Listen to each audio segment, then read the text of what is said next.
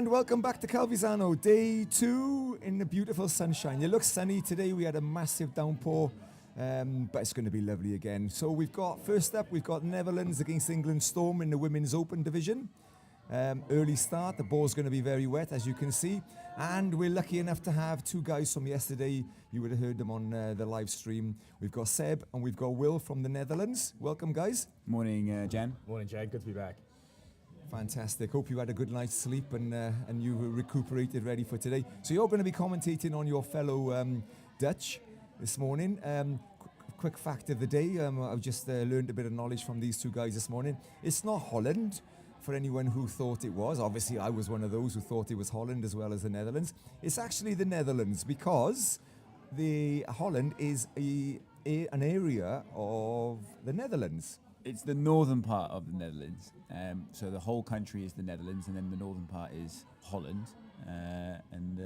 So it's not synonymous. We've got to make sure we include our southern brothers.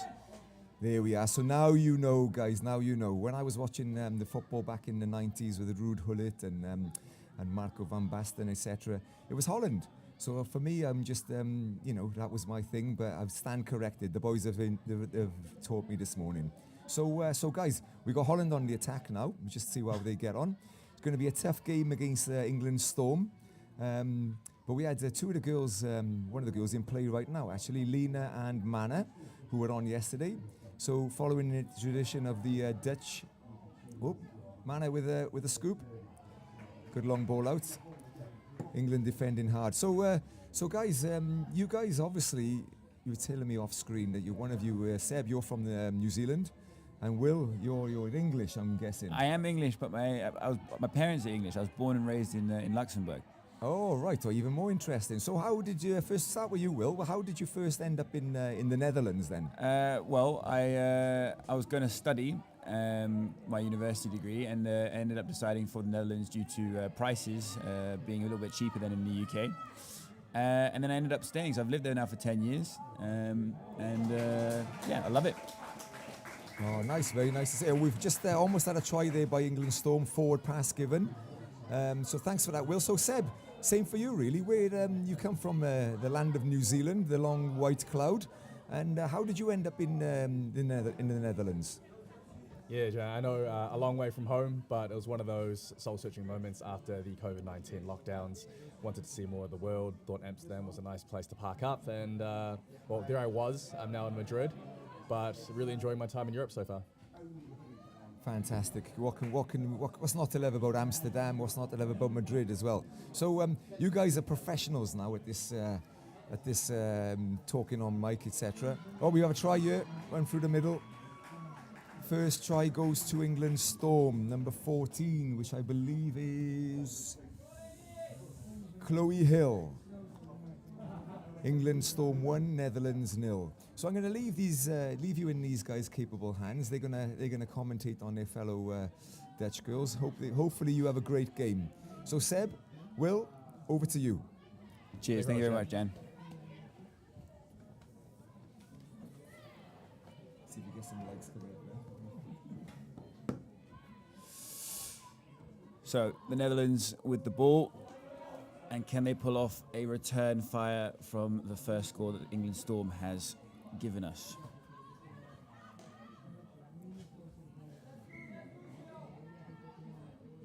Didn't quite pull off. So it will be England Storm's ball. And most likely they'll try and get to their sub box and get some fresh legs on.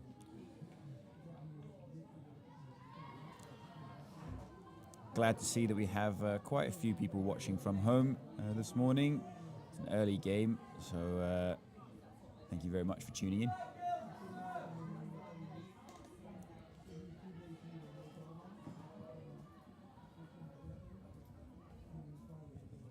What do you think, Seb, so far? Oh, that's unlucky drop ball. England Storm really looking to bring the noise at the moment. Some brilliant driving all the way up the field. Just unfortunate with the wet conditions at the moment. This beautiful morning here in Calvisano. Yeah, I'm actually quite happy at the moment with what we see here from the Dutch defence. England so far only 1-0, 5 minutes in. We have Armand who's on the ball. Let's see what she can conjure up with the hot. To Lena. Armand with the scoop. That's through. Scooping through. Has she got the space? Goes for the Long ball. Can't quite get there. Fonsoma's on the wing. Now, we've seen Fonsoma's on the wing before, and she's definitely got the hands to catch those balls. So we'll see, hopefully, some more long balls out to the wing today as well.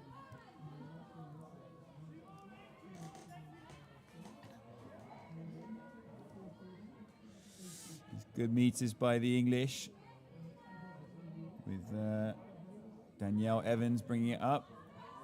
Now we have Chloe Hill, try scorer. Oh, that's an unfortunate knock on there, or drop ball by the English. And the Netherlands will probably seem to go towards their box. I think that should be 6 more. That was a touch by the English player. So surprised that the referee didn't get that. That was definitely a touch by the English player. But let's see if England can capitalize on that.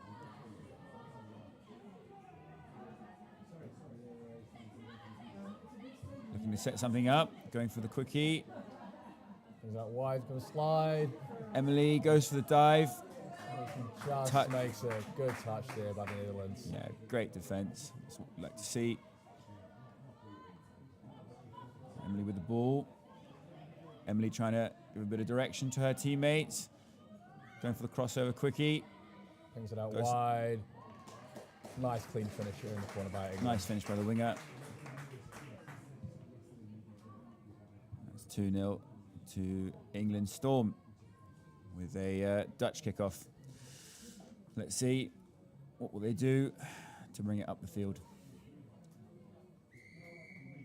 Francine, one of the most experienced Dutch women that we have. She's played quite a few Euros, World Cup last year. One of the standout players for the Netherlands. Definitely looking to direct traffic here for the Netherlands women's team. The drive up, crossover quickie. Ooh, couldn't quite catch it there. Like you said, Seb, very slippery conditions out there. Conditions at the moment.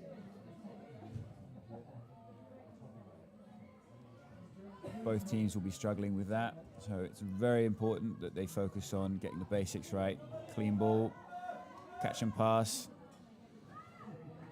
as England drives it up. Good defense by the Netherlands, by the way. They're coming up with their pistons, really putting pressure on the English, making them work for it. And as you can see, that paid off really well for them. They got the turnover over the mark for the English.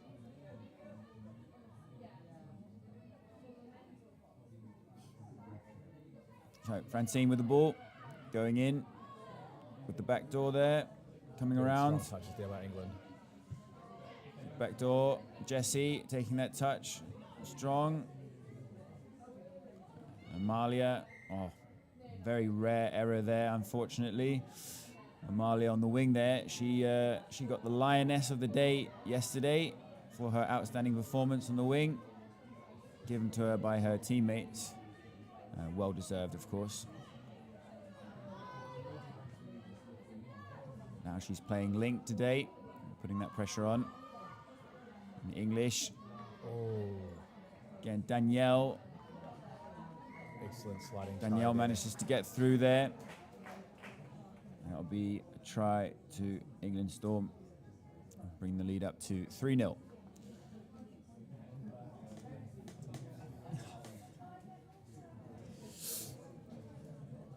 Will and I in the commentary box trying our absolute best to remain neutral here.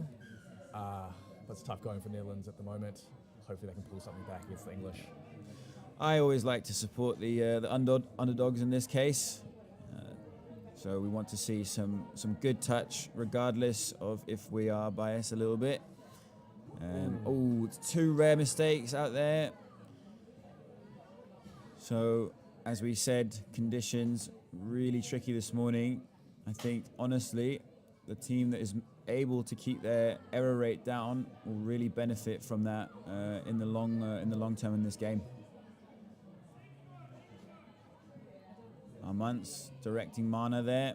Mana with the ball. What's she going to do? Goes for the quickie, goes the other way. The referee called that back. Not straight, I believe. Not straight. English now. Giving it up. Danielle on the, I think, Chloe Hill there. Bring them up. Another opportunity for Armand, Mana, and this pod. Have a crack at the line. Nope. Decide to sub off. Fon helping out. Good direction there from Fon, the winger. Bring it back into the middle. Francine with the ball. Giving it out wide. To Sends it Celine. long. To the wing. Celine there acting as link. Lydia with Francine in the mids. Going for the quickie.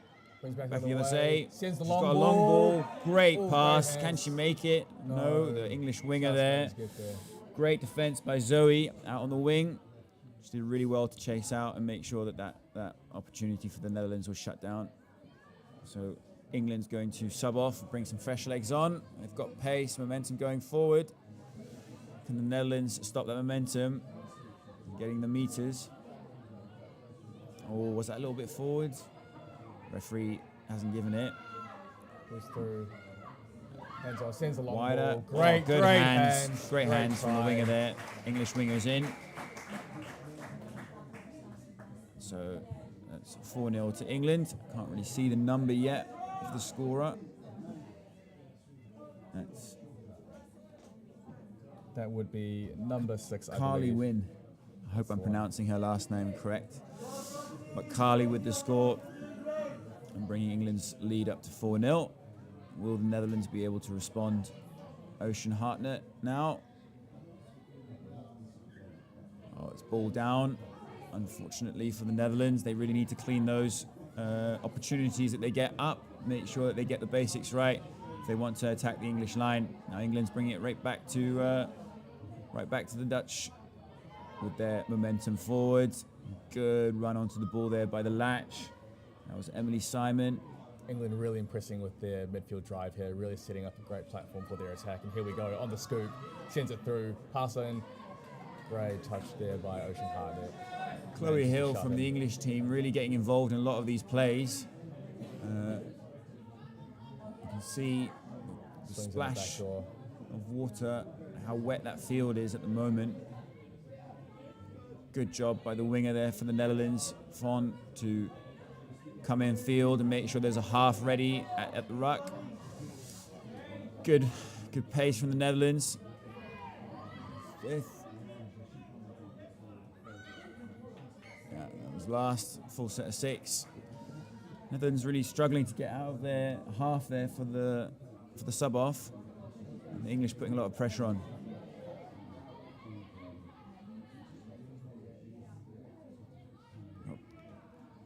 Lena coming up there. Good pressure from Lena. Correct me if I'm wrong, Seb. Lena also played for the French youth team recently. Yes, indeed. This is Lena's first senior tournament. Looking pretty good there on the far link. She comes around. Sends it Good long pass behind by the front. Armand there to the winger. Rachel picking up the ball. Oh, unfortunate. Yeah, error rate just creeping in for the Netherlands. Got to reduce that.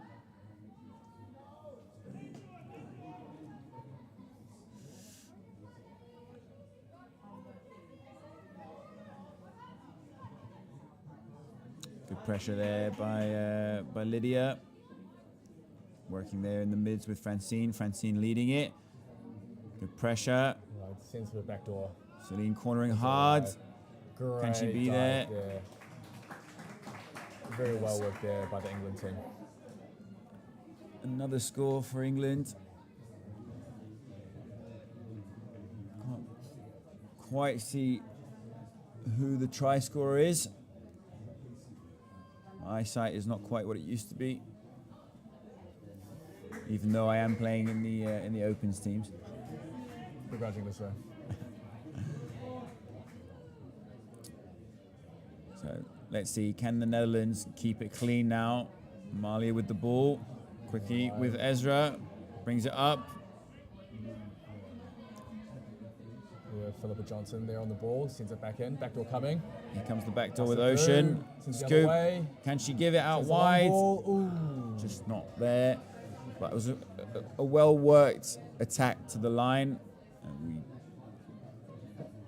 error rate was low there, so it's good to see that they had an opportunity. Didn't quite pull off in the end, but it was a good option as the English sub off. Good defense by the Netherlands there, putting a bit of pressure on, not allowing the English to get their meters. Can they maintain that? Good stop there by Amalia. Fifth, and England don't have any touches left. Can they get it out to the wing? Good touch. There by Fawn. The winger did really well there, but the referees called it back. I'm not quite sure what he's called it back for.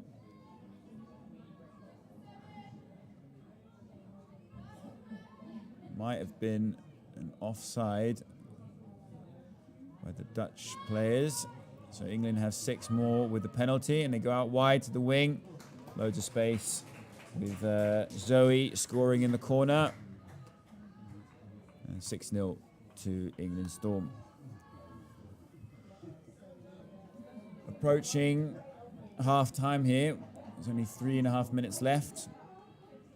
So hopefully we can see the Dutch bring it back and close that gap a bit before half-time. Another error on the kickoff. That's really going to hurt the Netherlands if they cannot keep it clean. They will not get those opportunities at the line. So the English are going to capitalize on those mistakes unless that happens. Yeah, both teams really struggling with the wet conditions out there at the moment. You can see that it's not dry ball. Gonna make sure you keep it clean. Nice meters there by Fon Mamans. She won't be happy with that one.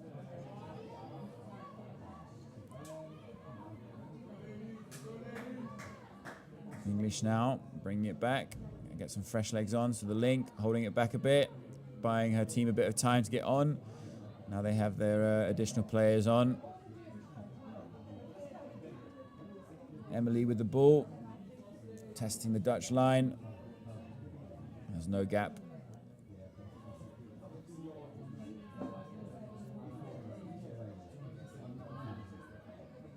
Emily with the ball again. Can she throw it out wide? And that's Amelia. Amelia Bunn in the corner. Unlucky there with the drop ball. But dropped it just before.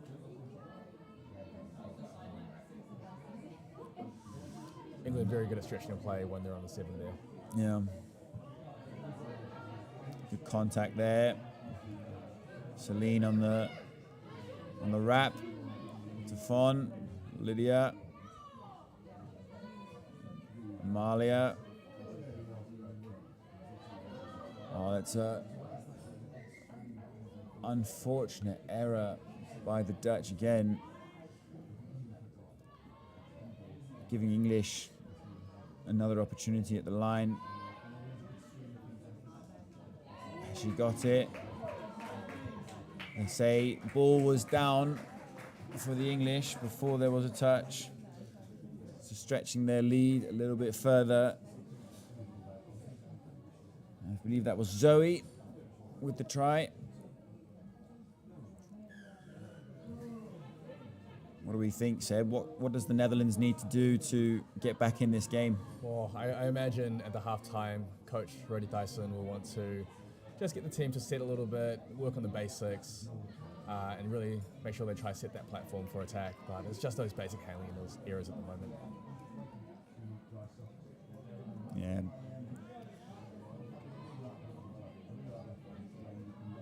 I think you're right.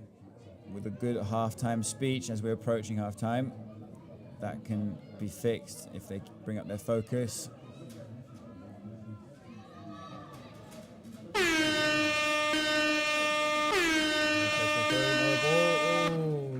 This is it's half time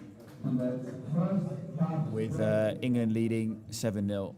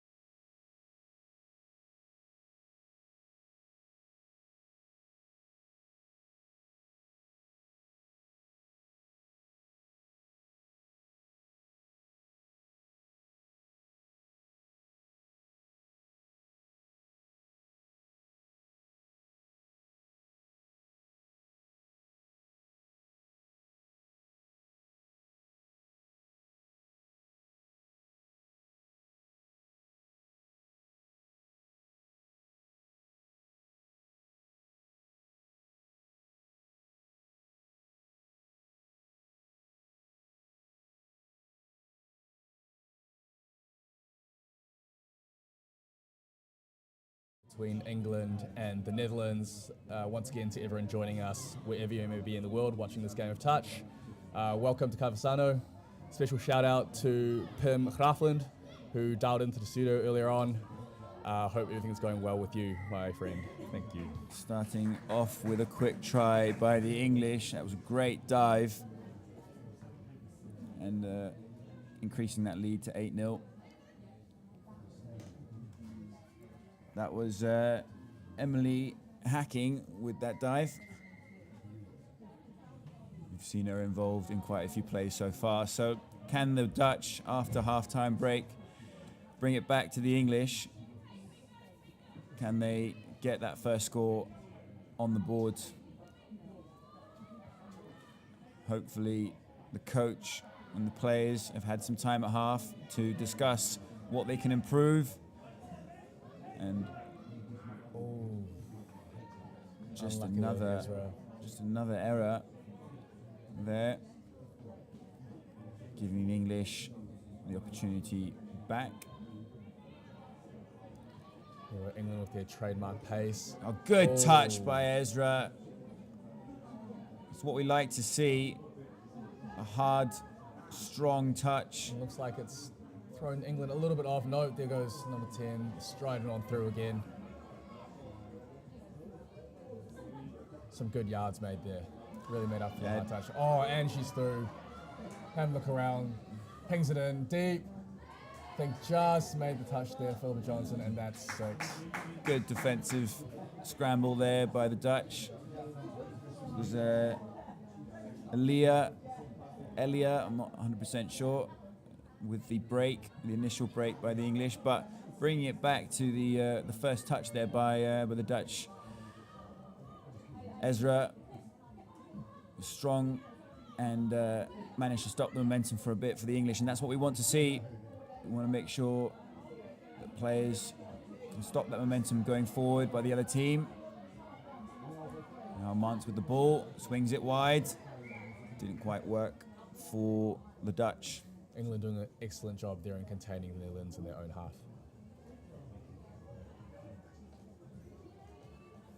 So as the English bring on some fresh legs, we've got Danielle on the ball. We've seen Emily in a lot of these possessions. She's got quite a good attacking eye, and so here she goes. What's she going to do? Quickie. That's offside called. So the Dutch have to defend 6 on their line. And let's see if they can keep the English out.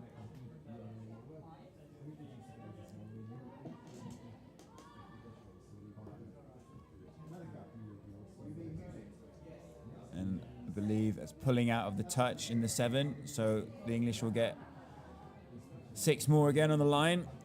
It's going to be a tough one to defend.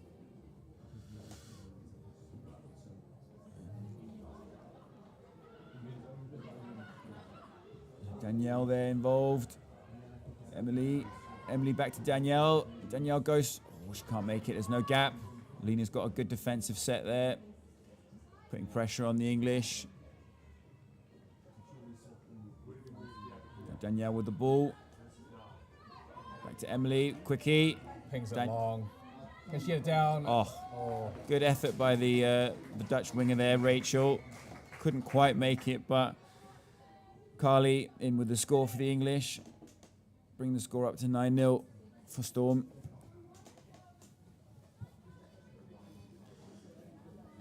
Hey, there's still 15 minutes to go in this second half, and we still can see some scores by the Dutch.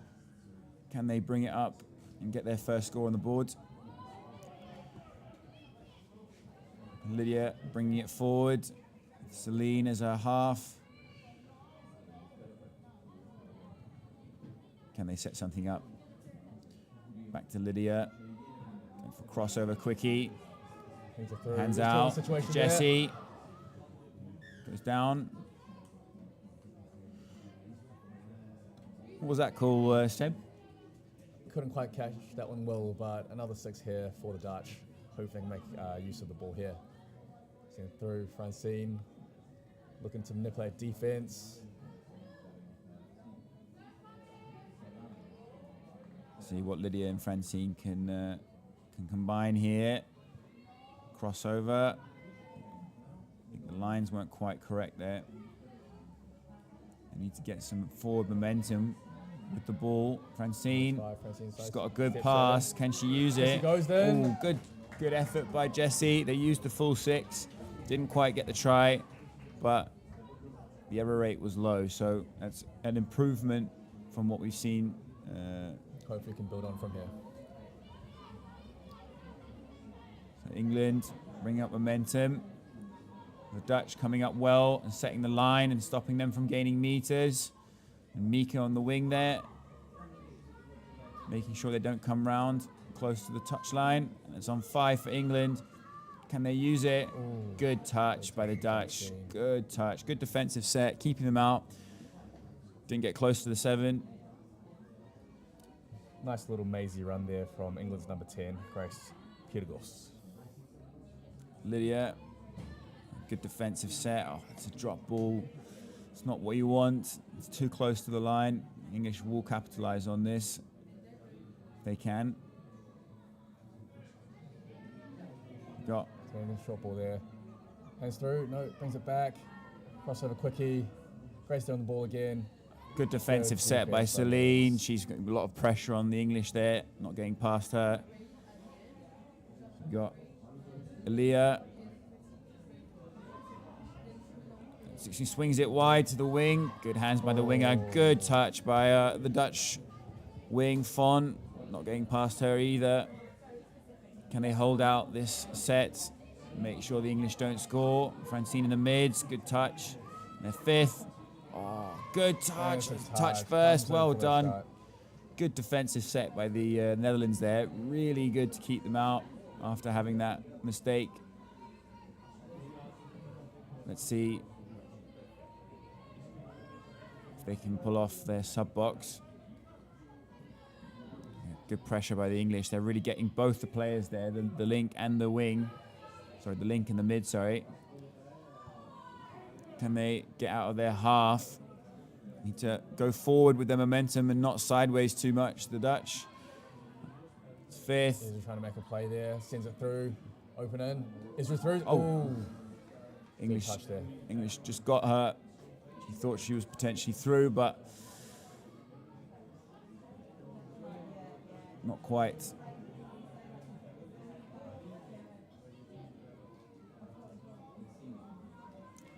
For those just tuning into the second half, we've already been at it for 20 minutes. Conditions are very wet. Both teams struggling with some errors there because of the ball being very slippery. But even though the score at the moment is widening for the English, the Dutch have been playing quite well so far, and we like to see that.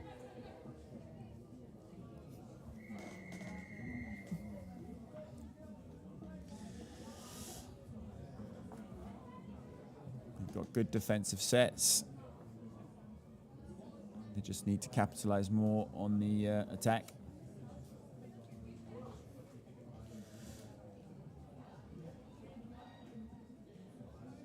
Not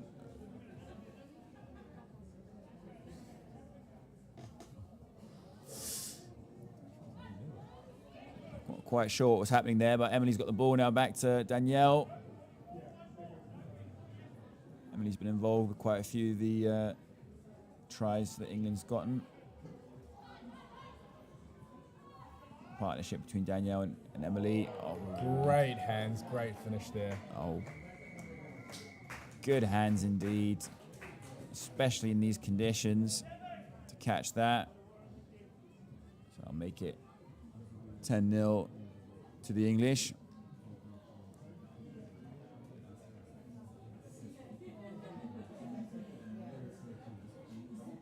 Still hoping for that return try from the Dutch. Love to see them on the scoreboard. Ooh. But unlucky once again with the handling and brings it over to England. England will want to put some pressure on the good yards Netherlands there. now. They've got the fresh legs already on.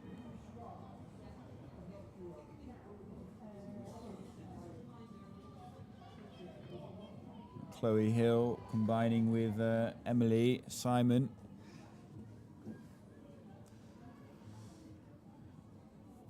In the mids.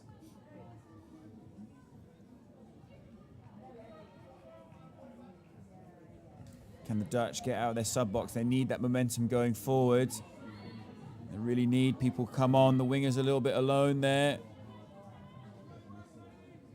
Unfortunate, another turnover. Really struggling to get out of their half. The English putting a lot of pressure on in their defensive sets against the Netherlands. Dives for the line. Emily Simon comes away with a score. Bring it to 11-0.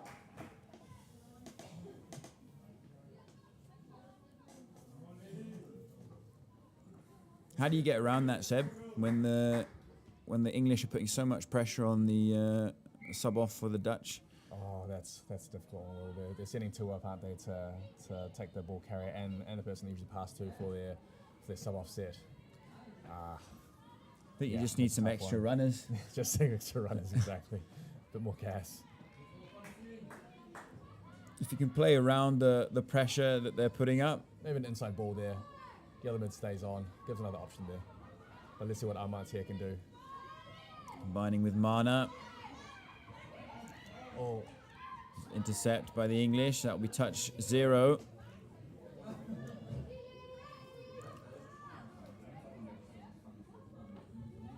Good run there by Elia. I hope it is Elia and not Elia. Grace just coming off there, giving it to Danielle, who are bringing it up. Good momentum there by Emily as well. Back to Danielle, scooping through, gives it out wide. oh.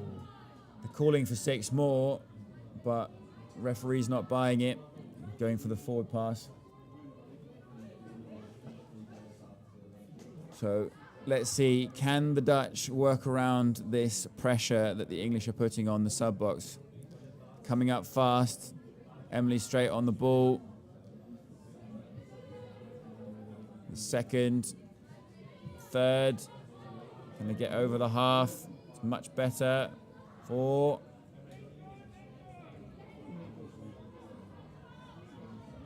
Fifth.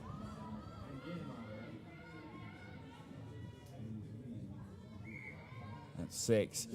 Better than the last attempt, but they still need a bit more forward momentum if they want to attack that line on their sub box and build a better platform for the players coming on.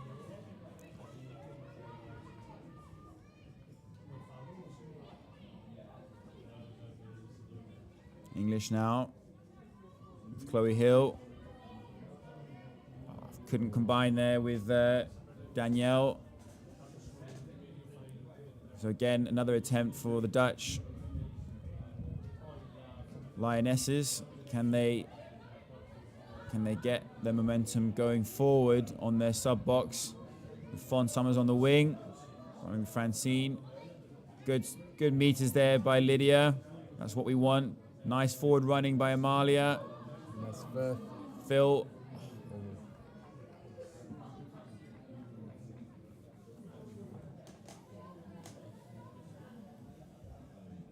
Not able to combine there, unfortunately, but let's see if they can keep the English out. I think the Dutch defence has been looking pretty good,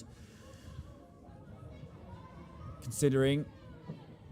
So there's good touches there by Ezra, stopping the momentum going forward. Ezra's ready to come up. Here she comes, shooting out the line. Good defence by Ezra. Been on it all game, stopping the English. Coming forward, can Phil chase out? English can't link up. Phil there in the mids, otherwise known as Dr. Phil, handing out the pills.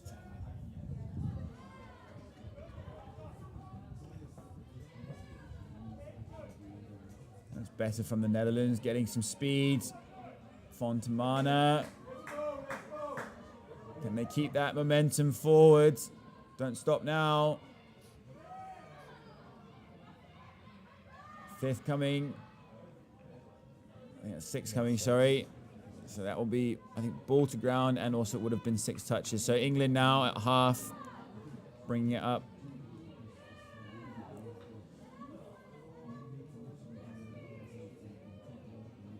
We've got Emily and Danielle again in the mids.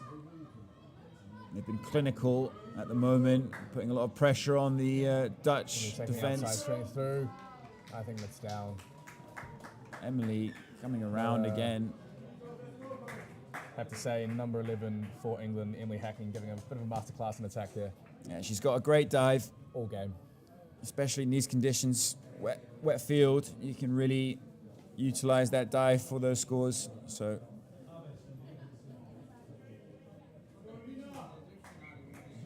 let's see if the Dutch can return. We've got 4 more minutes in the half. Ooh.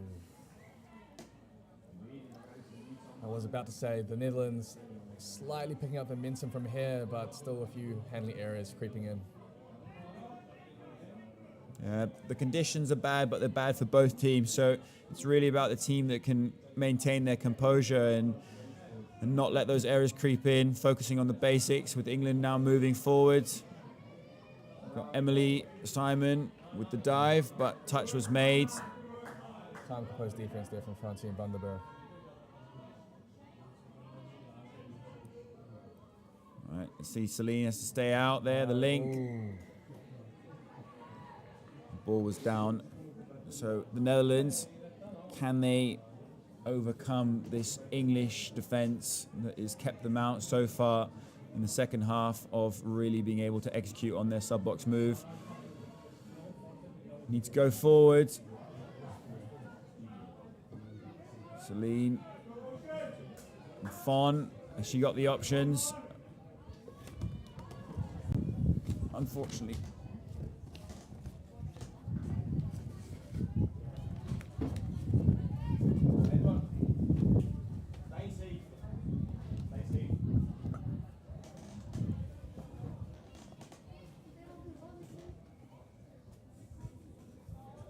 The English on attack again.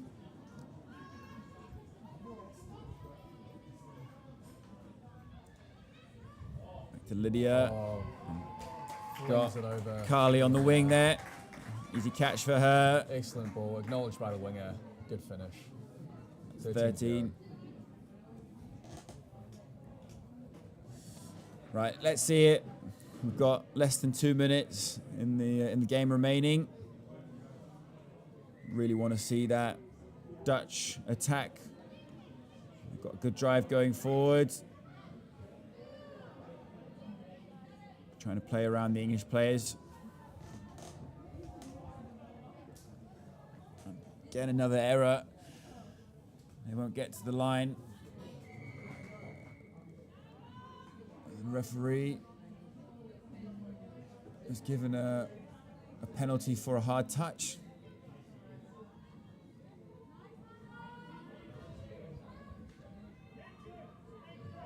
Emily and Danielle there in the mids. They've been clinical. Will they be able to bring it up as they have so far? Looking crossover quickie. Got the numbers. Touch was made. Although referee calling ball down. I think. Mana Iwasaki not happy with that one. I believe she made the touch first. Believe the referee might have called her offside, but I'm not sure. Because she may have not made the line, but either way, touch was not given. And that's another try for the English. Less than 30 seconds on the clock. Let's see if the Netherlands can get a final one. Celine, good momentum moving forward. Francine on the ball. Jessie. Oh, good hands there to recover. Good take there. Good take there by Lydia van Derzen. Also one of our more experienced players. And that'll be it. Full time here. And that's full time. England 14, Netherlands 0. It's been a pleasure, Seb, commentating this game. As always, Will, good to have you next to me. Hard luck to the Dutch ladies there. They fought well until the end. I believe we get the rematch of these two teams in the men's open division. Let's see how the counterparts fare. And that'll be us, won't it? It will be indeed. Let's Also see how on we the live go. stream. So thank you all for watching again. Cheers. Have a good morning.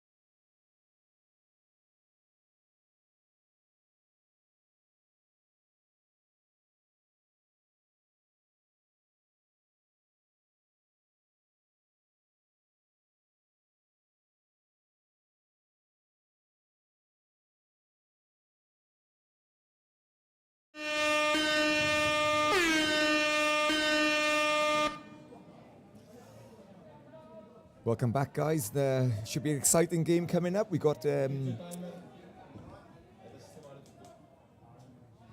check.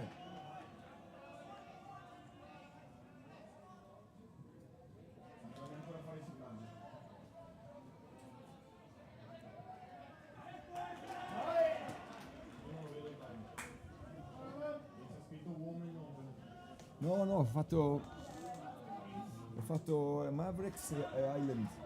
Qua c'è Mavericks Island. No. Poi ho scritto Men's Open.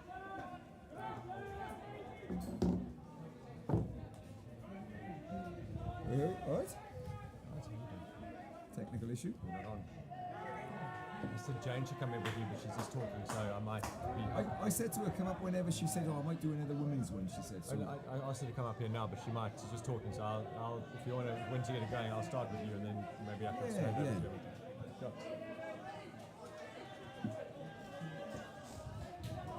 This game should be good.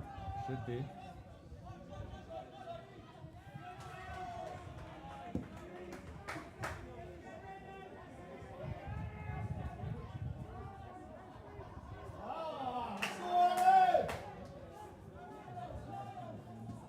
I thought the women's England Storm looked really good then.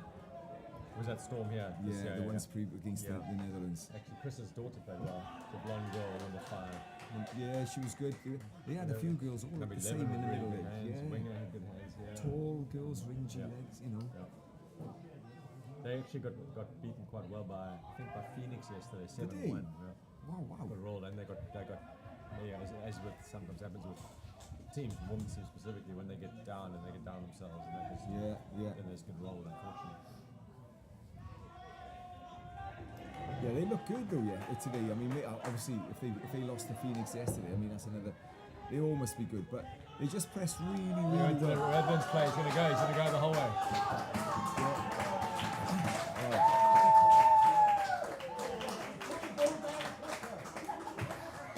Fair play. Yeah. Struggling to get on here, mate. But That's all right. Is the feed going through though?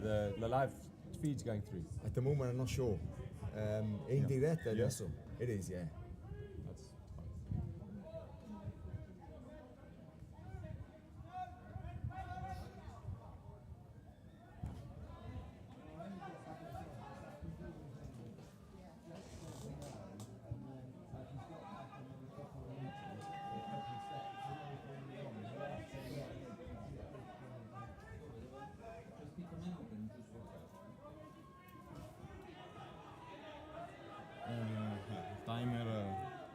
Timer adesso no. Facciamo finta di niente.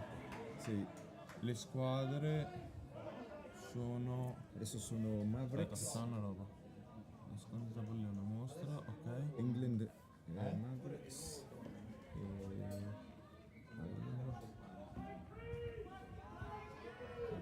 Men's Open, Men's Open. ok?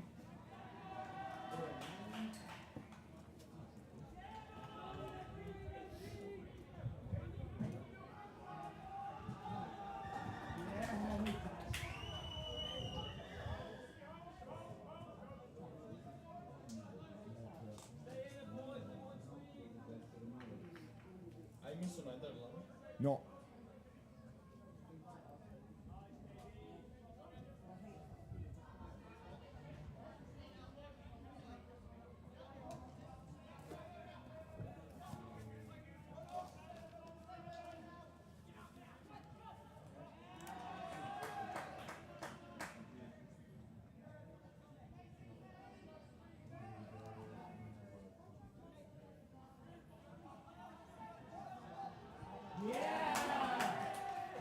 Given that. all down, yeah. Yeah.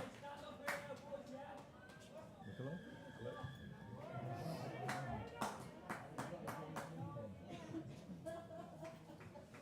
Any idea why England decided to go with the men's and women's? It's just literally to get a lot of players Numbers, playing. just the numbers, and then to focus on to get the play numbers up mainly more than anything else. And there's no reason to focus on mixed open because out of their men's and women's program will come their mixed and men. So It's almost like a trial, isn't it, really? I yeah, suppose? it's pretty much them developing their teams. Yeah. Good ball.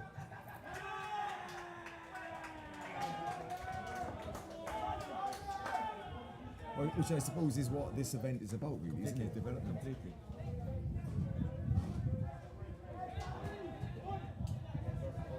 So, però non è scritto su TV. Ah, ok. So we got 1-all, haven't we? One. Right. We should be live now. Welcome back, everybody. We had a bit of a technical issue up in the comms box.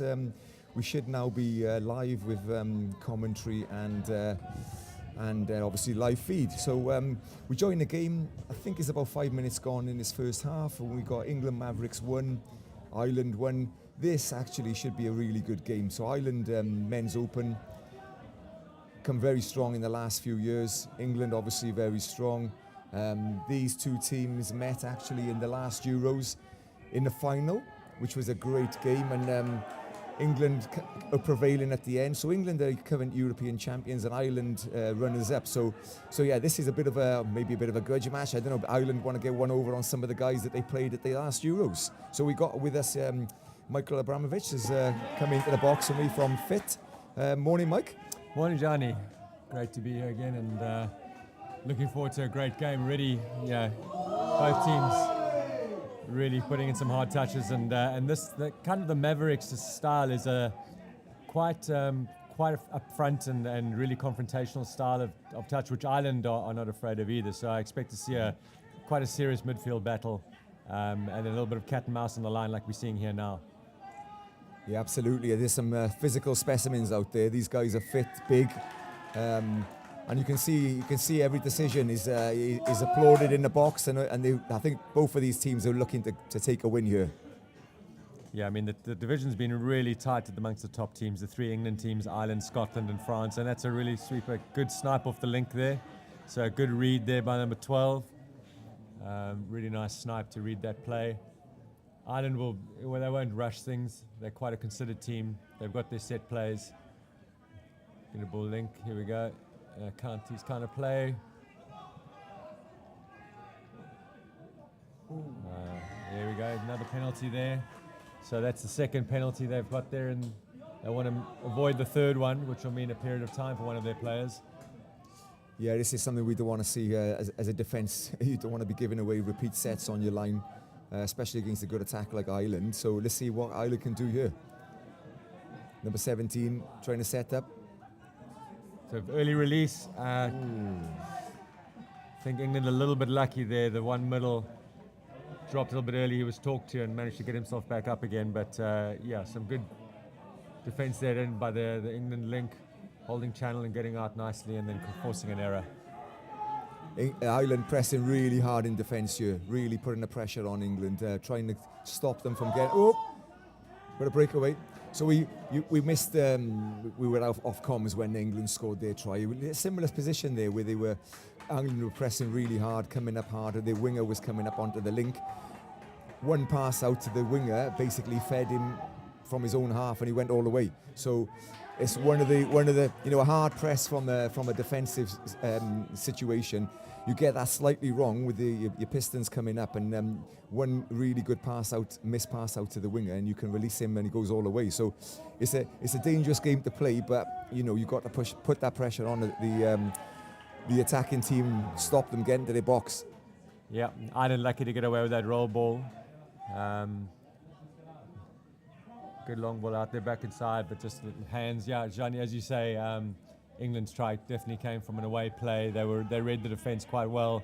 The link especially had a look outside, saw that the Irish defence had got up, pressed really narrow, and managed to get a fly away on the Ireland box side. So good heads-up play that were England to get their try. Ireland coming back as well by the number 7 scoring with I think it was a sweeper play, diving into line. So really good play. So at the moment it's a little bit of hit and miss here with the teams both smashing each other. Looked a little bit late in the pass. Yeah, so touch pass there, a bit late in the pass, but some good direct play there by England at the end to get through and nearly getting through on the Irish line. Yeah, absolutely, really direct play. I mean, such pace being put into the attack there. Oh, it's a coach killer. You don't want to make a mistake on touch one in your line. So this gives England 6 cracks in the line. Let's see what they can put together, see what their plays are, their go-to plays. You see a slip there, Gianni. We had a lot of standing water this morning and it seems to be a bit wet. So they're also in the very similar spot to where the Irish player made a mistake, the English player making a similar small error and allowing the Irish to get out and get to the box. And again, an error. So I think both teams need to settle down slightly here. They seem to be a little bit rushed in their play. Maybe need to be a little bit more, take a bit more time on the ball, take off like 10-15% of their play just to set themselves up and get them into a more relaxed pattern of play, which is what they look like to be doing now, the England team. Yeah, absolutely. It is cut up a little bit, that pitch in the middle.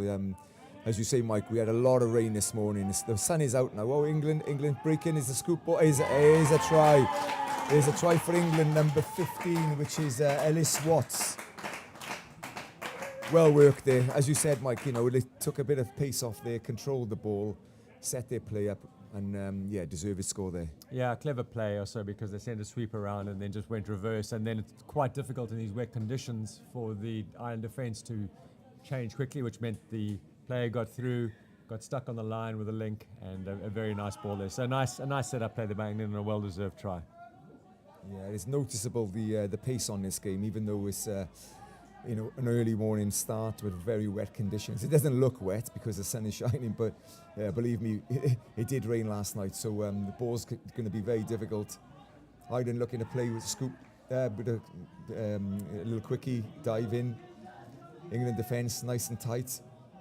Yeah, good save of defence there by, I think it's the number 10 on the line. Another super play on the link. Yep. Fade the other way. It's a long nice ball, ball out. And back in, and he's diving. And I think that's down. I think that's down. That's definitely a setup play there by then. Nice long high ball out to the winger. I think they've tried that a couple of times, a long ball out, and I think it's that one where the winger is covered by his opposite man, but it's that ball back inside to the link, hopefully to score. And if the England link hasn't, if he's come and shut and then he's got to come back out again, it's quite difficult to defend against. Yeah, the England link has to come in a little bit tighter to hold and be narrow on that defensive set. But then, as you say, when he gets the ability, the ball goes out to the winger and then gets knocked back in, it's really difficult for that link to recover for a second effort. So good will try by Ireland, and that means we're 2-2 here with England Mavericks against Ireland. So as you said, Gianni, a really, really close game here. Another sweeper playing a good long ball out. Oh, great long ball. Number 13 caught a bit ball watching there, the winger, but a really good ball there out. Yeah, great set to play and a good long ball. I think that's a feature of the men's game now, is some of the guys that can smash these long balls out, left to right, right to left, and even in these conditions, you can see some, amazing long balls. Yeah, just a little bit of a incorrect read there by the 13 winger, so he'll want to put that right for the next one. But again, England exploiting where there was space. So Ireland looking to respond here, driving up on the link channel. It's a wrapper. Early release on the 32 short, but England, nice release out there, easy to save, good foot speed. Again, this will be what they're looking for. So 4-3 platform, long ball out, ball down, looks like. Oh, no, touch called. Fair enough, referee's right on the spot to call that, so touch there. To be fair, it was good play. You've got a great long ball right in front of the man. Got the ball down quickly, but excellent read by the England winger there. Yeah, really nice play. So England now taking the ball up the field, going midfield direct. A little bit long on the downtime on that ball. Yeah, so just a bit too much downtime on that ball allowed the Irish defence to get back in shape for the sixth touch. Now Ireland will want to just come out to their box, get up the field. So they're at their box at 3. That's where they'd want to be. Ireland, good transition into attack here. Whoa, somebody in the ruck. Lost control. No, lost control. Yeah. All right, so good defensive set there from the Mavericks. Yeah, it was a good hard touch, but not too hard. You could say he won the ruck there. So Yeah, definitely something that these guys at this level are looking to do. Is looking to win that ruck area, getting in strong, making a good hard touch, but not too hard that a referee will give them a penalty against them. So in the middle there, Stephen Troy, really experienced player for Ireland. That's a great dive. Yeah. Unfortunately, the saver middle wasn't close enough, wasn't in tight enough, and at this level, you just hesitate for a millisecond, and you'll be exposed, and that's what happened there. Yeah, absolutely. The guys are diving almost at your feet. You know, if you see it on the camera, you know these guys are not diving in the air; they're diving low, hard at your feet. Unless you react quickly. In fact, you shouldn't really react. You need to get off your line before that even happens. Like Abro says there, you know, if you wait just a millisecond, you're too late. Ireland going straight up the field, up to the 7. Plenty of touches still left. Final.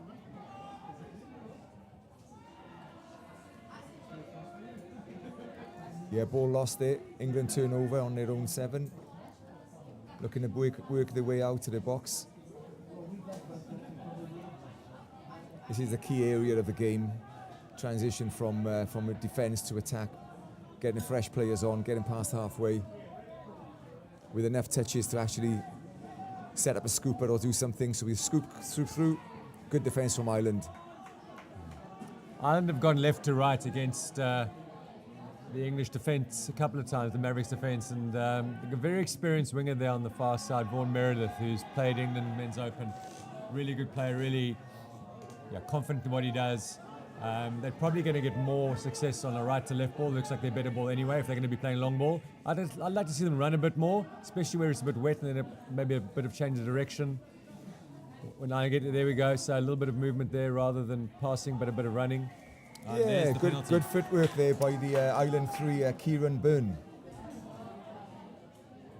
Right, so let's see what Ireland can do here. Let's see what their pattern play is.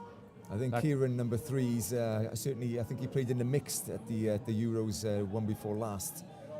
Excellent young boy. So again, good to save a defence by the number 10.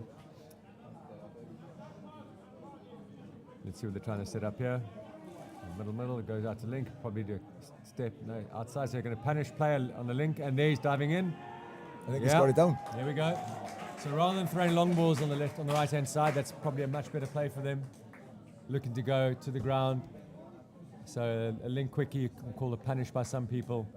And a really nice dive in. The 10 tight on the middle, but not so tight on his Link. And a try there for Ireland. So a good well-worked try by the Irish team. Do you know what, sometimes, Mike, you know, we always tend to go middle, you know, set up plays in the middle, but sometimes that ball out and the same sort of quickie, but on the Link channel, often bears more fruit than it does in the middle.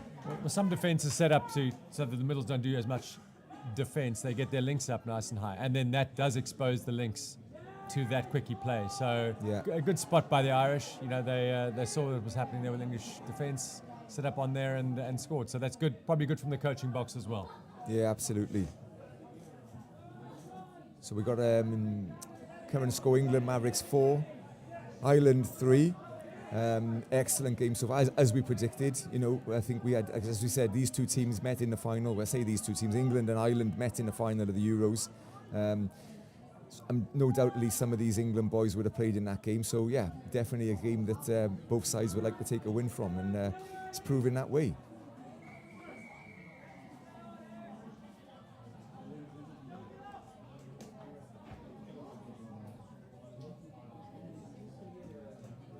I think England Men's Open were disappointed at the World Cup. I think missing out on a semi-final spot. I think they would have targeted that, and certainly this tournament, you know, they're looking to develop as many players as they can. They've got 3 teams out: the Mavericks, the Storm, and the Phoenix. And you know, I think England as a nation in the Men's Open, they certainly will be looking to go into that top 4 spot in world rankings.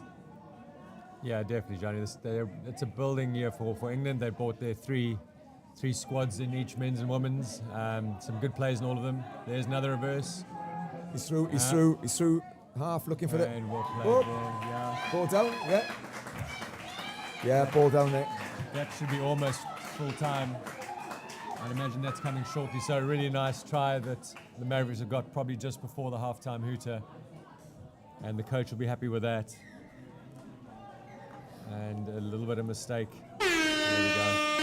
Yeah, just on the hooter. La Sirena, she's come back for more. Final play.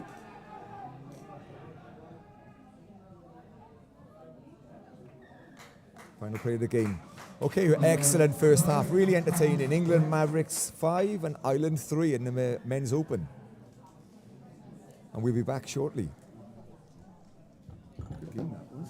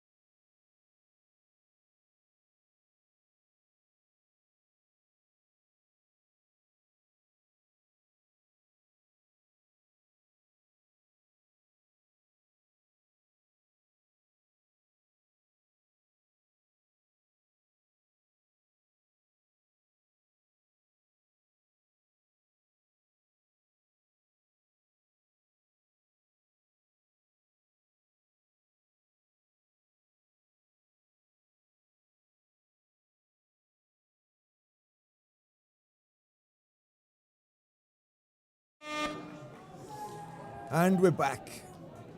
It's Mavericks, England Mavericks against Ireland in the Men's Open.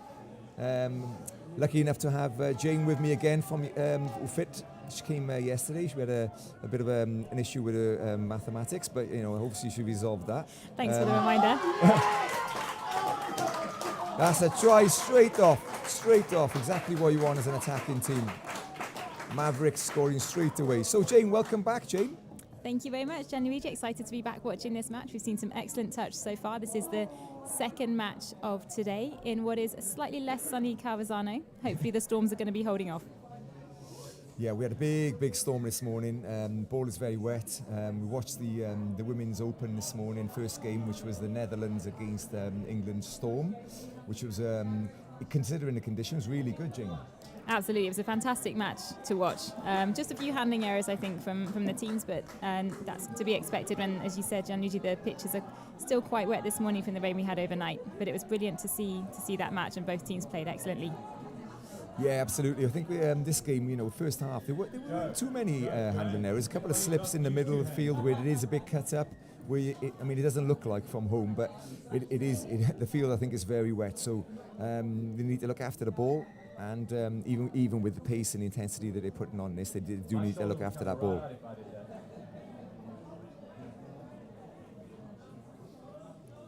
So Jane, first half, it was 5-3 to Mavericks, but very, very even. I think these two teams, we were saying, they met in the final of the Euros. England beating Ireland in the final there. So I think Ireland really looking to try and get one over here, but at the moment England Mavericks prevailing. Absolutely, but you can see there's a very strong Irish defence out there right now, so clearly they want to try and make a bit of a comeback after that second half try from England. Yeah, Ireland looking now to break from their own line. Great pace put into this. Exactly what you want. Penalty, give yourself a bit of breathing space and a bit more field position.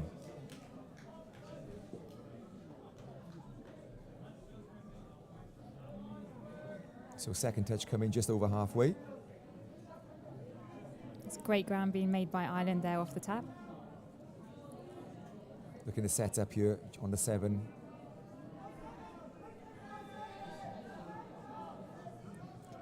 No space.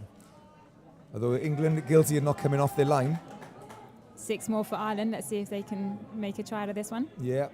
England conceded 2 penalties in this set. Scoop. That's it. England going for the try in the middle. Straight through the middle. I think it's Kean, is it?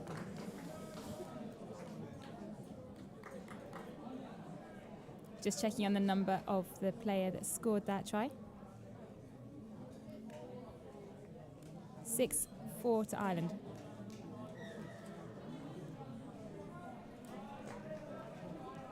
Yeah, it looked like Kieran Byrne, but not sure. Yeah, I think it was Kieran.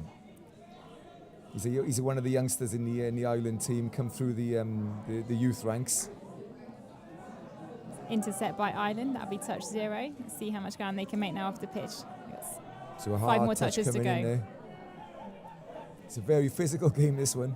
Absolutely.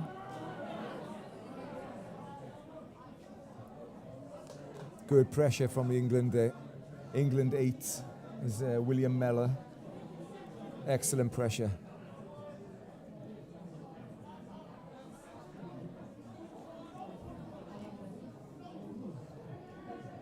England getting fresh legs on, looking to set something up.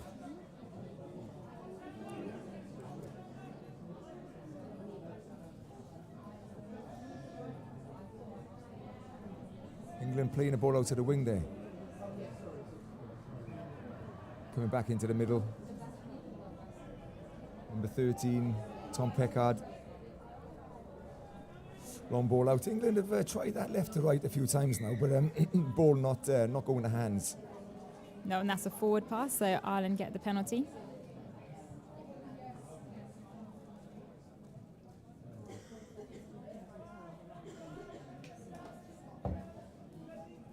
Yeah, England working really hard in defence here. Will Mellor again.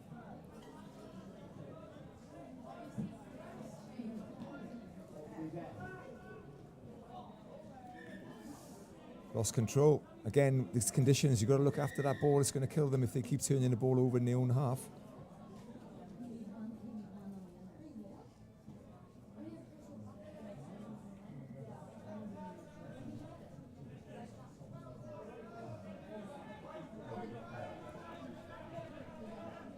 The Irish defence is not letting England through. Tom Pericard again. They're going to set up a left quickie. Touch made, Good that's defence. fifth touch. Great defence by Ireland. So it's still 6-4 to Mavericks here. Final touch, just looking to play as heads up. England turning the ball over again. Let's see if Ireland can come out of there without any mistakes. Oh, again. Just as, yeah, I think he cursed it there, Gianluigi. Full turnover, England now has the ball back. Yeah, exactly what Ireland didn't need. Oh, what was... Oh, it's playing the ball out of the hand.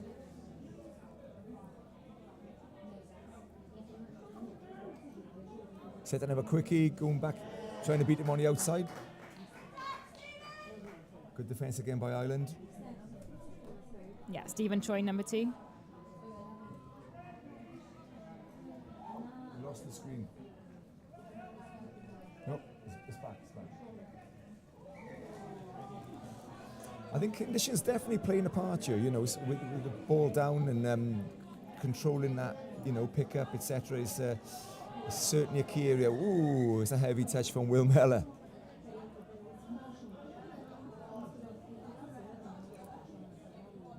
Referee's doing a great job of just calming down that situation. Tensions are running a little bit high in the second half, just 7 minutes in. Absolutely, a little bit of grudge going on. I think Will Mellor's worked really hard in defence there, trying to stop Ireland coming out, and perhaps guilty of... it's been turned the other way, so I think there's a little bit of afters from Ireland. So England again, good field position.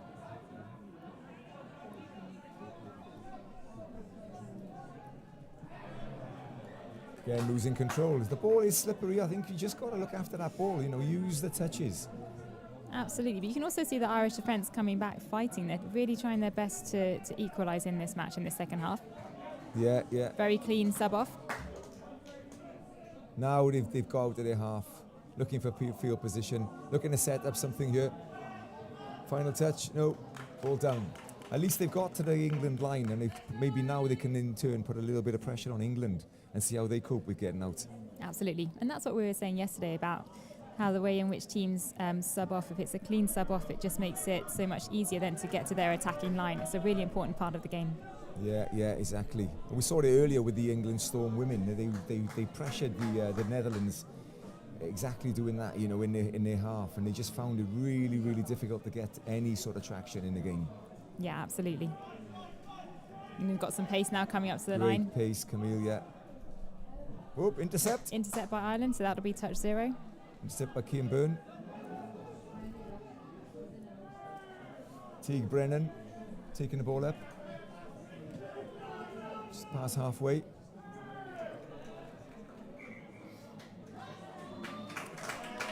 His hips not square from Ireland, so turn over the ball for England now.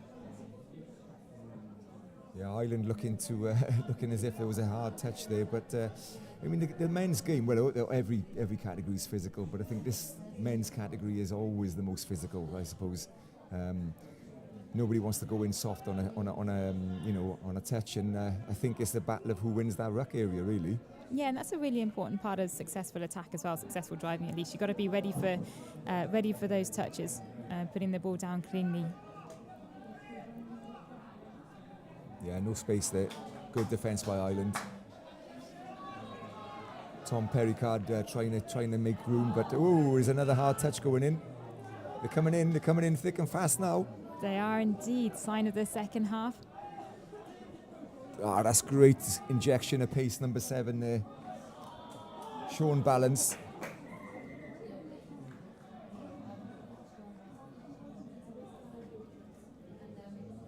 What's the ref giving here?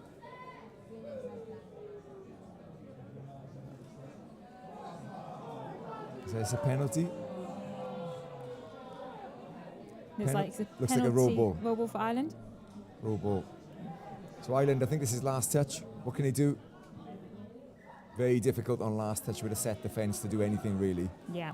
But again, great on-field control by the referees. It's such an important part of the game. Respecting all the players, respecting the referees. Clearly can't play touch without them. We're seeing some brilliant refereeing today, even as the tempers are rising, keeping the players calm on the pitch. Yeah, absolutely. I mean, we've got to respect. I mean, that is a big part of our game. You know, there's, I think the back chat, etc. It is not tolerated, and it shouldn't be either. So, Absolutely. You know, that's that needs to stay within the game, really. Yeah. So we've got a penalty on halfway by for the England Mavericks. See, it's a bit disjointed at the moment. The game there's a lot of penalties being given back and forth, and I think either team really need to settle down and just start playing the game. Absolutely. Touch is a very simple game if you play it cleanly, and it looks like England now setting up for an attack on their line.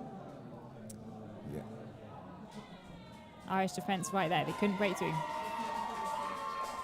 Yeah, good defence, good defence. Joshua Henderson looking to score there, but really good defence by Ireland.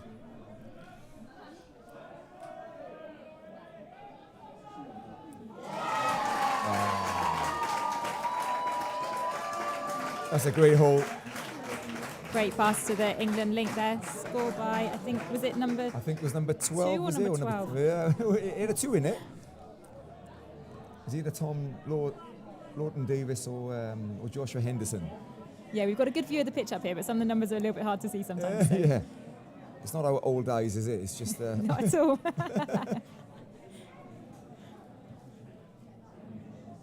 So England taking a three-try lead now. It's going to be quite difficult for Ireland to come back, but they really need to score now. Yeah, pressure's on Ireland now to come back. Less than 8 minutes to go in this second half. Again, I think England not guilty of not coming off their line. We mentioned this yesterday, you know, it's one of the things that need to happen, but you don't want to come off your line because you don't want to give any space to the opposition, but they've got to do this. So it's a key factor in the attack, trying to get the defence to move and to get them off their line. Absolutely, you can see Ireland setting up there. Setting up a little, looking for the quickie on the short side, but perhaps a bit too excited.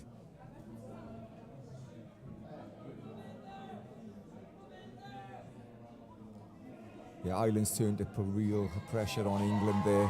But Ireland get another chance. Yeah, great pressure from the 14 Ireland, Andrew Mays. Doing well with the pronunciation of the names today, just by the way. Maybe slightly easier than in French. Well, there's no French, I don't think, so far in this game. I'm going to bring you up, Jane, when it is a French game, because you know, you can do the pronunciation. Although we have got Tom, where is he? Tom Pennicart. Hopefully I'm saying that right, Tom. Looks about right to me. Yeah. All right, so England have another chance on their attacking line. Let's see what they can do with this. Yeah, Russell Reid trying to set things up here. Oh, intercept by Ireland. Touch 0. Let's see how... Oh, there's some big touches going in.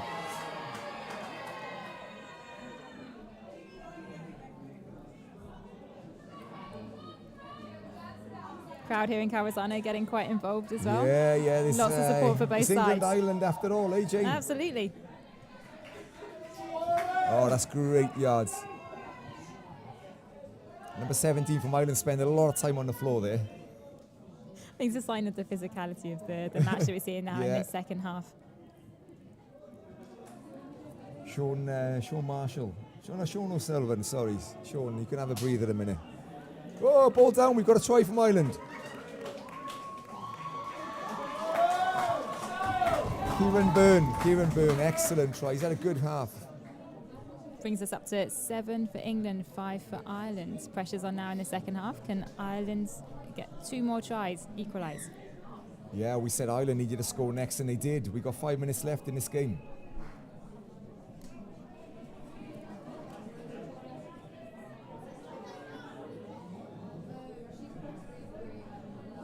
Here comes back door.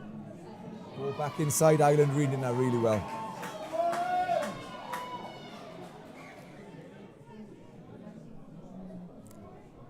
and then gaining a penalty as well. Absolutely lovely. Great. This is what Ireland need to get up the pitch.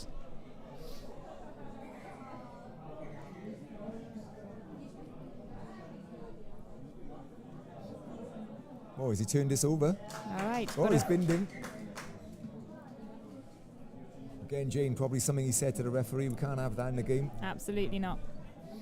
That's number 2, Stephen Choi, just got sent off to the sub box for a few minutes. Yeah, it's good pace by Ireland 10. Joe Balance. Ireland Kieran trying to Byrne make looking to break go it through again. then. Yeah, just unlucky with that England defence. They couldn't quite get through. Yeah, he looks sharp, Cian. He's I did see him playing. He played against the Italy men mixed open in the Euros in Vichy, and he was very young then. He looks very young now. But yeah, you could see he's a really good prospect. Absolutely. And also Ireland spending more time on their attacking line in this second half as well, which is great to see. Yeah.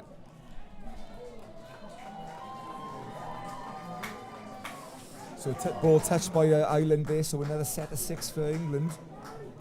Again, that's a killer when you you try and block a pass, you try and do something, and then the ball goes to the ground and you give them another set of 6. Absolutely. It'll be a test for the Irish defence here. Let's see if they can keep England out. Harrison Cross setting things up. Nice net, good defence by Ireland. No room for Ellis Watts there. Just shows the importance of how you take that touch on the line as well. Setting up for pre-touch is incredibly important in order to Harrison keep those Cross tries again. out. Looking for the quickie. Trying to beat this man. Oh, the touch was called. Try give an excellent dive, Harrison Cross. Brings us up to 8 for the Mavericks and 5 for Ireland. Less than 3 minutes to go in the second half. Yeah, things can change quickly, but 3 tries now is going to be quite difficult for Ireland to get back into this. So Ireland tap off from halfway.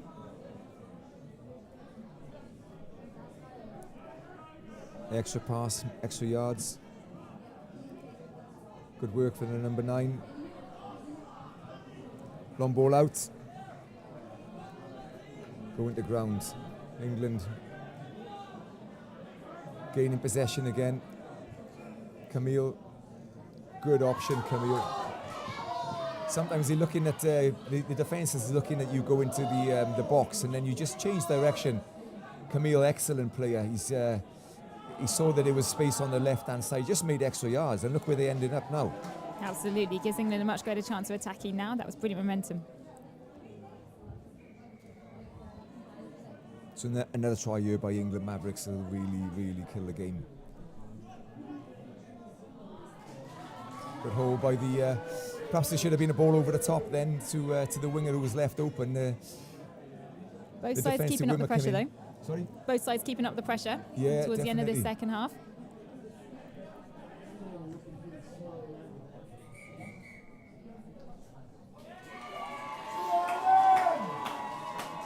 Crowd happy with that one, or the Irish crowd anyway. All right, referees called timeout. Tensions running high in this match. Less than 2 minutes to go. Ireland with the ball, ready for maybe a penalty. Not sure what's happened there. I think this the game is good. It's definitely heated, but it hasn't been an over the top game. But the referee there certainly explaining the rules and laying down the law, shall we say? Absolutely, just keeping a tap on that level of physicality, which is good to see. This is the 3rd contest in a row, so you can see that the tensions are running high in this second half. Referees are starting to call the individual players up. You know what they say, if you got to get on the right side of the ref, so you keep doing the same thing, you come in with another hard touch, and I think the ref has just lost his patience there. Number 14, Ireland. Time for Ireland there. Andrew May's been sent. Ireland now down to 5 men.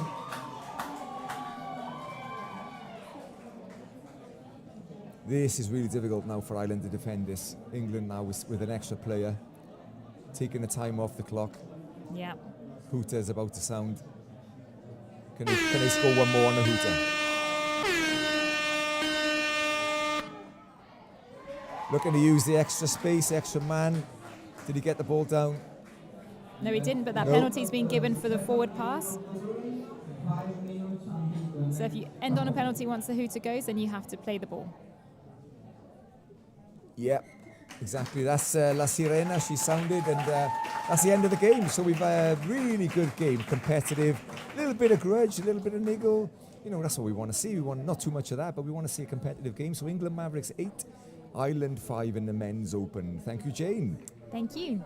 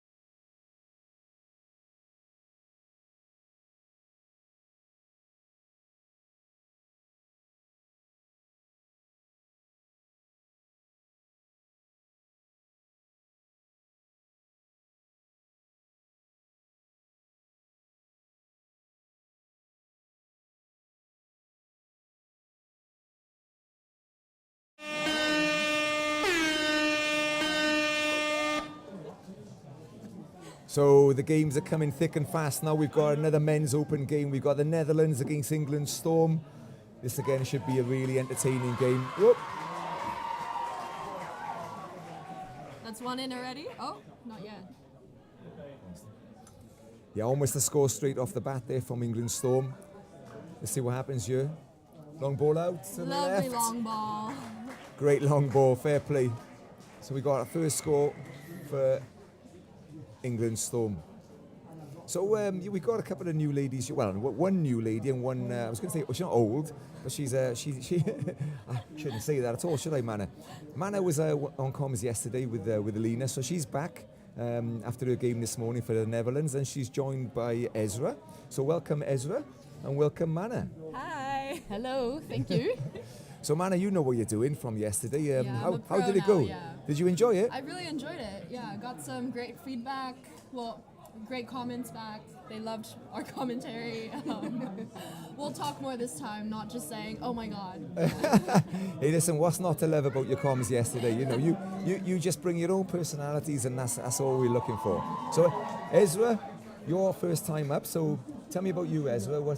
How did you get involved in touch, and a little bit about yourself? Well, I actually started playing touch 2 years ago, after having played rugby my whole life. Oh, nice. So I made the switch, played at the World Cup last year for the Netherlands, and now we're here in Italy. Oh, sunny Italy, but today it's a bit It's sunny cloudy. now, yeah. Yeah. Ah, so you came from rugby. So how did you find the transition from rugby to touch?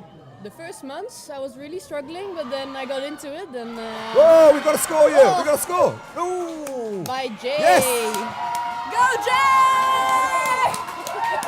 The girls are happy here in comms. Fair play. The crowd, you can hear them, they're going crazy. I think everyone's happy with that score. Oh, amazing. So Ezra and Mana, I'm gonna leave you guys. I mean, if the game goes like that again and we get some more scores from Holland, from the Netherlands, this could be really entertaining. As I say that, England Storm score again. So guys, I'm going to leave it to you, and Great. I'll see you all at half time. Yes. All right, thank you. Got it. Okay, possession's back for the Netherlands, but that was a penalty, and now it's back for the Storms. Driving up the field now. Yeah, England great Storm. drive there, getting some meters on. Good touch in by the Netherlands. Oh, unlucky there by Storms. The pass Change was of a bit possession. low, yeah. Let's see, the Netherlands driving up to their box. Great effort from both of these teams, but that was unlucky. It looks like the field is still a bit wet. Yeah. Same conditions as this morning, so a bit of fumbling around with the ball. The ball is still wet, and it's not the best condition, but at least it's not too hot out yet, so Yes. no heat strokes. Yes. No complaints yet. See what? Unlucky, but great long ball. Great weather for diving too, so let's hope we see some great dives this morning. Here we have 7J, who just scored. Great line on the outside. Nice meters by Paul. Yes. Our wing. Is that okay? Another knock on. Unlucky one right there.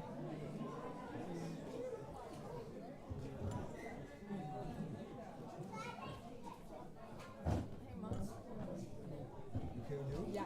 Sure. Oh, good.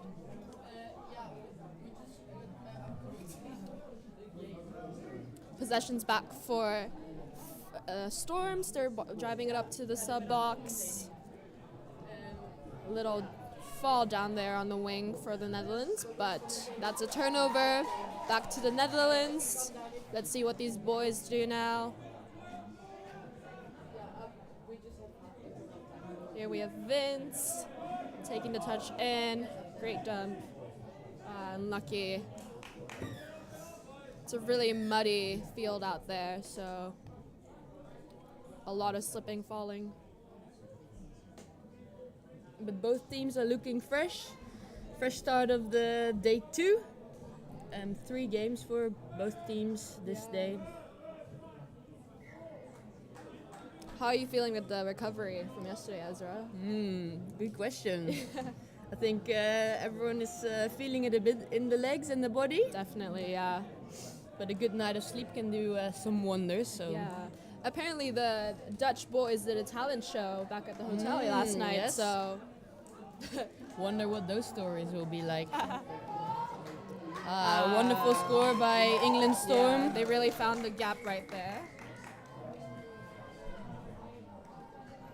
Let's see what the Dutch boys get up to for their tap move here.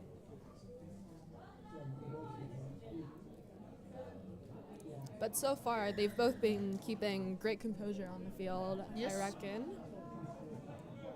Amazing meters by Jay.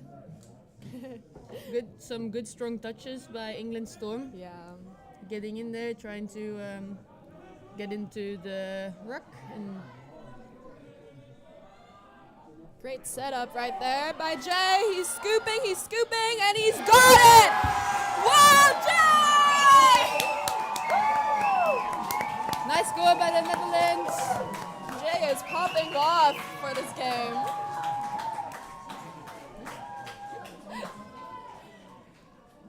Yeah, sorry, I'll stop screaming onto the mic.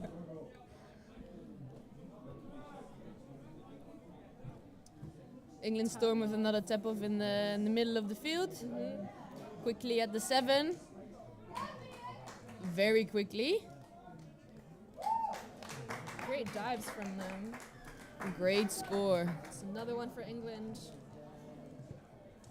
Yeah. I mean, they just keep on getting points out of each other.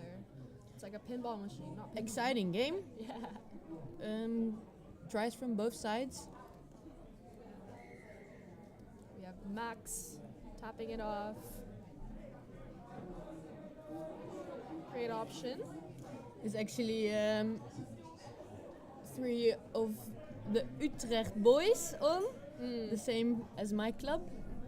They're doing very well playing together.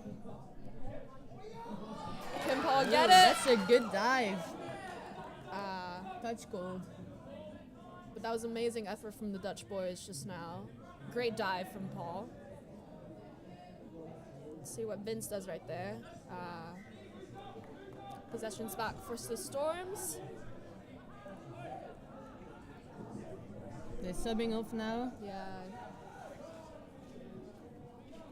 Very clinical sub off. Nice and Yes. smooth. Over halfway now. Good speed. Yeah, amazing speed. Really good momentum, but unlucky drop ball right there. Ball back to the Netherlands.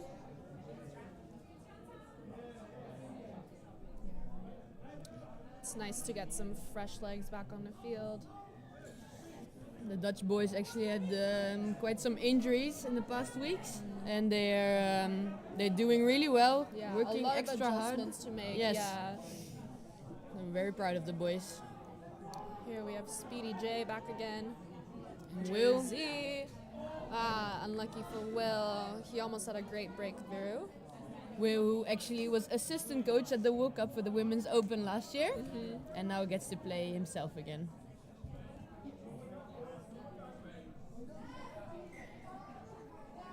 Nice little switch action from Will right there.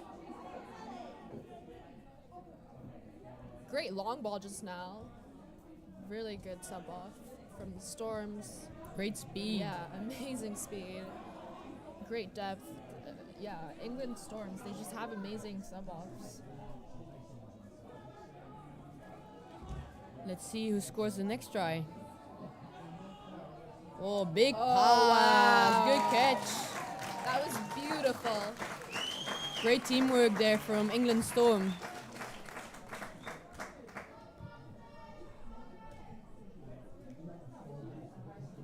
Ezra, I know you have some great long balls on the field, but thoughts on England Storms? Oh, Long I balls?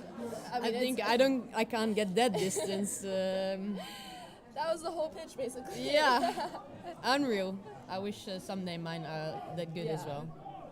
Give us the tips if you're watching. Comment down below.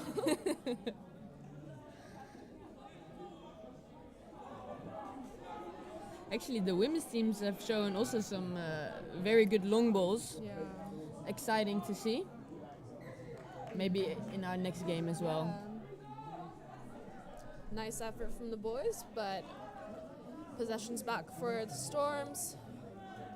Great sub out again. Really clean dumps as well. Good to see. Yeah, England just has amazing basics, foundations through. Yeah. I think that's something the Dutch teams we all have to work on since we're still in our Development years. Yeah. Great scoop. Can you find a guy? Oh, that's a good dive there by Max. But that was, great scoop from England. Let's see if the Dutch boys can get a score back. Yeah. So Manna, first year playing for the Netherlands. Yeah, What's your thoughts? I love the Dutch touch community. I think it's such a fun group of people. I mean, especially the girls. We like to have fun, but at the same time, when we do get serious, it's a very good, supportive team. And yeah, I'm having so much fun on the team. Good to hear. Good to have you. Thank you.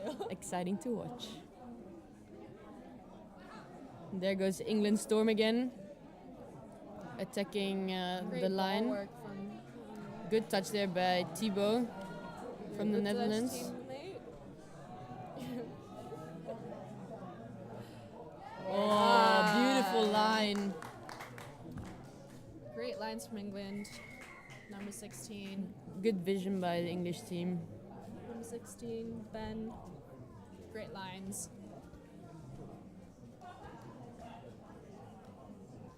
So we're 12 minutes in, Ezra. I feel like they've kept good composure still. Yeah, Staying. it's good for the Netherlands team to have some points on the board. Yeah, for sure. Hopefully we can get some more. And England Storm is looking very composed, skillful, and clinical, Yeah. especially.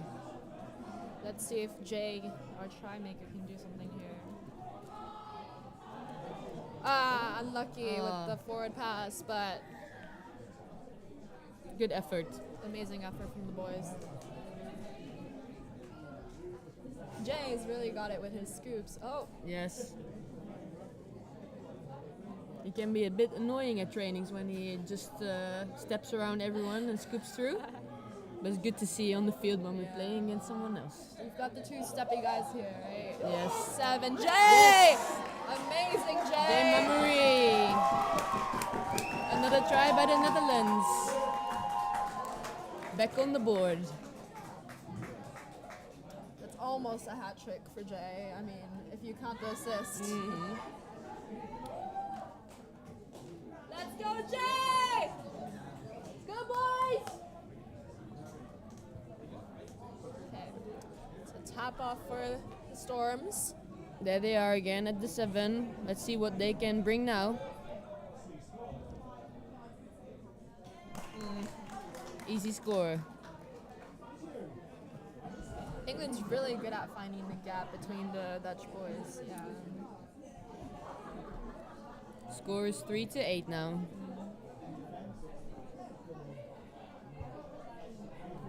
We have Max tapping off right there again. Once again, a Utrecht pod. Utrecht Yeah. pod, yes. Jules, who played actually at the Senior Cup in Scotland last week just and is last now weekend. stepping up playing for the Opens team as well. Also with Vince, number 25 right there. Yes, Yeah, he played for the seniors as well. unreal. Big effort for the Netherlands.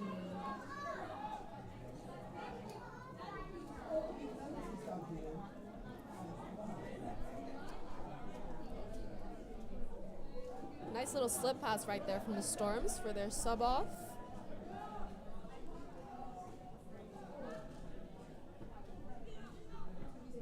See what they get up to.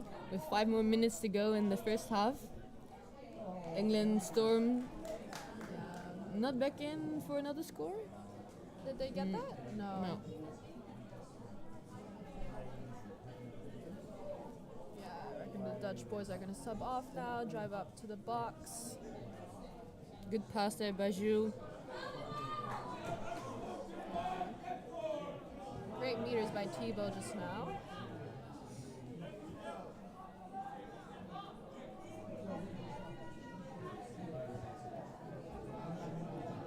Seb, great meters again.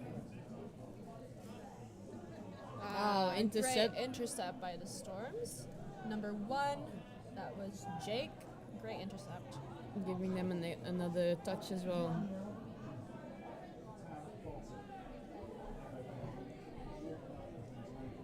Good drive up the field there. See what they set up. They go open side again. Great pass. Ooh, was that a touch? Is that down? Yeah. All clear from the ref. Amazing long ball once again from England. Good effort in the defense as well. It's 9-3 for England right now.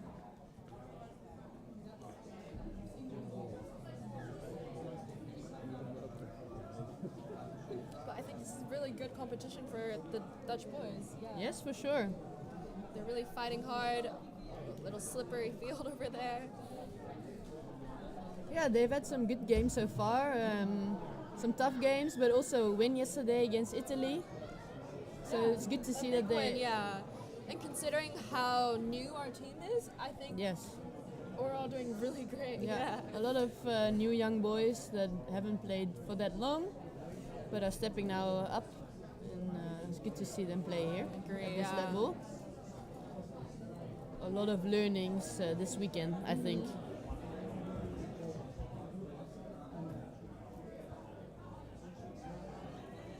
Can he find the gap? Can he find the gap? Honestly, this wet condition and this gloomy weather, it's what we're used to, you know? Yes. Yeah, so For sure. this is basically home ground for us, yeah. But it looks like the sun will come out in the afternoon, and there will be some hot afternoon matches Yeah, again. 2 p.m., 3 p.m. around that time, it's exhausting, but Good luck to those playing then. good luck to us. Yeah. Here we have 2 minutes left for this half. England's getting great meters again. Oh, good intercept there by Jules. Can he get all the way? England Who's there? has Who's there with him? great speed, but Jules kept it very composed right there. Let's see what the boys can do from here. Looks like they're subbing off. Still one touch one.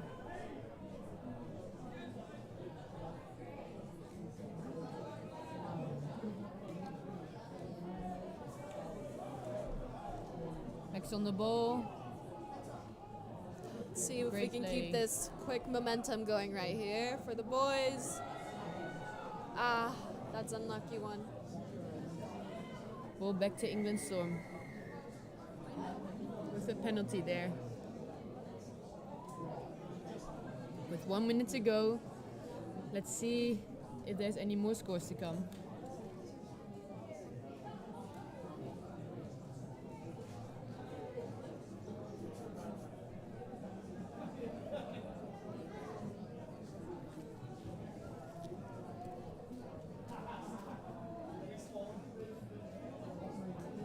Seconds to go in the first half. Will England get to 10? Will they Or score can another the try? Dutch boys keep great D up there? There they come, there they come. Oh, That was a one-hand pass. unlucky there. Let's see, 20 seconds left on the pitch. Can they drive it up the field? I think they're staying on for this one. Or not. They're subbing off. Good touch there. Let's see. Last touch. One more play on the hooter.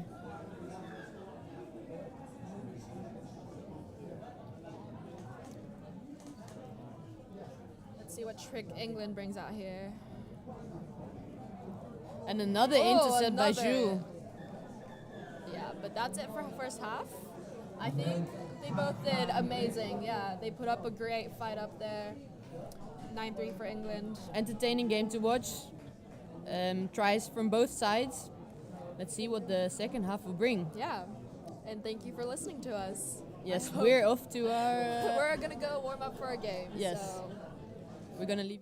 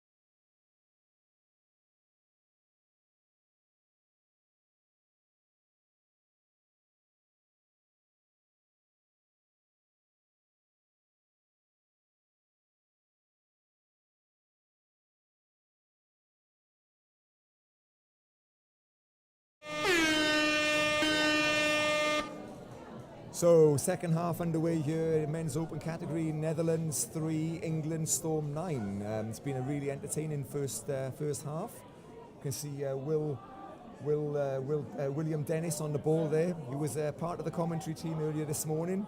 Big shout out to you, Will. Long ball from yourself. Oh! Now that would have been one. And we've got Jane back for this second half as well. Welcome back, Jane. Thank you. Hi, everybody. So, Jane, you were just telling me now that the other guy who was on comms this morning, Seb Chung, he's living out in Madrid, playing for Holland here, for the Netherlands in this game. But he's got an interesting thesis that he's doing in university. So, as we see a break from half from England Storm, looking for someone free, number 16 for England. That is Ben Meakin. All down, so that makes the score then 10 to England and 3 to the Netherlands. Yeah, fast and furious. Sorry, Jane, I cut you off then. You were saying about Seb Chung. Yeah, so Seb is currently doing a thesis as part of his master program in Madrid, as she said, and it's about driving forward a strategic plan for the development of touch rugby in Europe. So I know he's been having a few conversations with a number of people involved in touch at the youth level, involved in women's touch, involved in the development of the game overall, but also involved in touch associations at NCO level or at international level. And he's been having those conversations to provide some input and insights into his thesis about what the future of touch rugby could look like, which is a fantastic topic if you ask me. So very excited to see what the outcome of that thesis is going to be. I think Seb's plan is to finish it in the next few months or so, and then spread it quite widely over the international touch channels. So keep your eyes open for that when it's finished. That's very interesting, Jane. I mean, something that fits, as a body. We'd love to have the information from there, and I'm sure you've already spoken to Seb, and you've got the arrangement with him that you can access that, and it'd be amazing. Absolutely. Fair play. No, absolutely. I know he's been focused also on speaking to some of the representatives from the smaller countries just to find out how touch is being developed there, but also some of the slightly larger countries as well. So it really looks like he's developing quite a wide range of data gathering and input for this thesis. And it's great also to see that touch is a subject of an academic focus like that. It just means there are many more people that are getting involved in the sport, and hopefully we'll be looking forward to seeing what that strategic plan could be like. If I'm sure we can find a copy might find its way into the International Federation of Touch, that would be great. Just as we have then another score, is that score being given from England number 7. Yeah, so that's a try by James Simons. Yeah, good dive in there by Jane, and I think the Seb, the fact that he's doing this thesis as his masters, I'm guessing it's got to be one of the first, or maybe the first of its kind, really. So it just shows how big the sport has become. That somebody's actually studying this, doing this as part of his masters. Amazing, really. No, it's great to see. Great to see. So excited to see those results. Netherlands are making some good momentum. I think that was Seb on the ball there. Then was it?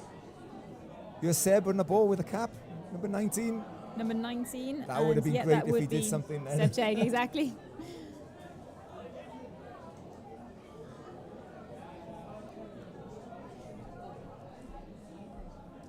So Ed Day taking the ball up to halfway for England. Mavericks. Storm, sorry, getting confused with all the 3 teams that they've got. So looking to set something up in the centre of the field.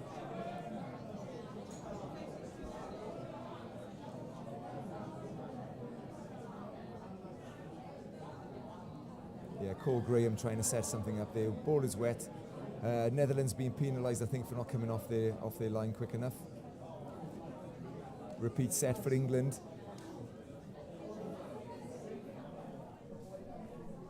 Yeah, Cole Graham again with the ball in that boggy kind of centre of the field there. Yeah, we're definitely starting to see the effects of the rain we just had here on the pitch. Yeah.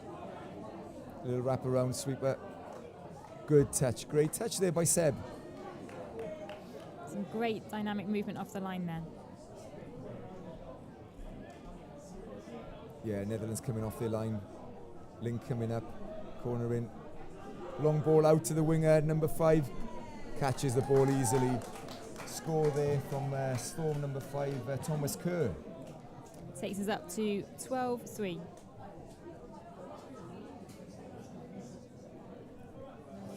Yeah, pulling away now, England Storm 12-3. Yeah, great long ball. Like we said earlier, there's so many guys with a long ball in this game of ours, even with the wet conditions. And yeah, easy score from the winger there. Yeah, Netherlands is still coming back. They're driving strongly up the pitch. William Dennis and Maxime Pavlich. Yeah. Maxine is well. That's a French first name. His surname sounds Polish, but yeah, obviously I'm not very good at Polish either. No comment.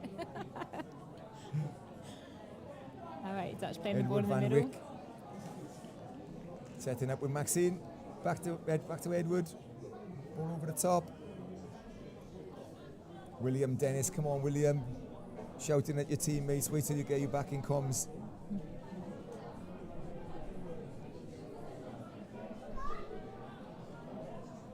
England breaking out again. Great pace. Nice clean sub off and sub on there from James Simons, England. son of Chris.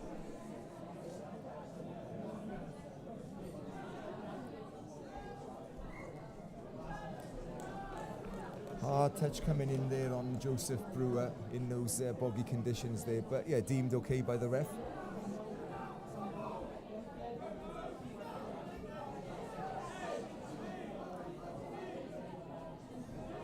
So Jane, we were talking to Will and Seb earlier, and we had the fact of the day this morning about the Netherlands and why it's called the Netherlands and not Holland. Did you as know? they Oh, break nice away, play. potential. Oh, Ooh, that got the crowd off their feet. that did a lot of support there for that potential Netherlands try. But sorry, I interrupted you completely. No, as it's that okay. action happened on the pitch. It was more important what was going on in the field. Paul Bale nearly scoring for Holland there, for the Netherlands. So explain to me the history between Holland and the Netherlands. So I always thought when I was growing up, I used to watch football, and it was Ruud Gullit and Marco van Basten and the Dutch guys who were playing for AC Milan. My dad's an AC Milan supporter, so and they were called Holland. So I always thought that was it. And then the Netherlands obviously came in, and we were like, oh, okay, so is it Netherlands or is it Holland? So apparently Holland is an area, as we see England opening up.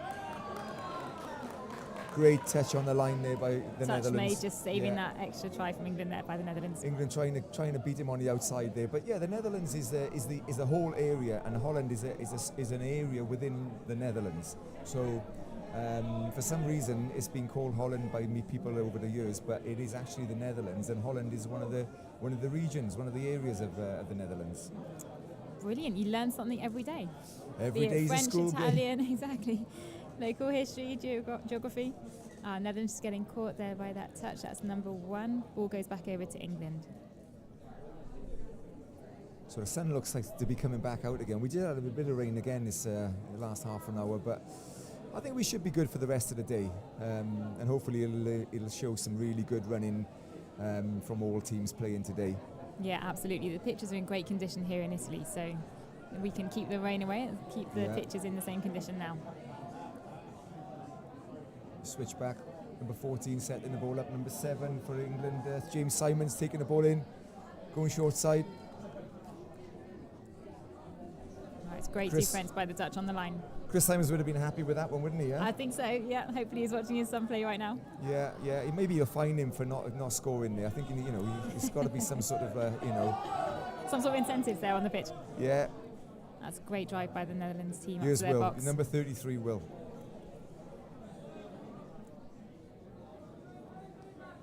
Ball out to 23, Maxime Colombe.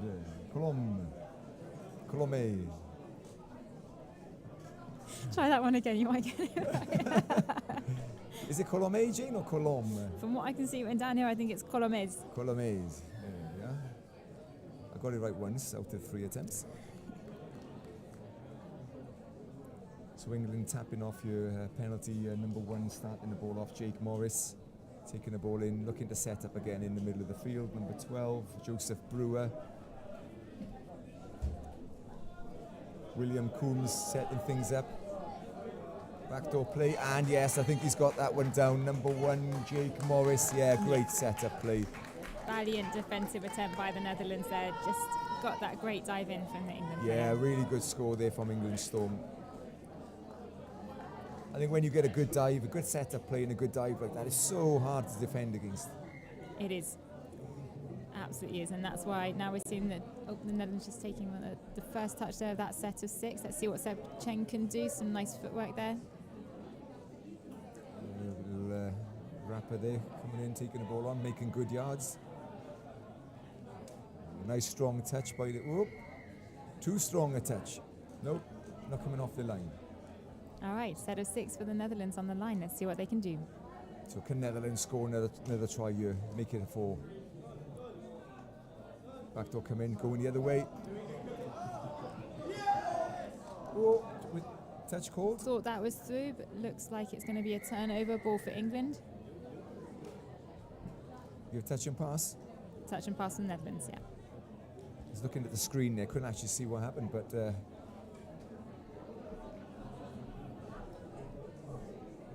yeah, good, really good driving by England up to their box, bringing their fresh players on now. Again, really good attacking opportunity. Oh, collision in midfield.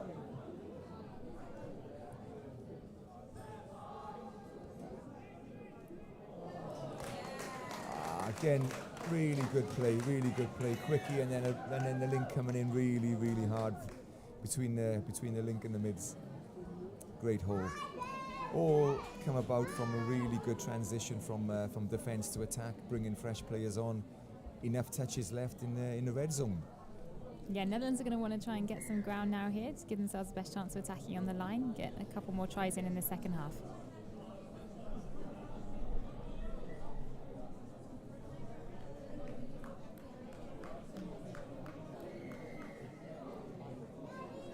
Off the mark, I think, there from... I hope it wasn't William. William, if it was you, then that's a fine, that's for sure.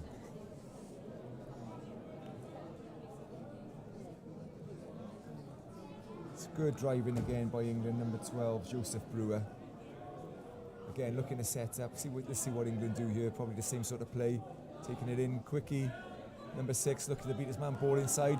Good cover from the Holland defence, the Netherlands defence, number 13 there. Harvey Quinn. Harvey Quinn, Great yes. defence.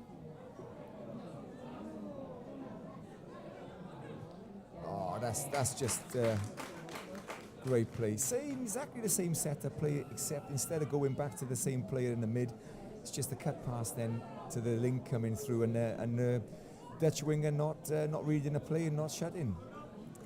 It's the point of the game when I think fatigue starts to set in a little bit. The Dutch have been keeping their defence up really solidly so far. Let's see what they can do now in attack. Yeah, exactly. But it's clever play. They played the first setup was one way. The Dutch thinking it's going to be the same setup, and they go. I mean, it's good decision making. You know, it's on the try line there. Often it's about making the right decision. Do you go long? Do you miss out? Do you know who you hitting? And obviously brilliant decision making by England there. Yeah, absolutely. And just a few more errors there being made by the Netherlands. If they can, I think, clean up those errors, then they'd have more of a chance of getting to their line in the second half. Yeah. So William Coombs and Joseph Brewer looking to set something up. Jofa's going long. Oh, lovely ball out to number 9 there, which is Theo Edwards scoring in the corner. Great long ball, well done. Great long pass, yeah, and it's a really tricky decision-making process. I think when you're the winger in these kind of games, do you shut down? Do you stay out wide? It shows the importance of communication in touch, needing to work as a team. And we're seeing a lot of beautiful long passes here.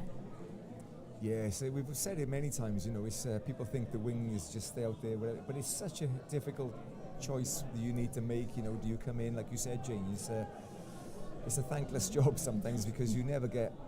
Well, you do score a lot of tries. That's the hope. But in defence, you're in a no man's position really. You're gonna miss him. You're gonna get him. You get him. You expected to get him. You miss him. You haven't come in. You haven't done your job. So, yeah, tough role to play. Yeah, every position has its challenges in touch, of course. And I think for the winger, those decision-making moments in defence are some of the hardest parts of the game. So. Yeah. So Jane, what position would you normally play then in touch? Normally playing a link position, which I really enjoy. I play at international level, play at club level, so depending at which level I'm playing at, I can play in different positions. But to admit, I think link is one of my preferred positions to play in. I think there was a bouncer there, didn't get the ball down. I think a forward pass. Yeah, penalty for the Netherlands. Yeah. So link then, Jane. How do you find playing link then? You know, how do you define what would be the, you know, every position, you know, mid link and wing has got their own sort of roles, I suppose, specific roles. Well, where would you see the link position in the game being? You know, what's their specific role? No, they do indeed. I think every position communication is one of the most important factors. But for the link specifically, they're normally some of your, I suppose, fastest players on the pitch. They have quite a bit of speed, along with the wingers. They help the mids with their decision making, but they're really helping with that communication process. So if they see a gap, and there's good communication there with the mids, then the links are the players that can go for it. The mids are often seen as the game makers in the game, but I think it depends on which format you're playing in as well, and we're starting to see the differences now coming through between mixed men's and women's even more. That those positions are actually much more equal in terms of what their main roles and responsibilities are. Yeah, absolutely. I think you know, you've hit the nail on the head there with regards to the link role. I've just seen a score again from England Storm, bringing the score to 16-3. But yeah, the link is a really interesting role because it is literally that link from the wing to the mids. Exactly. Again, very difficult position to play. I mean, it is no easy position. they've all got their own roles and they're all different. You ask a mid and he'll say, "Oh, that's mine's the hardest. I do all the running. I do this." You ask the link and this, no, I've got to make decisions. so I don't know. They're all difficult. They are all difficult. I don't think we can say which positions are the hardest. And you know, every position is made harder if the teams aren't playing as a team. But what we're seeing here is some beautiful teamwork between the Netherlands and the English defence here. So both sides are clearly working together very strongly. Just seen a turnover there for England to try and get up to the pitch. Are we going to see a nice sub-off move here? So far, very clean.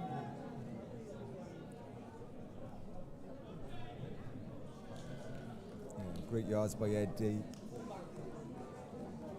Winning a penalty back there. England Storm. Just about 90 seconds left, I would say, on this game now. England Storm looking to close this one out.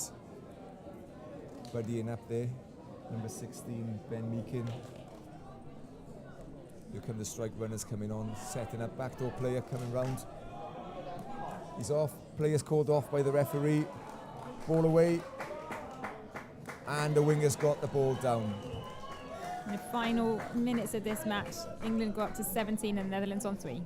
Yeah, Theo Edwards there, getting the ball down. Acrobatic score in the corner.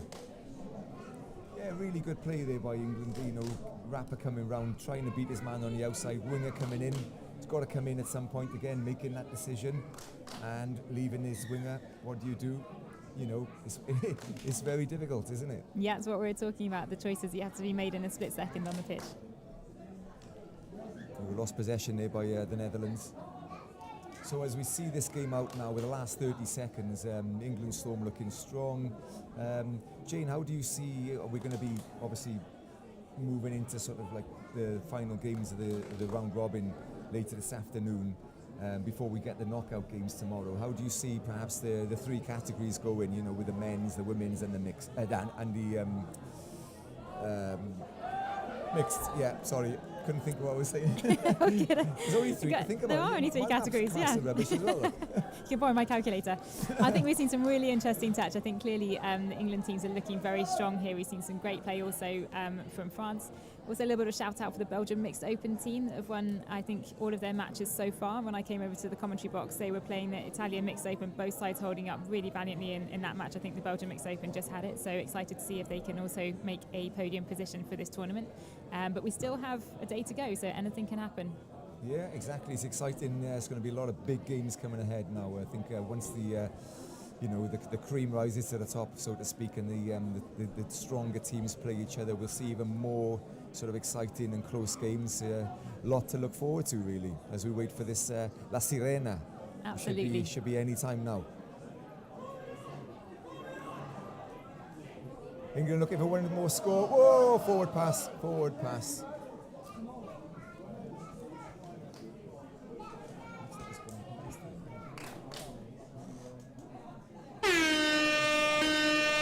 And there you have it. La Sirena sounds. And we have the end of the game. So we have, in the men's open category, we have England Storm 17 and Netherlands 3 in the men's open. So yeah, really entertaining game. On to the next. And thank you again, Jane. Thank you very much, and I'll see you soon.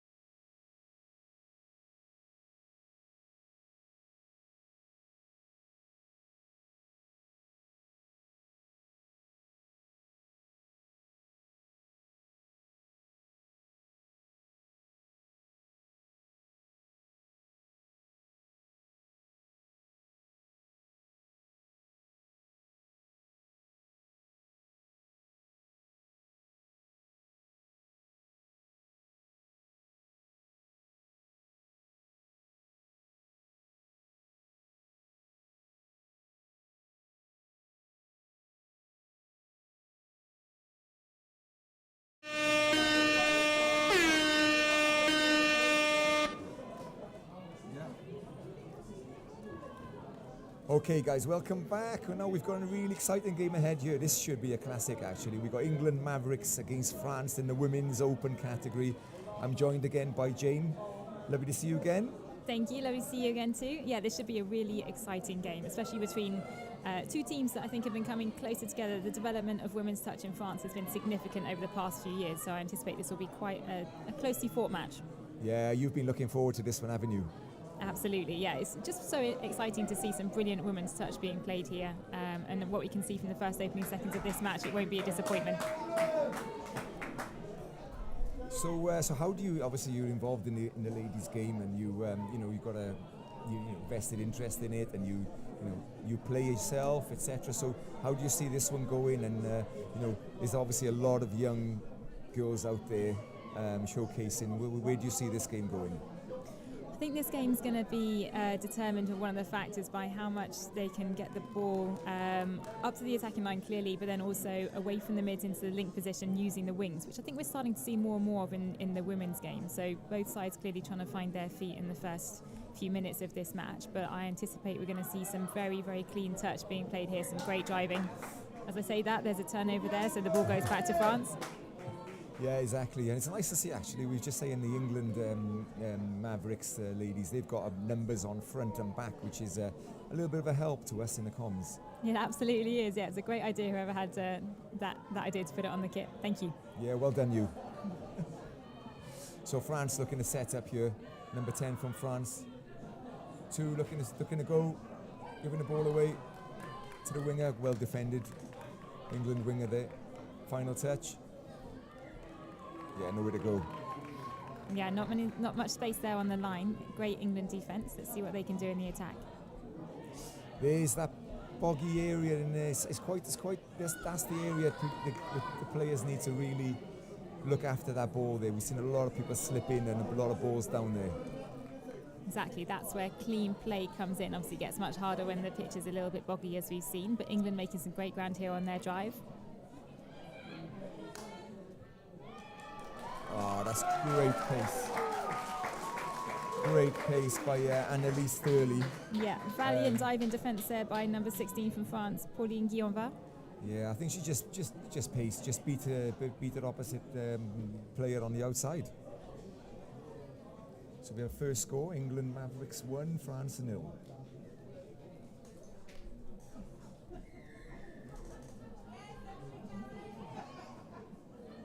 So France looking to come back straight away. Yeah, starting with the buddy to drive up the pitch. Yeah. Ball away. Loaded this side. I think France need to. Yeah, it's just going across there, the link. Lovely setup play. Change direction. There's the gap. Can she find another player? Oh, that's great tracking by the England 4. Yeah. England, well done. Mimi Taylor-Dean, really good tracking. Great scoop through by Carla May on number 9 from France. Let's see if we can see more of those scooping through for the rest of the match. So we've seen that a lot with is a scooper. We call somebody who runs from half and tries to break the defence there. And it's we call it mirroring when the defence tries to just take a player, their own player, and mark that player and just forget about the ball. But then the player who was marking the scooper in the first place needs to track and really work hard and hunt that player down, and that's exactly what we saw there. Absolutely. As we know, the player that scoops through the ball, the half cannot score, so it's really important that they can scoop through cleanly and get the ball away. So we have another 6 here on the line for England Mavericks. They'll be looking to score again here. French defence looking quite tight in the middle, trying to keep those England middle players out. Sophia Jeffs looking for the score. Diving between 2 players. No, it hasn't been given. No, touch number 2.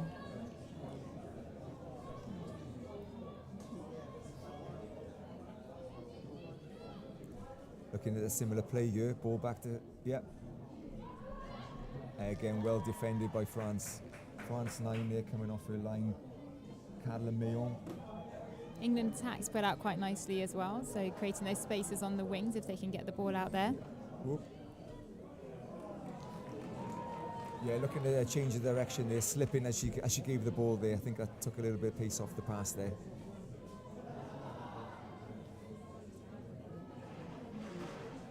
So we saw in the previous game the other England team, I think it was the Storm, pressing really hard in this sort of area of the field, and it'd be interesting to see if the Mavericks employ the same sort of tactic, which they look like they are. Yeah, absolutely. They're really putting a lot of pressure on the French team to make it cleanly out of their sub-box, which is great to see from England, and that pressure continues as France drives it across the pitch. That's Leia picking up the ball, trying to make some ground there. Yeah, you can see that's with the sixth touch there, so nearly got to their line but not quite, still made it out of their half quite cleanly, France. Yeah, it's almost like a little bit of a war of attrition in many ways. You know, you're trying to gain field position. Obviously, you want to get to that try line and get the opportunity to score, but it is a little bit of attrition as we see a really good drive from the England 14. Phoebe Simon. Do we think that's the daughter of Chris Simon? It could be. We may have got the last one wrong because there's a lot of Simon and Simons around. But Chris, I think this is your daughter. If not, it's definitely a fine for you if that isn't Chris Simon's daughter. Yeah, I'll take that one. Long ball out to the wing. Oh, great defensive touch there by French number 12, Maureen Congemar. Yeah, I think Maureen's father or somebody in the family is sitting in front of us. She's got a fan club in front of us, that's for sure. Bravo, Maureen.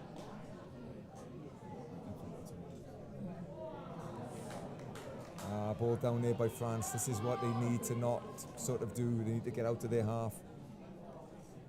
Number 2, Annalise Thurley, looking to orchestrate things.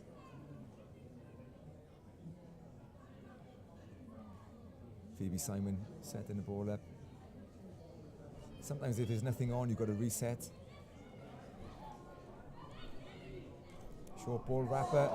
Oh. Great catch there by England number 6, Hannah Wilford, on the line, exactly in the right space where she needed to be for that potential try.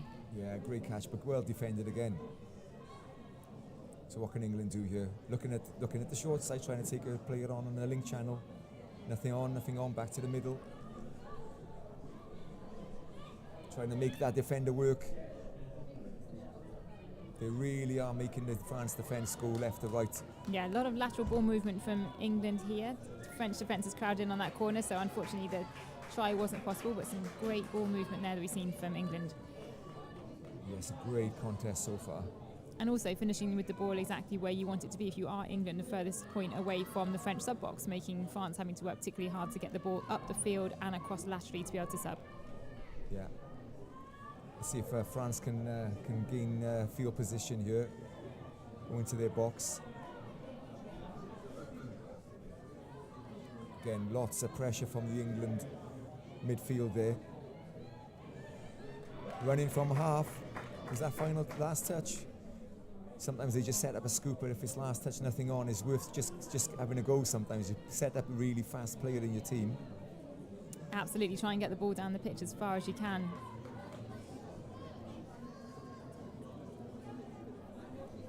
Number 8 for Mavericks, Katie Nicholas coming on. Mimi Taylor-Dean setting things up. Ooh, unlucky. So again, let's see if France can get her out of their half here. Really good pressure by England. Sending 3 players up. Yeah, they're not leaving France much room to get to their sub-box here. So I think that's third touch. We're not yet at halfway. Yeah. That's better from France. That's the scoop we were talking about earlier on, 5th touch. Opening the ball up. It's final touch again. Where do we go? Routed out again by England. Good defence, good work by number 4, Mimi Taylor-Dean.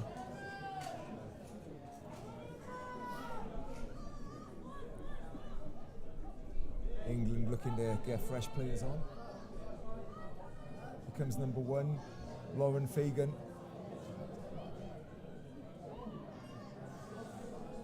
Number 11, was she half? No.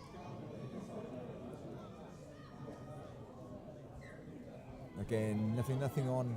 Defence is set, there's not much you can do there. Exactly, but quick transition by France, trying to make as much momentum as they can.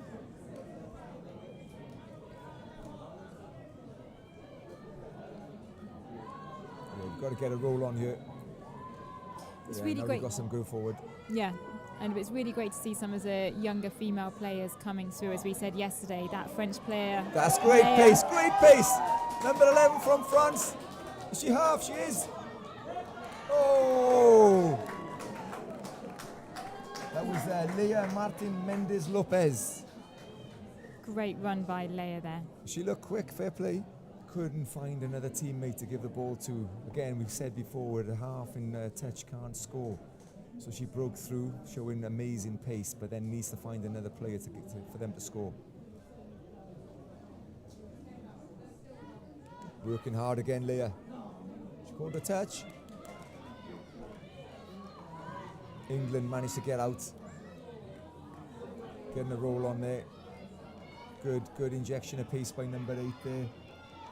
It's great to see the movement of the ball from both teams here. The pace of these girls is fantastic, and that's what we were saying yesterday.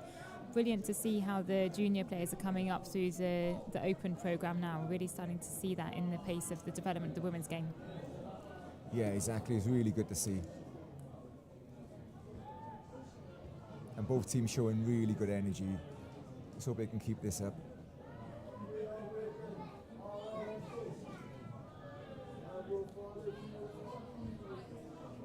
Comes last touch again, nothing really on. Looking to open up. Oh, oh, no. It's really difficult to score off last touch if you haven't got any really, momentum. It's so difficult. You've just got to try and almost do a heads up scoop, just try and do something. Yeah, and we're 12 minutes into this first half. England Mavericks are up 1-0 to France, but the teams are really close. It's a great match to see. Both teams finding it hard to break through the other's defence. Yeah, nothing in this game. Abigail Wolf working really hard, lots of touches within that set. Yeah, nothing in this game, which is what we want to see. We knew we were going to get a good game here. We're definitely getting that as France drives the ball up the pitch. This is way better Good ground from being France. made. She's looking for a penalty there. The French two. Maya Leidebeur. Did she get it? No, play on.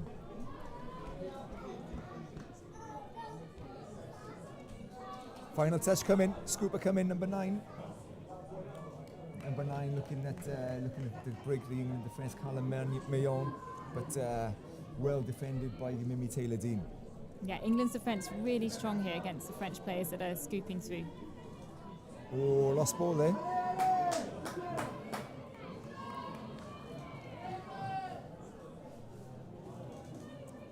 Shouts of allez, allez in the crowd.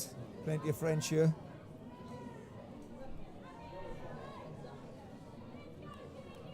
Just burning a touch just to get the players on, fresh players into position. What can France do here? England defence looks set.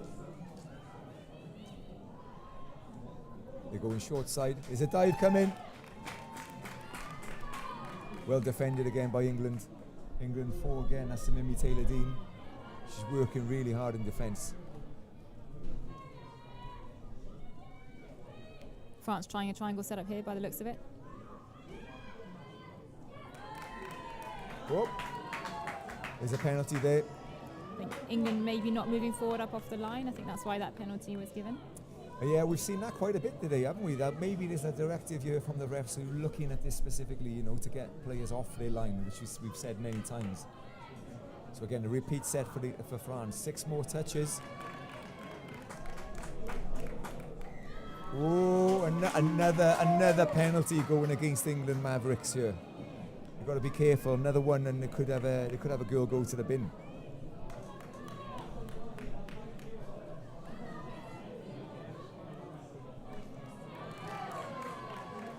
Great defensive touch there by England. Violaine from France is trying to find the gap with a lovely dive. Yeah, let's see if they mix things up again here. Taking the ball on the link channel. Good, strong touch by England, link. And then France losing the ball. In the end, very well defended by England. very well defended indeed. Nice valiant attempt in attack by the French players there. What's great to see as part of the women's game development as well is how the ball's moving across the pitch. Every single player utilised. You see that also in the mixed and in the men's, but I think it's really a great feature of the women's game, the level of engagement from each and every player on the pitch. Yeah, definitely good to see. I think this is obviously England using this as a bit of a development. England not having a mixed category, so to speak, three teams within the women's and the men's. So possibly looking at this as almost like a trial, I suppose. Looking at where they can put players into their mix, into their opens, and men's, women's, etc. So yeah, lots to play for, if you like, for the England players. Yeah, it's great to see, especially as you were saying, the fact that England have put in teams just in the men's and the women's only builds a fantastic development path for both the men's and women's sport. Because if you're taking a mixed team, you're probably taking on average maybe 10 male players, 6 female players. You take a women's team, you're taking 16 female players. So it just gives so many more girls the opportunity to play and the experience of those international tournaments that they wouldn't necessarily get elsewhere. So that was a touch then on England player number 1. Great defence by the French team. Yeah, great defence. But like you said, Jane, this England looking at this as a development. This tournament in general was set up really as a development tournament, I suppose, and each nation is using it in their own way. Whoa, as we see, almost a try there for England. Yeah, I think it was also set up, bearing in mind we had the World Cup that took place last year, so a lot of resources went into that. But it's great to see the appetite from the teams and the countries that have put in players across the 3 tournaments we've had this summer. So the Atlantic Youth Cup in Limerick, the Seniors Cup in Stirling, and now the Opens Cup here in Calvisano. Yeah, brilliant to see. Lots of tournaments, lots of play, lots of opportunities for everyone. I remember years ago, you'd literally wait. You'd have a World Cup one year. Obviously, the Euros were every 2 years. You'd have a World Cup, and you'd have these years where almost not a lot going on, really. So, but yeah, the calendar's filling up, I suppose. Yeah. Yeah, the calendar is filling up, and I think that's part of the fit tournament development that Chris Simons put in place. So, in between the Euros and the World Cup. Was that I thought we saw offside? a try, Offside from the French player, unfortunately. But it does mean that England gets 6 more. Let's see what they can do with this. I think this is really key now. If England can score again here and pull away. Oh, we've got an overlap on it. Yeah. It created a gap really well. Went to the left. French team defending really hard to the left, to their right, and then England changing direction, and yeah, it's very difficult to defend then. Again, what does the winger do? What does the link do? Do they stay out on their men, on their opposite player, or do they come in and the England player just finding a gap between the players? Yeah, that's where the decision making is absolutely crucial. France now trying to come back to see if they can put a score on the board in this first half. Yeah, I think defences have been really good, both defences here. So any score now is like gold. I mean, we're looking at 90 seconds left. Can France come back and sneak this draw?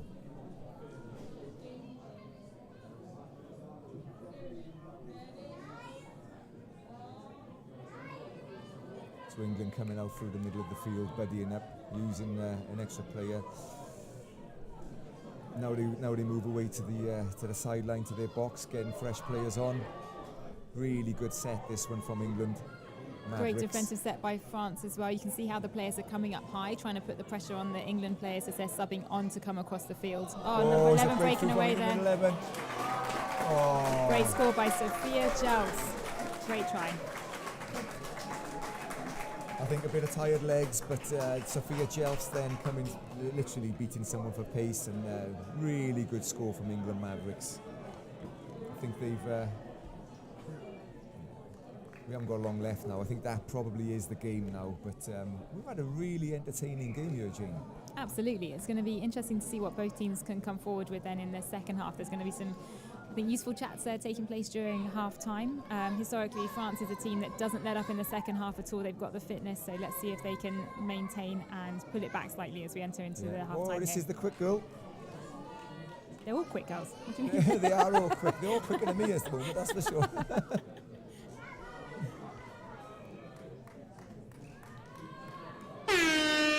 And there goes the siren. La sirena, here she comes again, my favourite word. End of the game, and we've got England Mavericks 3 and France 0. But what a game, Jane, what a game we had there. What a brilliant game indeed.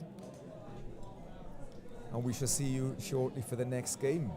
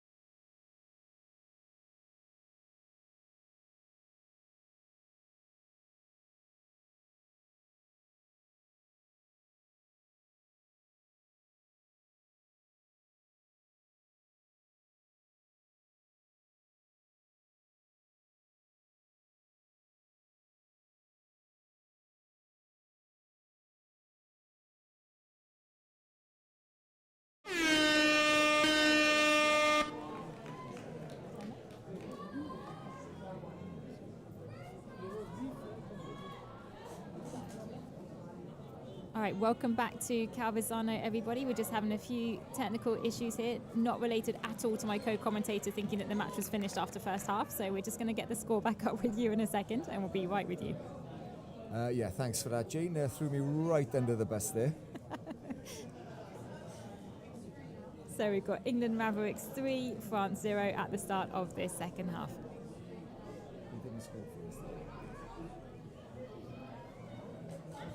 Yeah, when you're dealing with technology, you know, it's things just have a habit sometimes of going. But yeah, we're back. We're back live. Thanks for that, We're Jane. back on form. I'll lend you my calculator. It's all right. We'll be sorted for the second half.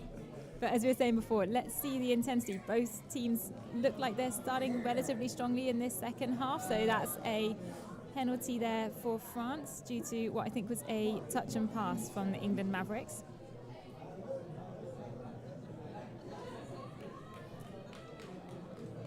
Yeah, what can go wrong when you're live? You know, I mean, this, you know, anything can happen. At least we're not working with animals. I mean, you know, they always say, you know, don't work with animals and don't work with, what was the other thing? I don't know, something else. But animals was definitely one of them. So we haven't got any animals involved. Although we have got Bongo coming this afternoon again. Bongo is the famous bear that was stolen from the Scottish women. Open 3 we've had years some ago. mascot stealing already, have we? Yeah, well, that's a big fine, Jane, isn't it? Really, someone Huge. losing that. Yeah. So Bongo's been returned. He was on comms yesterday with Hannah Crisp, and apparently Hannah's going to come back up into the box later this afternoon, I think, and is going to give us an update on Bongo. Great to see. Well, let's hope Bongo's had a little trip around the tents of the other teams on his adventures, and there's some photographic evidence. So maybe we can check in with Hannah about that later. Yeah, Jane, I think I'll deal. You need to deal the fines with Hannah there. You need to, you know, dish out some fines for Hannah, definitely. So back to the game. We've got 2 minutes played. England Mavericks 3, France 0. Again, the first half was a really, really good half. Very competitive. England pulling away a little bit at the end, but these French girls look really, really good too. They do indeed. So I know that the mentality in the sub-box is often 0-0 at half-time, just so we can start the second half with a fresh mindset. Let's hope this is what France is doing here now. It certainly looks that way. There's some great movement off the ball, some great pace coming from these French girls. Yeah, Maeve Manigachi. Third time lucky. Why has everyone got really difficult names to say? We haven't had Ivor Jones or anything, you know, this last couple of days. You know, actually, Ivor Jones played for Australia in the World Cup, but the Welsh are gonna claim him as his own. He was a very good player. Here we go. Okay, that's attempt at an intercept by England number 6 didn't work, so France gets 6 more on their attacking line. Yeah, what can France do here? The number 9 from France looks like a really key player, Carla Magnon. Oh, great dive, good touch by England 6. Yeah, Hannah Wilford, great defensive touch there. Unfortunately, However, didn't make it. Try was given. given, so France gets a score on the board. France, you're on the board. Très bien, la France. La France. La France. Well done, Jane. I was waiting for you to see how, I did that one on purpose. Bravo, Jane. Jane, your surname has got a little bit of French about it as well. It could be said in, Jean Blum. It could be said if you pronounce it with a French accent, Yeah, absolutely. yeah, Unfortunately, it's English through and through. Although I do have Belgian nationality, so I can hide behind that There we are. from a French-speaking perspective. So with Brexit now, you've got one foot in the European camp and one in the British camp, UK as well. A bit like me, I suppose. You know, get that second passport. You never know when you need it. Exactly. Bit of a safety passport there. But no, 17 years in Belgium and have the right to get the nationality. Love the country and love the touch community in that country as well. Yeah, and they love you as well, Jane. I think you've been speaking to some of the Belgian players here. Yeah, Jane, you're a legend in Belgium, you know. Legend's a strong word, let's put it that way. But well, certainly strong love word, but living there. sometimes things need to be said. As we get France now, great momentum there driving up the pitch to get to their attacking line. So that's Violaine number 10 from France. Yeah, brilliant really touch. good driving by France. Seems like France has really Here she is, found their feet at the start of this second No. half. That was Maya Leidebeur. Number 2 from France. France look like they've stepped up slightly in this half, which is good to see for the competitiveness of this game. Yeah, they're not giving up. They're giving it all in their defence. And as we said yesterday, this is the point at which in the game his legs can start to feel a little bit tired, but we're not seeing that from either of these women's teams here. No, they're very strong. I'm sure these have all got really good condition. In England, scooping through, number 14, Phoebe Simon. Great touch again by France. Great touch, and it shows the dynamism and the physicality that we're starting to see, well, that has been developing over recent years in the women's game as well. It's really exciting, fast-paced to watch some of these women play. Yeah, absolutely. The game's come on a long way. It's not just the tactics and the play that you see. You know, it's the skill level. It's the level of fitness. Which, if you haven't played this sport before, it's I mean, it does look fast, but when you're on the field, if you were out there right now, you wouldn't believe just how fast it is. Yeah, and a lot of it goes into the fitness and the preparation that takes place before these tournaments as well. Yeah, I don't miss that. Well, I'm still playing, but don't need to do the fitness that some of these are doing now. A Bronco You said now you and couldn't again. keep up with some of the open categories here. Well, no, I'm not. I'm certainly not saying I can keep up with any of these. That's for sure. Sorry, we won't reveal your age on the live stream.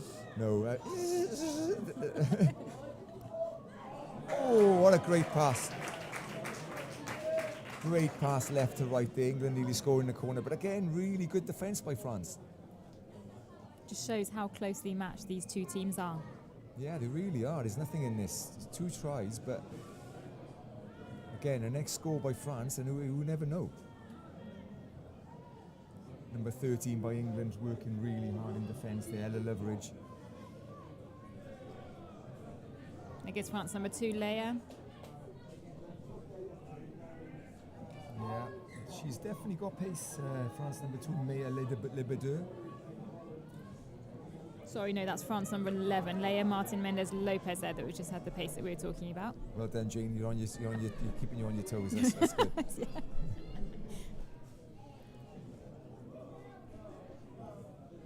Yeah, France were defending really hard. They certainly look like they've stepped up here, but yeah, good play here by Sophia Gels. Yeah, quite hard for England to break through here. Oh, there's the wrap, 32 with a wrap around. Touch Great called. touch. Great defence by France. Yeah, Emily Ronaldo, no, it was Julie Baccaro. Again, really good defending. Loving how competitive this game is. Absolutely. We were saying at half-time, Jane, that, obviously the England teams, each of them, the Mavericks, the Storm and Phoenix, in all categories are strong. Obviously they brought just the men's and women's, but really strong across the board. It would be nice to see some sort of, competition with another side like France here. It's so good to see. You don't want to, we want to see a game where, there's nations competing. It's not just the same teams all the time. Nothing against England, obviously, but it is really good to see really good competitive matches across the board. Yeah, it's also great for the development of touch in the different countries as well. The opportunity to play against teams that you wouldn't usually play against. I mean, I think most of these teams maybe meet once a year, maybe some friendly matches in between. But wonderful to see how this comes together in these international tournaments. And as we were saying in the first half, there are more opportunities to play such tournaments, especially in between the Euros and the World Cup now. We've got these Opens and the Seniors that took place this summer. There's other international tournaments planned for 2027 before the World Cup in 28. So I think Chris and Fid are doing a great job in terms of giving more playing opportunities to those players. Yeah, it's so many opportunities now. I mean, you could really play all year round in every year. There's so many things going on across. We've seen people. I know a lot of the Italian guys went over to Australia and played in a state cup, and that would never have happened. Obviously, 10 years ago, 5 years ago. So players are looking for opportunities to play as much touch as they can and learn really. Yeah, it's great to see the touch world growing so quickly and becoming smaller, as you said, with players travelling to different countries. Those opportunities. Yeah, definitely. Wrap around there, number 7, England. But again, really good defence. The idea with touch, you're trying to work the defence, move them around, make them go from left to right, right to left, and looking for those gaps. Nothing on there for the last touch there by England. Give the ball up and try and defend really hard. Yeah, make France work it by leaving the ball on the opposite side of the pitch to their sub-box. Yeah, exactly. It's great tactics.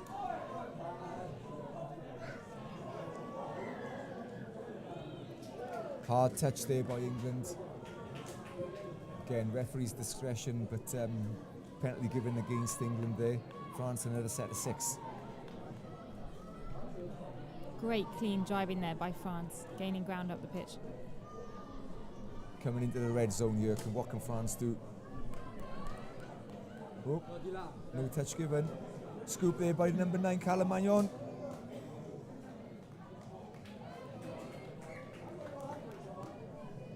I think a touch was given before that. Perhaps she was given as half. France have definitely entered this second half now. We're halfway through the second half, still keeping up that pace and that energy, determined to try and equalise this match if they can. Oh, good work there. Good work there by France. Marianne Roche.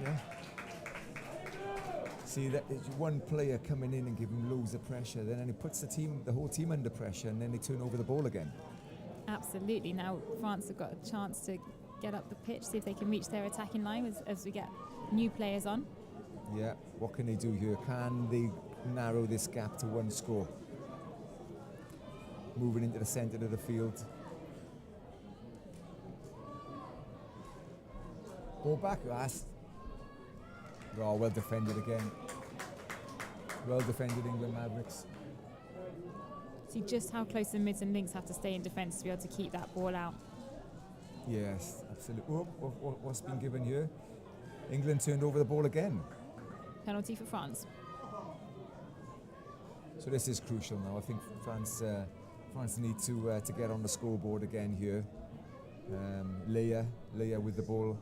She looks really quick. Again, trying to go in between the 2 girls. Yeah, England defence quite tightly focused now in the middle. Looking to set something up again. Same play. Great England defence here. France can now try and work the ball out, get it to the links maybe a little bit. They might see those gaps opening up. Yeah. I think need to mix things up a little bit here. There's a backdoor runner come in, go in the opposite way. Oh, it was well set up. Good touch though by number 14, Phoebe Simon. Chris, you can take that fine away from her earlier when she's got caught as half. So she's made up for it there. Yeah, England defended really well there. Breaking back out now past the halfway line. Sophia Jelfs looking to set a scoop up. No. Off the mark. Yeah, a lot of teams will look at, obviously, an important thing is being aware of the try count, the touch count. So often you see teams putting the ball down and not realising it's the last touch, etc. But these teams at this level, they're all aware of what the try count is, and the idea there is to try to set up a scooper on the 5th touch and get the right players in the right position ready for that final play. Yeah, as we've just seen, number 10, Willem from France scoops through. Unfortunately, couldn't quite make it. It's that 6th touch and turnover again to England. Feels like both teams are getting an equal share of the ball in this match. And as we said in the first half, very hard to break through their defence. Both teams are holding up well. Yeah, exactly. Yeah. England coming back out past halfway. Still plenty of energy in both teams. Again, looking to set something up here, Scooper. It's the last touch.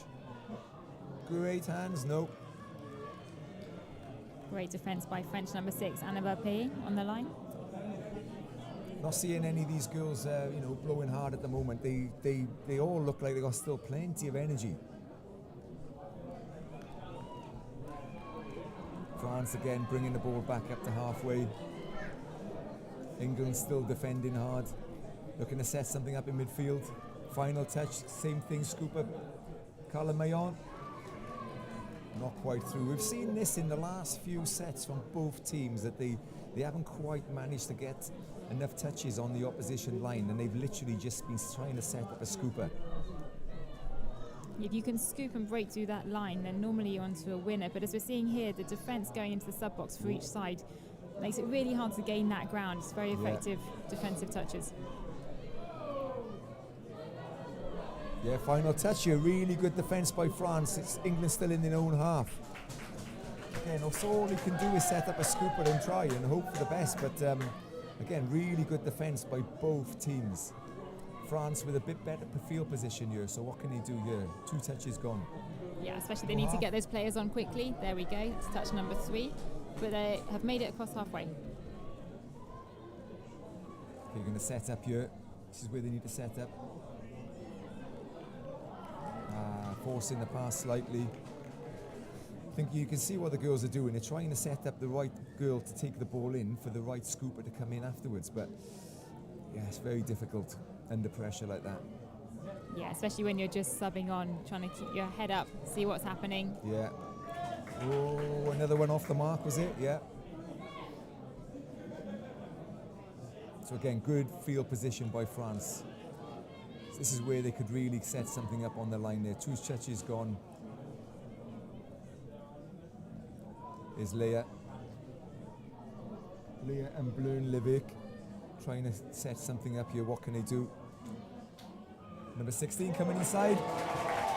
And she scores. Pauline Guillenvard from France scores on I'm the glad line. you said that one, Jane, not me. I don't know if I've got it right. That was a great try from France. If I'm not mistaken, the link coming round, spotting that gap and exploiting that gap to score that try. So England Mavericks 3, France 2, just under 4 minutes left in this second half. Yeah, really, really good, sensible play by France. You know, they tried the same thing a couple of times and then got to mix things up. And yeah, really good play back inside the number 16, Pauline. That would have added some momentum into the French game as well. You can see they're now putting a lot more pressure in defence, trying to stop England from reaching the attacking line. Yeah, so we've got a 1-point game, guys, and it's 3 minutes left. Thought it was going to be a tight game. It's certainly that. Absolutely. England going open. Do they have a player over? Touch Great made. dive from the defence as well. What's the decision here by the refs? Oh, he's given a try. Great pass out there to the winger. England pull away just one more now. 4 to the England Mavericks and 2 to France. France got under 3 minutes left to bring this back. Do we think they can make it? Oh, I don't know. I mean, anything can happen. It is time. We can see if France can score, and this, you know, anything can happen. But that was crucial. I mean, straight away responding like that. Yeah, France look like they're really looking for this now. The number 16, Pauline, Link coming back around, into it. trying to create those gaps. Stretching the play. Great cover by England. Moving the England defence though. We are set up in the middle. Here it comes Carla Mayon. Again, looking for a long ball. Great dive, but well defended. Great dive again, utilising every player in that attack by the French team. England Mavericks now with the ball, taking a little bit of pace off, I think. Just keeping hold of the ball, making sure they make no mistakes. They don't want to turn over the ball again here. Ooh, look a bit forward. Yeah, that's really good play by England. Final touch coming. Here comes the scooper. France players offside. Half looking for the... Oh! That's a lung buster as well. Fair play. Pauline Guillenvard. How you say it, Jane? Guillenvard. That's the one. Guillenvard really worked hard there to get back. The first time we've seen any players with their hands on their knees, they look really tired. I'm not surprised. It's getting warmer out here in Calvisano. We've got under 1 minute left of this second half. Both teams fighting right until the very end. It's been a fantastic match to watch. All right, Leah coming on again. Final touch, just looking for the scoop. See some England players with hands on knees. 30 seconds left now. Yeah, we've been treated to a few good games today, Jane. Really close, competitive games, which is exactly what we want. Exactly. It just shows how the development of the game is coming across a number of European countries. Yeah, I noticed Wales obviously are not here. Wales looking at maybe having an off year with important things coming next year, but each nation taking it as they what's best for them, really. So that is La Sirena And we have a final score at the Women's Open category. We have England Mavericks 4 and France 2. Really good game, Jane. Brilliant. A bientôt.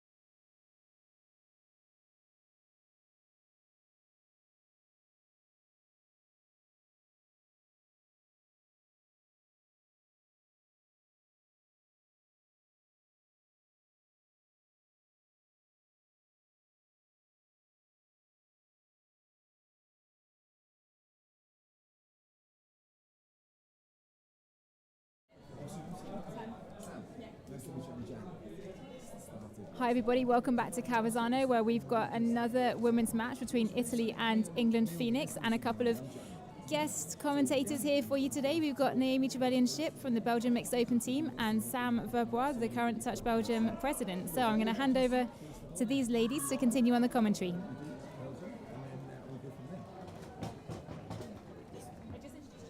Did you introduce the girls? So Sam and Naomi.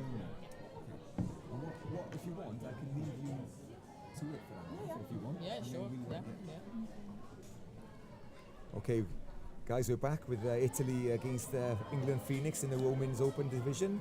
Jane has just introduced the girls. We've got two Belgian girls here, which is fantastic. The first Belgian, apart from Jane, is on the comms. So we're looking at a really interesting game here. So welcome, first of all, to Sam and to Naomi. Thank you so much. So, Sam, I hear you're the president of Belgium Touch. Yes, I am. Just after Jane. So. You got big shoes to follow, huh? Yeah. That's quite a challenge. So, how has it been? How long have you been as president? It's been a bit more than a year. Yeah. Yeah. So going well. And how do you see the game in Belgium? As we see a try there from England Phoenix. Yeah, amazing try.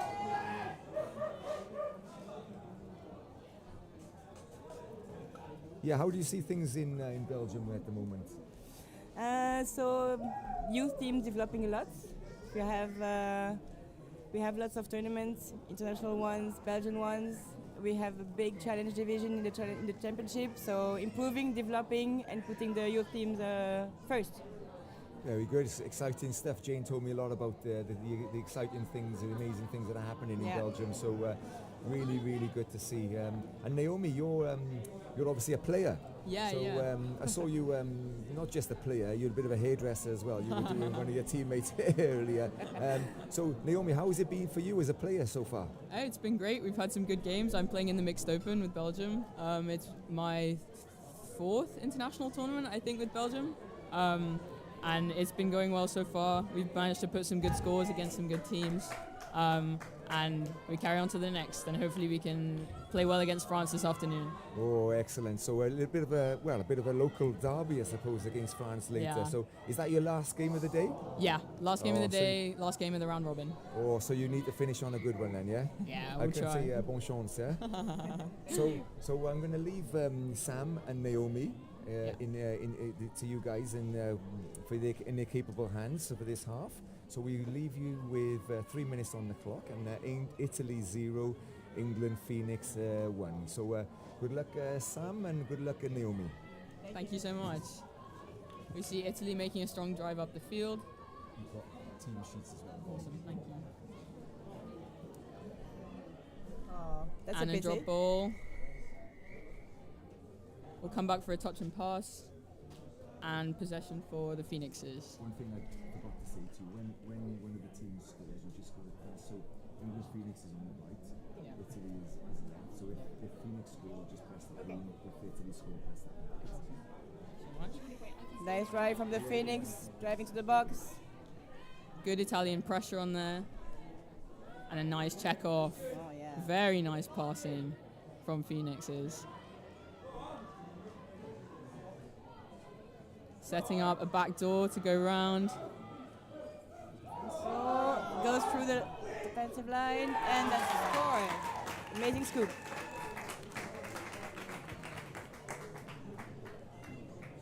So it's 2-0 for the Phoenix. Building up a good lead in this first opening minutes. And Italy will go for a tap off, trying to make something happen here. You recognize the player, number Which? 7 from Italy. The number 7 from Italy. Yeah. Number 7 is Shadi. Shadi. She's played in Belgium a lot, so we're very familiar with Shadi in the link, number 7. Making good drives up the field, third coming here. Reaching And they'll the go 7. for a backdoor scoop. Oh, and she's passing. Great touch from the number 16, I think. Amazing touch. Yeah. Very nice. Yeah. Ooh. And that will be off the mark. Italy will have 6 more on the line. And we know the ref as well. Yeah. Vincent. Same club. Celtics. Same club. Italian number 17 trying to set something up. And Italy will go to sub here. Getting fresh legs on. Yeah. Oh.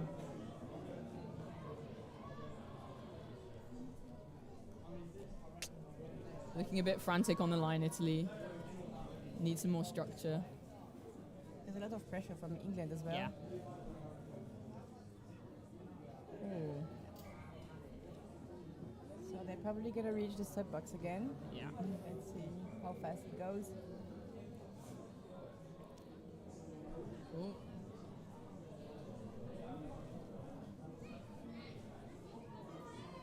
Good. That's good touch from Italy. Yeah. Good clean subbing from the English. Maybe a bit lost there. Here comes the link by the number 9. Fifth touch is coming, I think. Eloise Hilbrand. Oh, and some great speed there, but unfortunately a drop ball.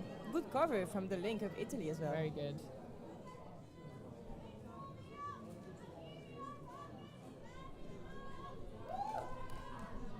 And Italy building back up, but good pressure from England, and that looked forward. Yes. Or just straight drop ball.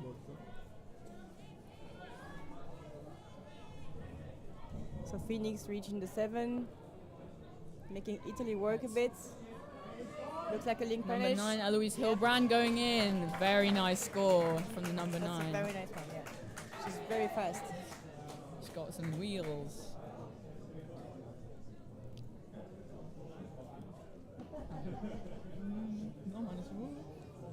Sorry, not too experienced with the technology No, here. sorry.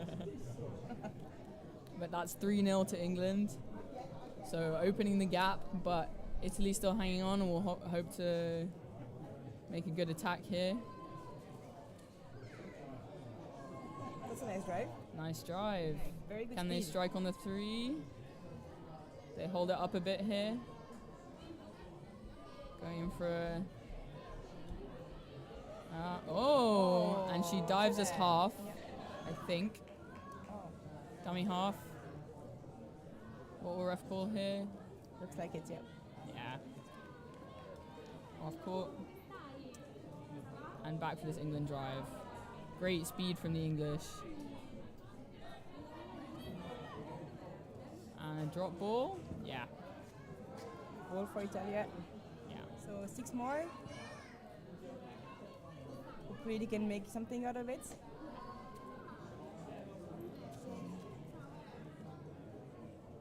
Going over to the sub. Yeah. Lots of pressure from England. England Phoenixes. Oh, and a nice scoop from the number 17. Ooh! Too bad. Too They bad. like the idea. Yeah.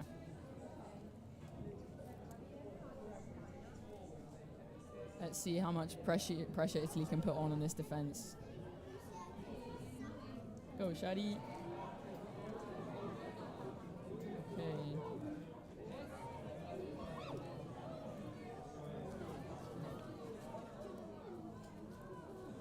Ball carrying is the number 12, Sophia Barkham. And the pass. hands. Oh, Oh. too bad. That was great hands That from the was very Phoenixes. great hands, yeah. Unfortunately, dropping it on the final pass, and Italy will work their way up again. Big defensive pressure from Yes, the Phoenixes. amazing pressure from the Phoenix. Yeah. Oh, and that's what you get. Yeah, Drop ball. Exactly. So now Italy has to put the same pressure on the line. Yeah. Going for a dive. Very nice from the number 6. Number 6 being Anna Crossley.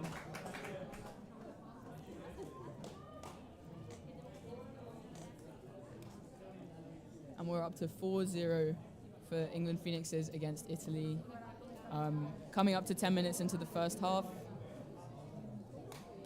And Italy with another tap off.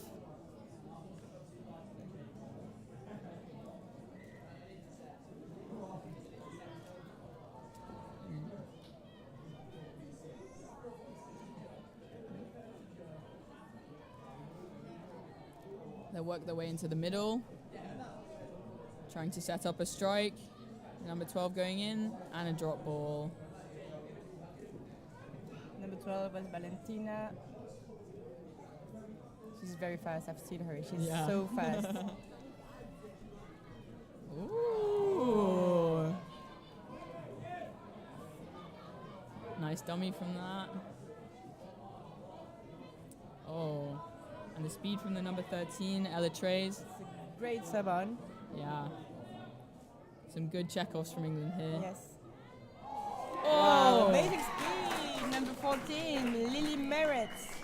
And a nice score again from England. Their speed is killing the Italians slightly. Yeah.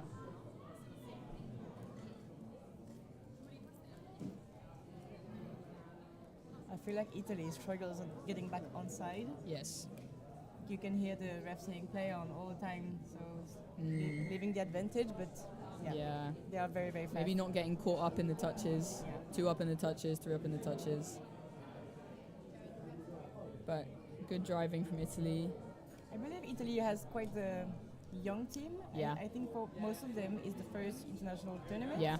So it's great to see a new nation growing up in the Yeah. Women's Open. And that was a nice play from Italy. Yeah. Not quite finding the hands, but yeah. And especially to have a women's team going is quite impressive from Italy. But again, the speed of the English Phoenixes, speed in the hands.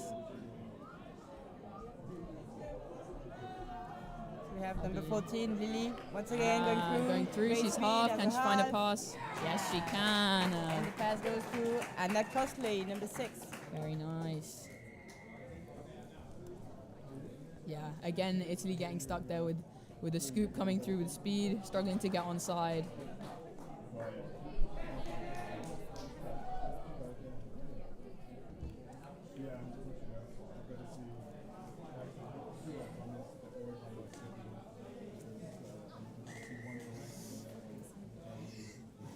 And Italy tap off again.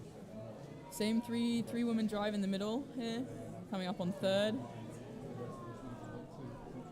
And fourth coming, setting up. Rooster play here. Let's see when Oh, they get the fifth. cut goes long. And the half is slightly late there. And no overlap. Ooh! That's a nice attack. Yeah, They're nice really attack. trying to do something. That's very Yeah, nice. But yeah. nice to see. Some good flow, some good speed. Yeah. Good hands as well.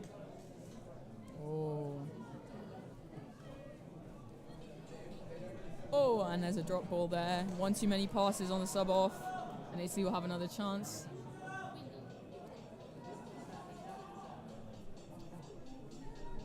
Number 7, Shadi, to the number 17, Maratura, as they make their way to get some fresh legs on the pitch. 27 was Katerina. Yeah. They're losing some touches here without their full complement of players.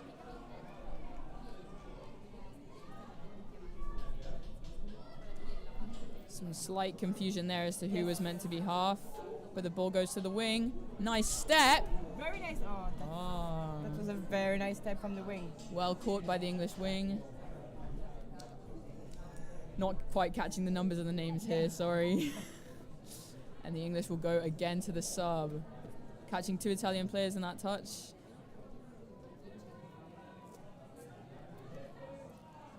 That'll be third. Italy did a good pressure here. Yeah, that's good pressure. Fourth on the that's a halfway. Nice defensive. That's better than before. And I think that's fifth. Coming here. Fifth coming, okay. Ooh. Number 14 again, going through. Still as a half. Now passing it to. And another score on the same kind of play there from the Phoenixes. So I think number 14 is just the scoop of the team. Each Yeah, time she enters yeah. it, she just scoops. Every team has some scoopers. Yes. Yeah. It looked like Italy had some better pressure there. Yeah. From Italy, it was very nice to see. Just a couple of, just that missed touch from the link, I think, letting the number 14 go through. And they will tap off again. Second. Fourth touch coming here. Ooh. And the half is slightly late for that strike.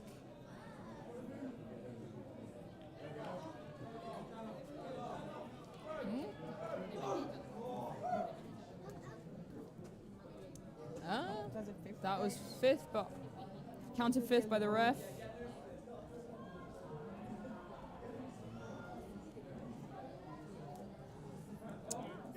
And then no more touches there.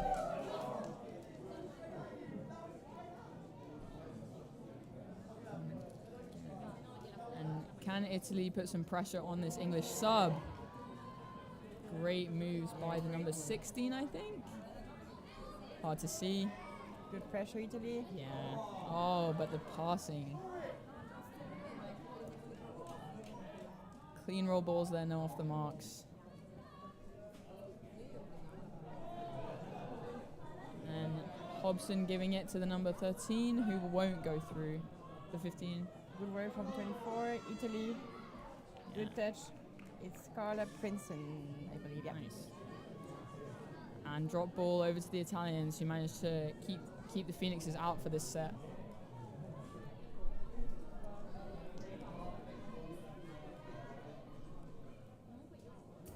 Oh.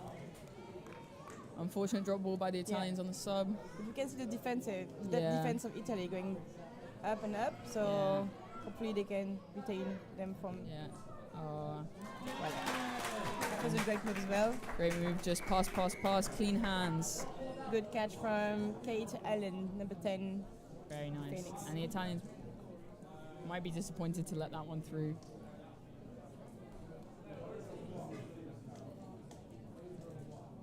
Phoenix is taking a 7-0 lead as we come towards the end of this first half. 2.5 minutes to play. And the Italians will take a tap again.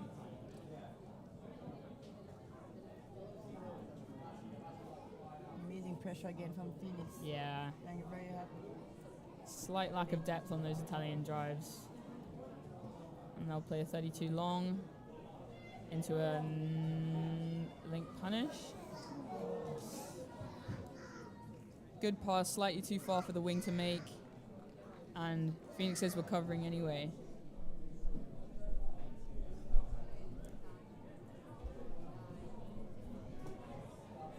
Good Italian pressure here. That's third on the halfway.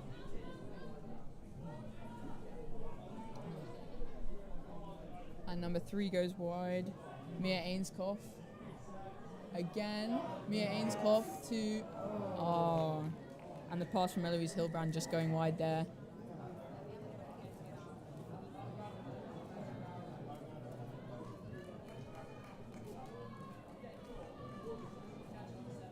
Our Belgian ref Vincent showing them what's up. So Italy get the chance to have a few fresh legs on already. Yeah.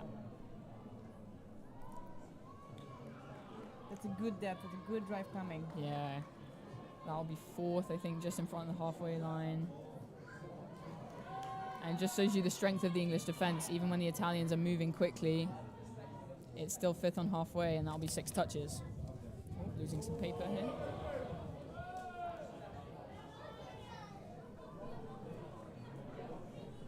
Oh.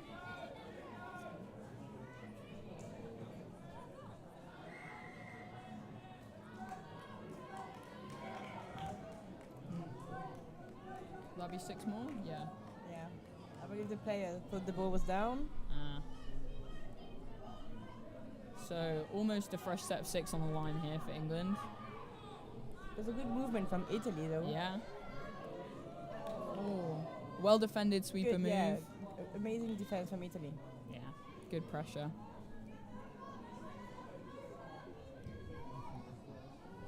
And nice passing as well. Yeah. Oh. So at the end of the first half, the score is 7-0 for England Phoenix so far.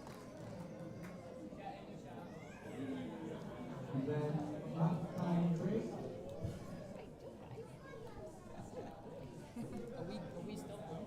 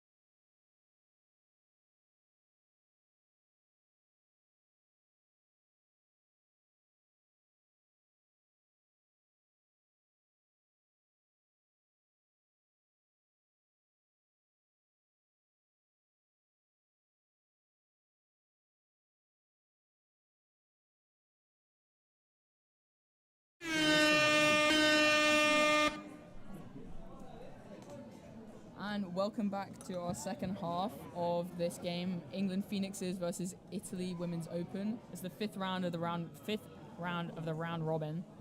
And England Phoenixes are leading 7-0 currently, coming in for a strong attack.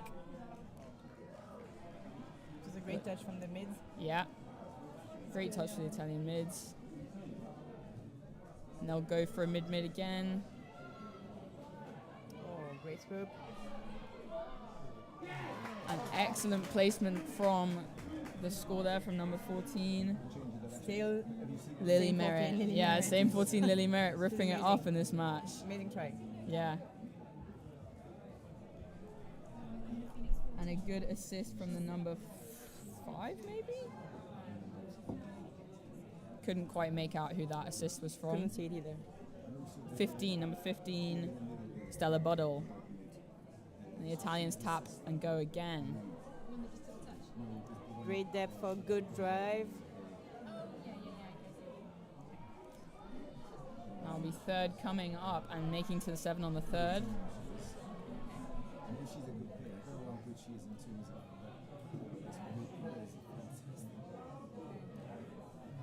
Slightly lacking speed on that attack Yep. there, the Italians. A bit of speed and organisation, and eventually the ball will be dropped.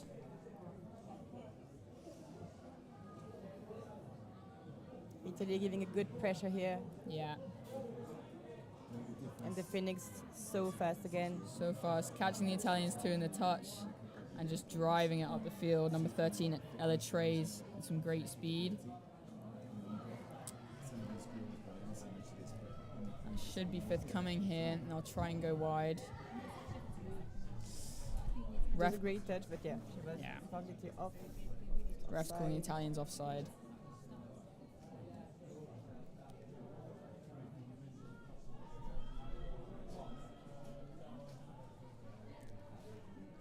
Good Inglewood, defense from Italy. yeah. Good corner shot there. Definitely touch made. Yeah. But they were offside and are being called so by the ref.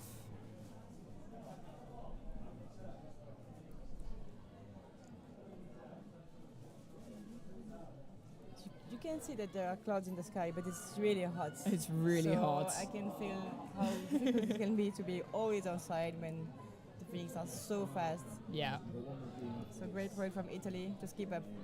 yeah. Working hard in defense against a team that's very fast in this kind of heat. Very tiring. But they're making good drive, good meters anyway. They have great speed, Italy. Yeah, Great legs.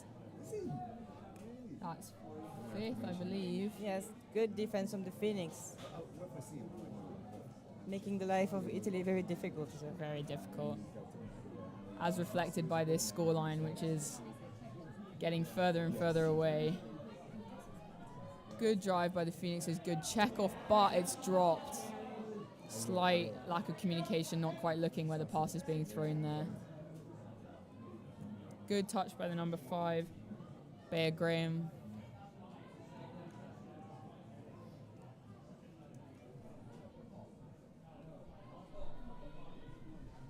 As Italy make it to their box, getting fresh legs on. Good speed, That's amazing good speed. speed from number 17, not quite caught there by Claudia Pellicani.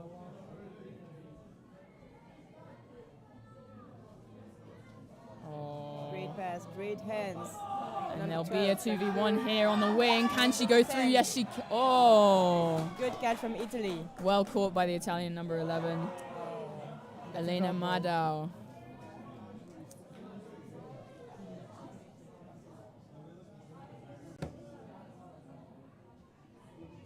Oh, Shadi just making the extra pass there.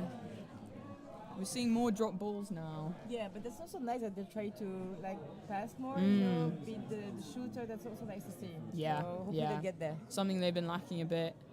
Sometimes taking it straight in. Ooh. Good defense from the Italians there, keeping the Phoenixes out on the line. They get the ball, they get to go to the sub box, Yeah. have fresh legs.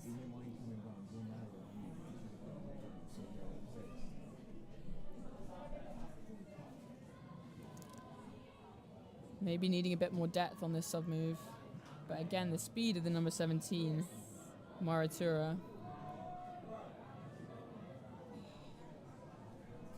And that's a shame, just a bit of a fumble on the scoop. Amazing hands, amazing passes from Phoenix. Yeah, Second touch, halfway. very clean subbing as per usual. Good catch there from the number 1.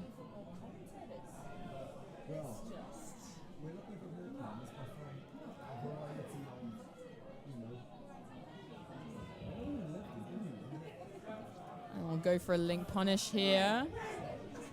Oh, and the pass out to the wing. Amazing Very pass. nice. Very nice there from England with the wing coming in, shutting in.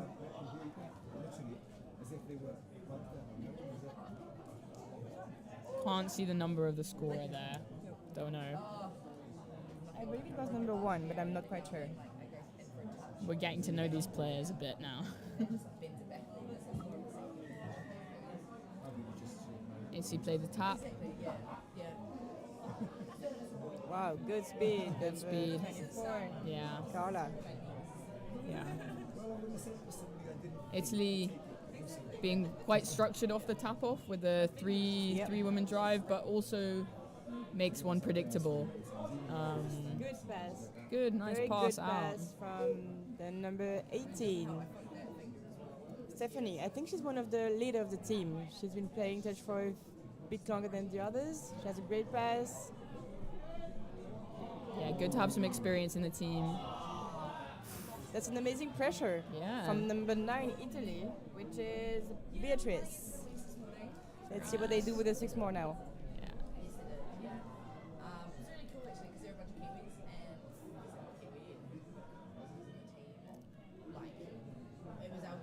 Very hard to make meters here, especially when with the change of players. And looked quite off the mark. The pressure from the Phoenix is just amazing to see.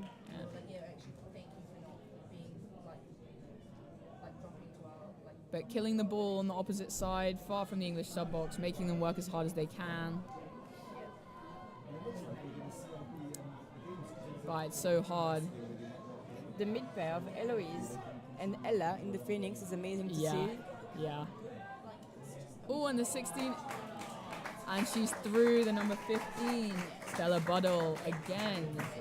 Great speed. Just catching the Italians there. Have left some gaps, and the English are exploiting them.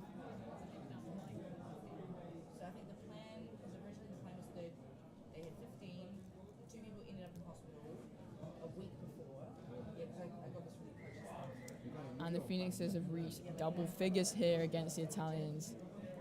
10-0 is the score.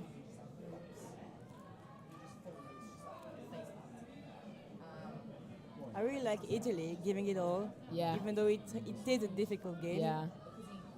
To play such an experienced team, Yeah, a nation which has three teams here in this Yes. category. It cannot be easy, but they go for it anyway. Yes. Oh, unfortunately that's 6 touch, but that was a great dive from the Italian number I've been playing 3. with the number 3 actually. Ariana? And number 3 Italy. Oh, no. Clara. Yeah. Really fierce on the pitch. Very nice. Where did you play with her? Sorry. Where did you play with her? We played the club championship in Valencia last year. Or yeah, last year, I think. Wow. Very nice. We were missing players, so they came and helped us. Aw. Oof. Ooh, and the double step.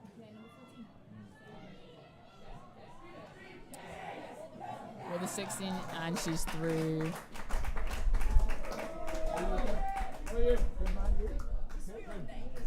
Great moves there from the English, just leaving the Italians unable to defend. You can feel that it's being difficult for Italy. Yeah. You can feel it on their faces. Halfway through the second half, Yeah. hot day against a fast team, but they're giving it their all. But still, yes. That's Yeah. very nice to see how Yeah. they keep up. Yeah, and the energy on this tap off, it always stays. And a good step from the number 18, Stephanie Trinko. Making great meters here. Go for the link punish. Oh, and that looks like ball down. That was a good D. That was good D. Touch made.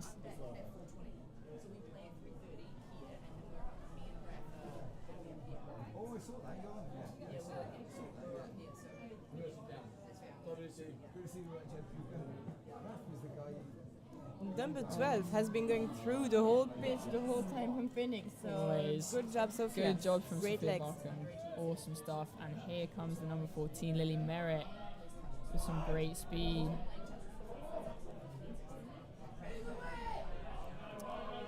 Nicely set up sweeper there and straight through.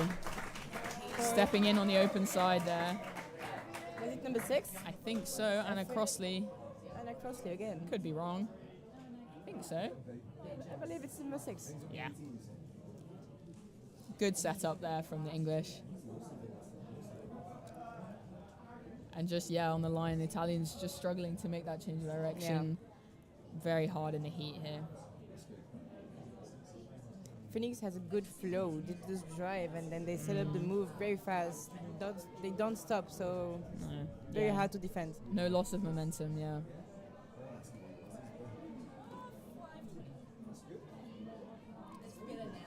Ah, good pass from there. Looks like a setting up for the backdoor. sweeper. Yep.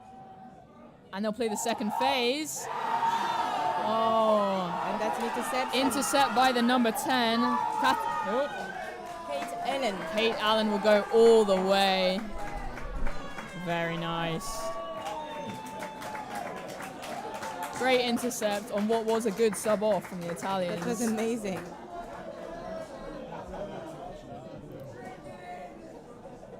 And she'll take her place in the sub after that great run. Yeah. She deserves it. Yeah.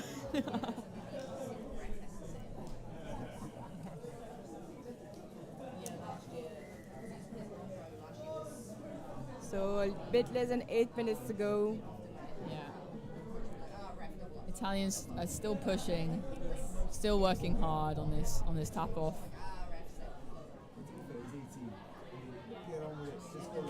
Ooh, big touch there. But ref will not call hard touch, calls play on. Actually, Naomi, we've played against the Italian team in Nice. We did. Yes, so we know a few of them. We do know a few of them. Yeah. That's number 8 from Italy. Yeah. Oh yeah. Ariana, she's very fast. She has white legs. Fast. Yeah, there's lots of women's international tournaments that we've been being a part of with the Belgian women's team, and good to see women's touch growing everywhere. And improving so fast. And I'm quite sure those kind of tournaments will bring them so much experience. Yeah. And it's in these matches are hard, but you learn playing against such an amazing team. Of course you do. Great extra pass. Oh, and she'll go all the way past. Caught there by the Italian winger. Great legs. Poppy Priest. Very nice. There will be an off the mark there called by our Belgian ref Vincent. Also shout out to Phil Holiday, who is referee coach, also a Belgian. A fresh level 5 from the work. Fresh level 5. And such an amazing coach, really supportive. Ooh, big touch there. Cool play on.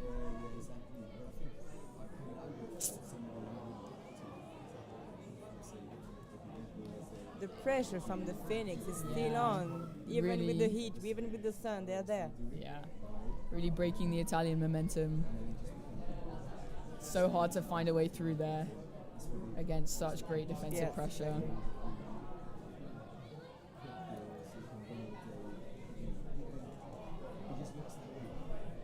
Great step from number 3. Yeah. Mia. And arriving at the line with touches to spare here. Going for the sweeper. Sweeper scooping on the sweeper, and the 9 will go through from Eloise Hilbrand. Number 9. Great try. Those sweepers are working well against the Italian defense. You can feel the vibe between number 9 and number 13. Yeah. They probably know each other. Very good partnership.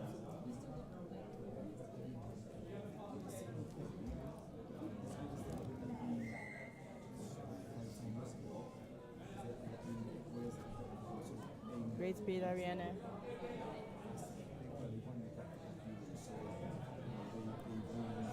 Sorry, a bit late on the score. Trying to keep up. Lots of tries being scored here. That's an unfortunate drop ball from the Italians. They've had quite secure hands on the tap-offs. Not so many drop balls there. Yeah, exactly. So to see that is just a sign that it's hot. 5 minutes to go. It's been a long match.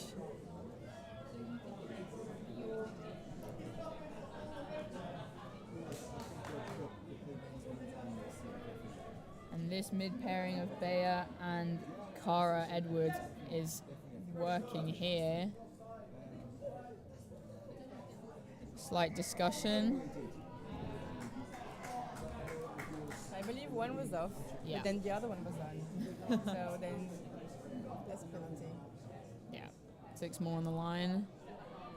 Going for the open side quickie, and a nice dive by the number 16. Amazing step. Amazing Cara step. Edwards diving in, I think. Yeah, number 16. Cara. Wow, that was very nice. Very nice.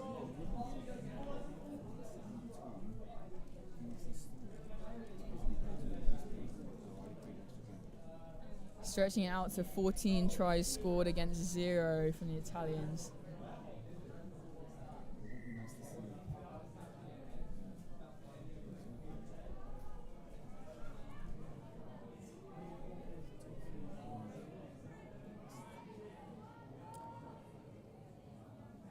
Passing it out to the link. Going in for a link punish. Good hands from the wing. Good hands. Defense was very aggressive there, so Yeah, looks like a forward still. pass, but still good to kill the ball far from the sub, make the Phoenixes work to get it back. But oh wow, the passing great. and a great speed Word, from number 3. Mia Ainscroft. Oh. And Mia Ainscroft going all the way through for that try. And the Phoenixes are running, stretching their legs here. Very happy with that one.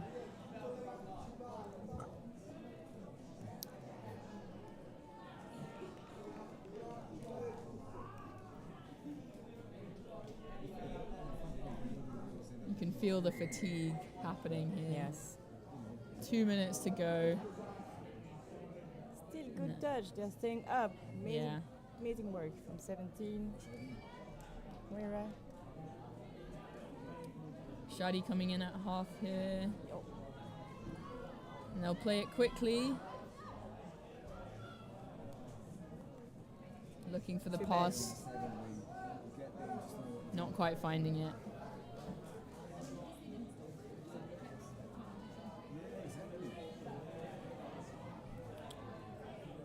Great cover from number 1, Chiara.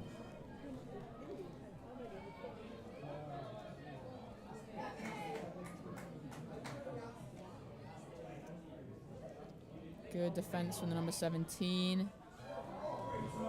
Great touch, Shadi. Great Number touch. 7. Amazing. Nice one, Shadi. Giving the Italians a chance to get fresh legs on and attack.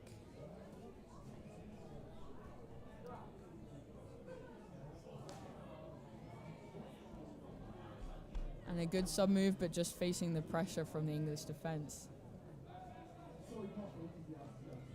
But it's already touch number 5, Yeah, so this will be last. turnover.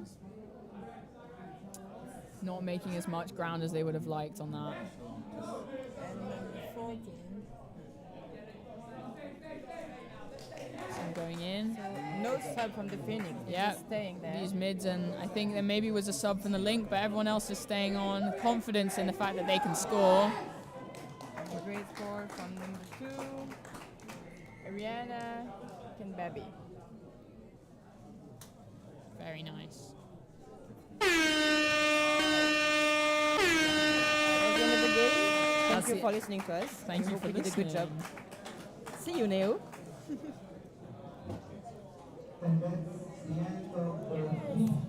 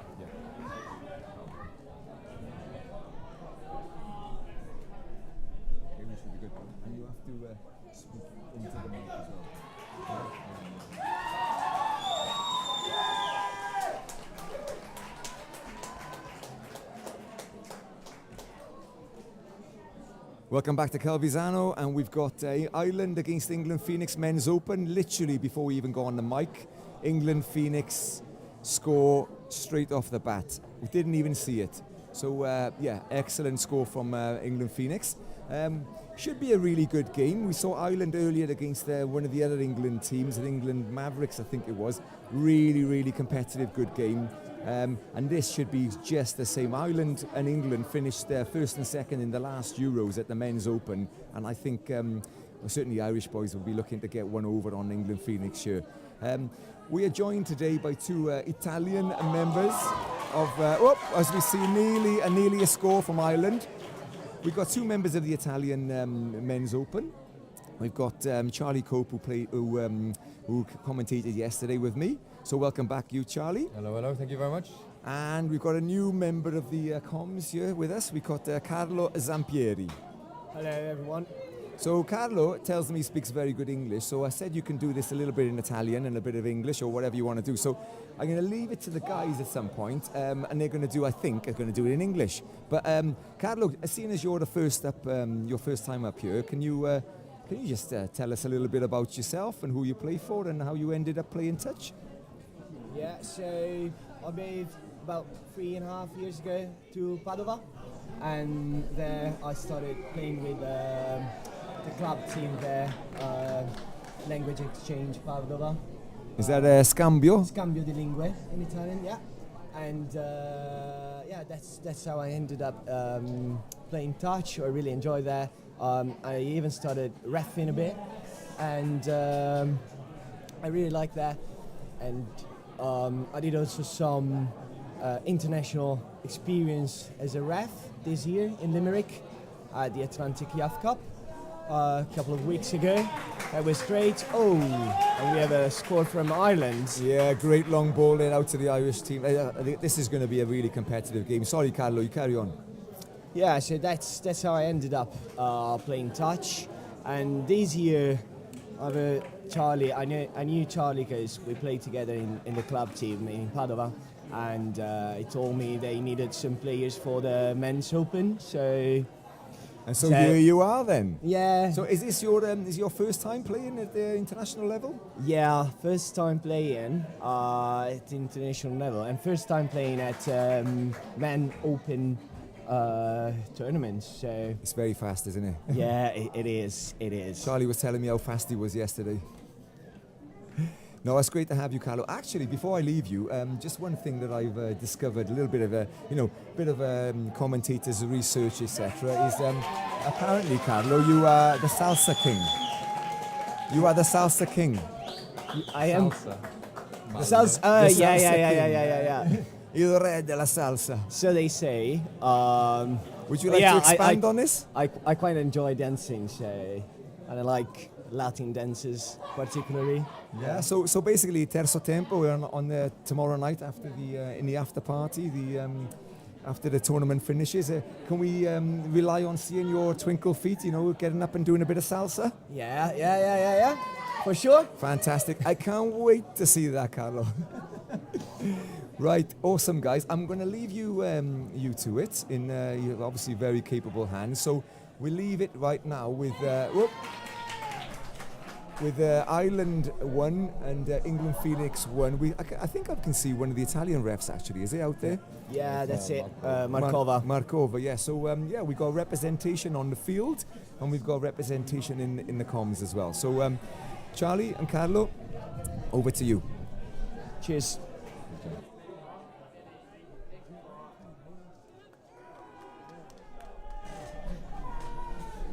Thank you very much, Jan. Let's just jump in here, just adjust this mic.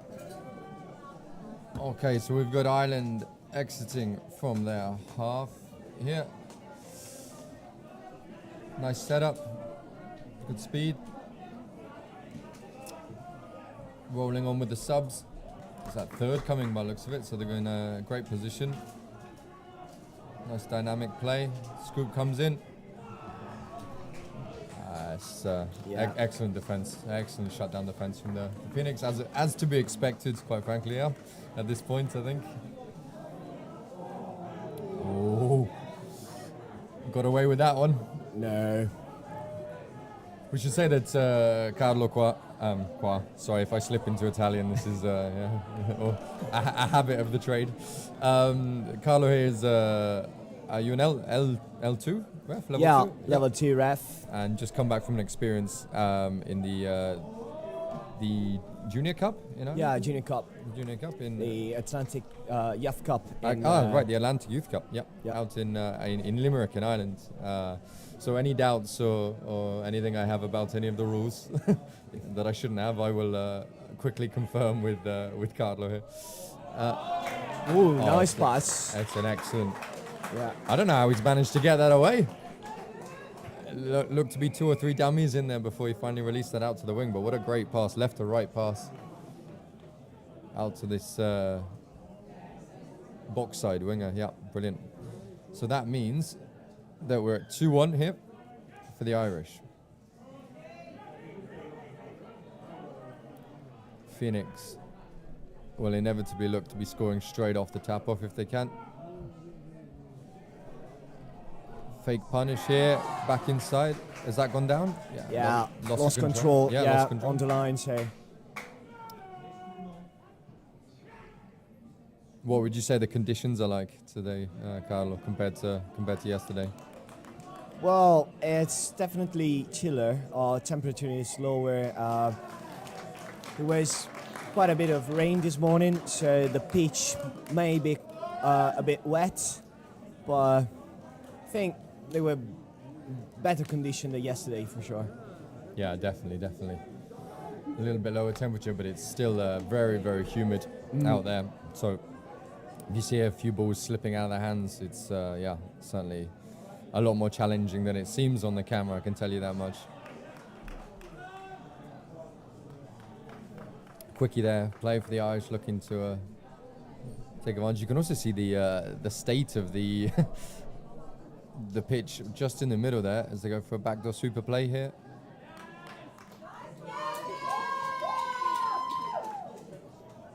What's he giving there, Carlo? Another touch. Just another touch, yeah. Last touch coming, so they've shifted out to the wing. Yeah, sensible option there.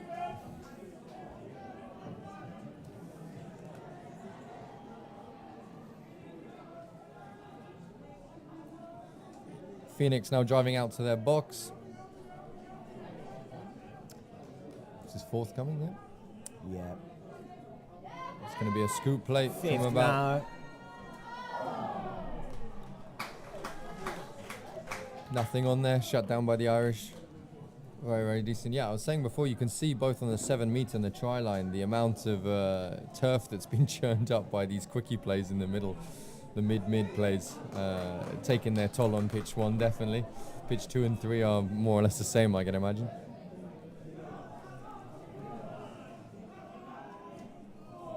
It's a 32 pick by the looks. Still alive.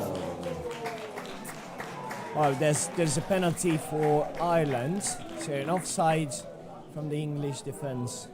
Yeah, Ireland attacking with such speed that it's very difficult for Phoenix to get back on side, you know.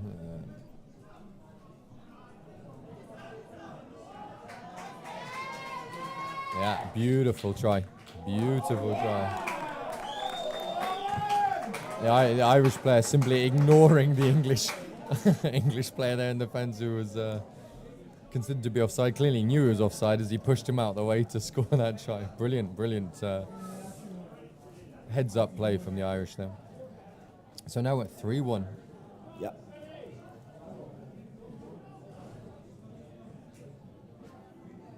Ten minutes in, 3-1. England Phoenix looking to strike back here with the tap-off play. Ooh. Is that another loss of control there? Yeah, lost control at the end. Yeah, the setups are good. Just it's not coming off at the moment for England Phoenix, but you know it's a great hands nice. out to the winger. Yeah. Touch 3 there on the halfway. Brilliant drive from the Irish. 4, 5th coming here. Scoop play. Yeah. Oh, straight through the gap.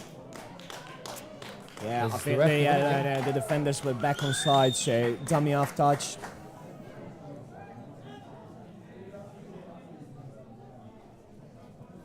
Yeah, the Irish certainly looking to be the side with a slightly more fluid gameplay at the moment. Rolling on with certainly a little more speed than the England Phoenix at the moment. Here we go, back on box side. Yeah, nowhere to go in that corner, unfortunately. Irish looking strong, rather worryingly for us. Yep. Ooh. There's the famous commentator's curse there. Yeah. What if you got that on your bingo card? You can tick that one off. So 6 touches here. There's one. Oh, risky play off the first ball. Great cover defence from the Irish winger there. Number 16, we've got Ben Layden. Great cover defence from him. Touch 3 coming in here. Ooh. Almost put that in the the Irish link's hand there. Yeah, quite risky. Matthew Maynard looking to go in for the try there. 32 pickup. Ooh, yeah. Beautiful play. Everyone running their lines, timing perfect. And it's 3-2. 3-2, yeah. Close game as expected. Remember that this England Phoenix team is one of 3 taking part in the men's open competition. England Phoenix, England Mavericks and England Storm. And here the Irish straight up to the 7-meter line. It's at 33. Yeah, it was a 33 split. Split, yeah. I think. Didn't quite see where the ball ended up there as we lost it off the camera, but ball back in the possession of England Phoenix as they drive off the field for the changes.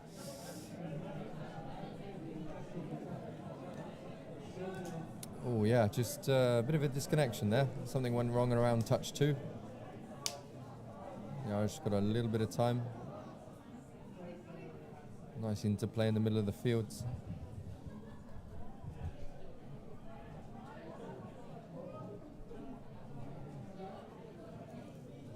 Let's come to the right hand side. Here Link goes down, it's sweeper play. Yeah, touch comes in there, great diving touch.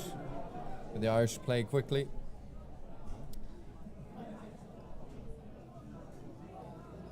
Go again, another 32 pickup. Long pass. Ooh. Yeah. Looks good to me. Looks good to the ref. Yeah. Nice long pass to the wing. And it's another try for Ireland. 4-2.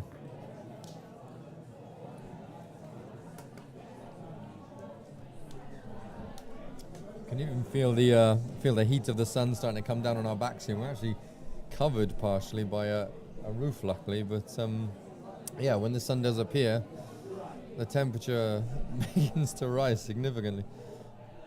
Yeah, a bit of confusion there, but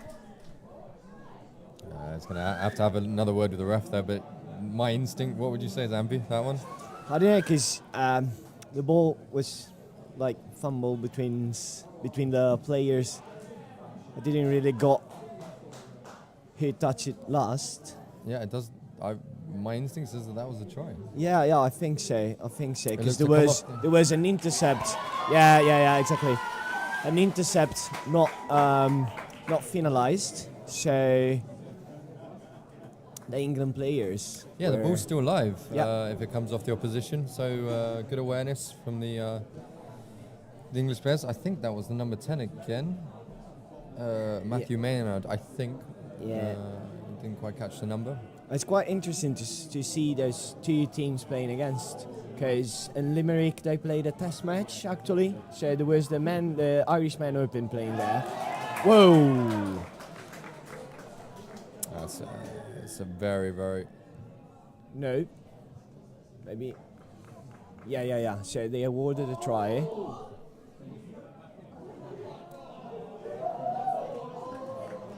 Okay, I'm not sure if we caught that on the camera, but it looked like a bit of self-medical treatment from the England player on the field there. So it's another try for Ireland. He looks okay now. Yeah, 5-3. Ireland now go 5-3 up. Yeah, sorry, slightly distracted by.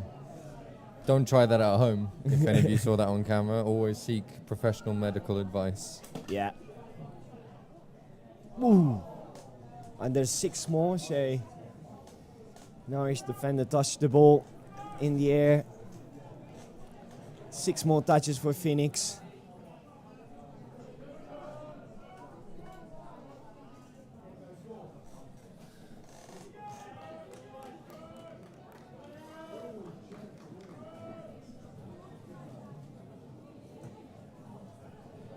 Final attack here from Phoenix. Pick up play, fired out. Nice pass. Nice pass from number 3, I guess. Yeah, Sam Dixon, a name anyone who's watched any touch online's probably heard a million times. Brilliant pickup, fired out. Looks just so simple. Yeah. So as I was saying, I mean, many of the players here playing for Phoenix, I remember seeing them in Limerick a few weeks ago, playing with the Men 20 team, and they played a test match against Ireland's Men Open. So, guys, yeah, they definitely know each other. And it's another try for Ireland. Did I give the one to England? No, so it's 6-4, 6-4. Nah, it's a brilliant. I think that was a 33 split again. Yep. Looked like. Just that split second to make a decision which player to hit with the pass, and just beautifully fired across the line. It's such a hard skill to execute, but as you can see, when it comes off, it's almost impossible to defend. So credit where it's due there to the Irish. Brilliant play. Punish, fake punish, open back out. Ooh, unlucky. Once again, the defender was there though, so long pass coming out. Yep. I think the Irish should just look to go into the break ahead now. Nice dummy. Ooh. That's a good thing I didn't open my mouth. I was just about to say it's a real fluidity to the Irish play, a real kind of connected way that they play. Unfortunately, these mistakes do creep in as we get to the end of the halves, respectively. Just 2 minutes left of this first half. Ireland in front, but not comfortably in front, as Phoenix look to get one back before the break, but the Irish are more than on top of that one. Last touch is coming. Yeah, that's it. Yeah, it's touch and pass. Not sure if they were back 10 there, but the refs let them play on. Second touch coming in here. Third. Oh, and the ref's gone the other way. It's given a there's tap a penalty for Phoenix. Yeah, I guess that's a obstruction in attack.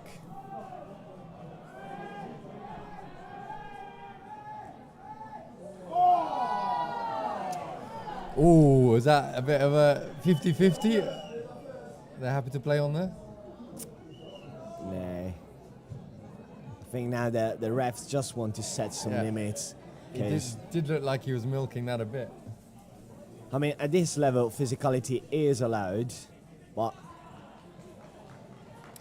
there's another keyword, which is safety. So as the energy levels start to drop as well, it's easy to accidentally.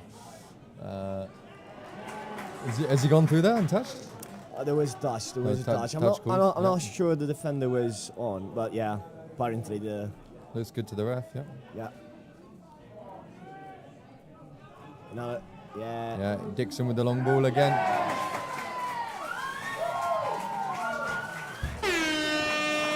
Well, there you go. What a way to finish the half. England Phoenix just drawing one back to make it a very, very close game, 6-5. Brilliant play from both sides. Yeah. So in Limerick, I think the test match was it ended like 9-8 or 8-7 for England. A close so one every now, time. So now Ireland, I think they really want a revenge. So It's about getting one back, yeah. 6-5 Ireland. No, it's finished. He said it cuts off after about 10 seconds.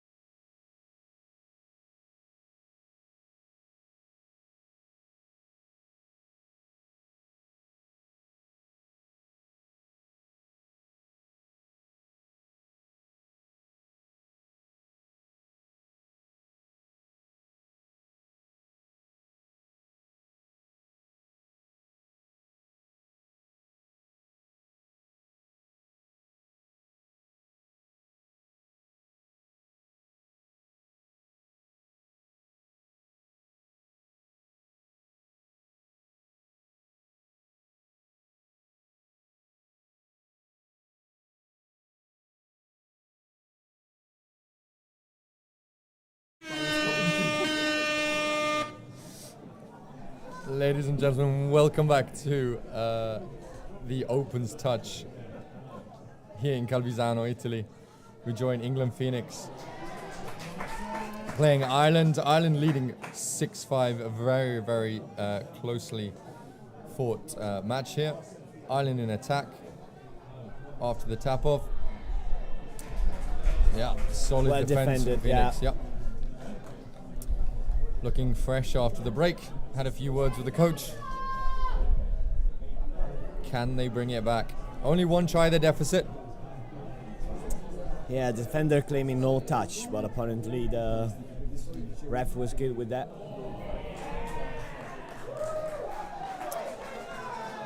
Yeah, there's a certain kind of understanding in the men's touch that a certain level of physicality is more than accepted. But you do get a couple of times when it's a little bit over the limits, and I think it's great to see that players on both teams tend to own up and accept it when there's been a little bit of let's say they've gone a little bit too far over the line. Yeah, now a penalty for Ireland. There was a no touch. No touch? Yeah. They played a roll ball though, but that is allowed. So you can play a roll ball instead of a tap, but not the other way around. Yeah, which is say that. Well, you can Nice. You can explain this, Carlo, as we see the ball go down. The difference, when do you play a tap and when do you play a roll ball? So a tap is when a penalty occurred, so the offended team can play with a tap. The defense must be at 10 meters from the mark, and the player tapping the ball is not considered a dummy off, so it can be touched, and that counts as a touch. Yeah, so we should say that the dummy half is the term that you'll hear a lot on comms. Dummy half is the player who picks the ball up after a roll ball. Yeah. After a roll. Somebody just came over and said they think the score is wrong, so I've just been to ask the refs. Okay. And it's 6-all. So we've had a message from the higher powers that the score is apparently 6-all. So we do apologise for that. 6-all tied up here, England, Phoenix, Ireland. Even closer than we were. What we thought. Than we were trying to exaggerate before. It is exactly tied up. You can see now teams trying to find the cracks in each other's defence. But Phoenix do look like they've come out more solid than they went in at the end of the first half, I must say. Lovely pop there to release the play, getting them up to the 7 here. What's the attack going to be? Yeah, ball down there, fumble on the ground. These moments could be the moments that change, between make the difference between a victory and a loss at the end of the day. These tiny little moments like that. It's hard to know. Will it be a moment that counts at the end of the match?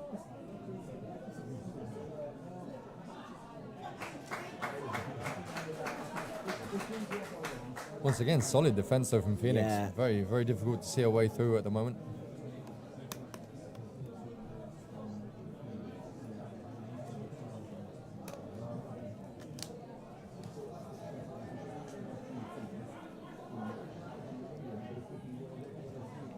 Spreading it, using the full width of the field.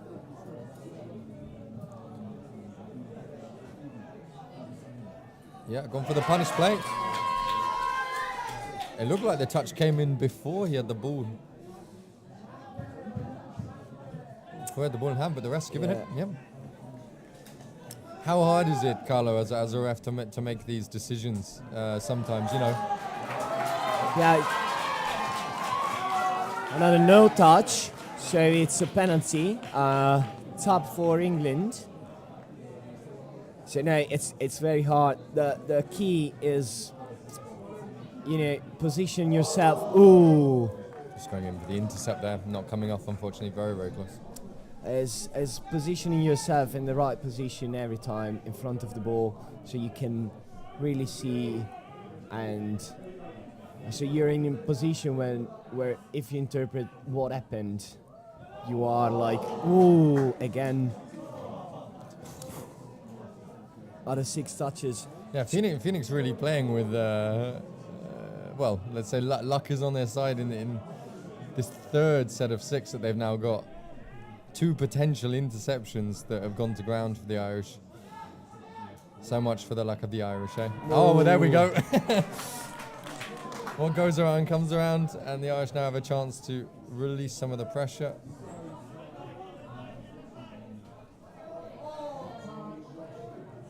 Yeah, some hard touches coming in here.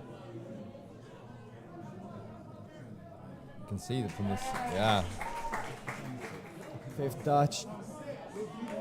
Ooh.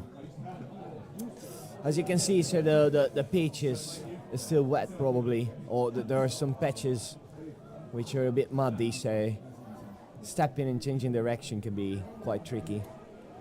Yeah, it looks wet underfoot, and yeah, the turf gets a little bit torn up. And when you're going into these touches, it often creates a serious challenge to place the ball correctly when, yeah, it's a little bit wet underfoot. It might be called touch, but there you go. As you can see from touches like that, it's not your usual touch. There's a lot of physicality in the men open category, particularly. Yeah, defense was good. Yeah, great touch coming in there from the Irish.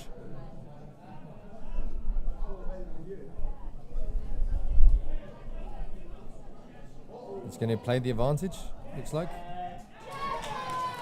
No advantage given.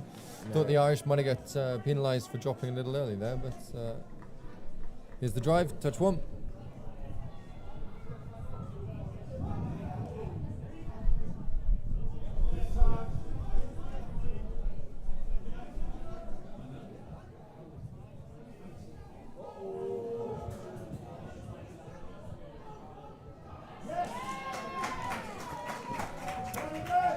Yeah, the Irish picking up the speed, definitely, but Phoenix certainly seem more prepared to deal with it this half than they were in the first half. Still sitting at 6-6 though. A lot of mistakes starting to creep in now. Yeah, from both sides. From both sides, absolutely. We should remind... But actually it was a penalty for England, because there was man in the ruck. Man in the ruck, yeah. What does that mean when you say man in the ruck here in touch? So it's when the defender goes over the mark of where the touch was made, and it's like obstructing the dummy half from popping up the ball. So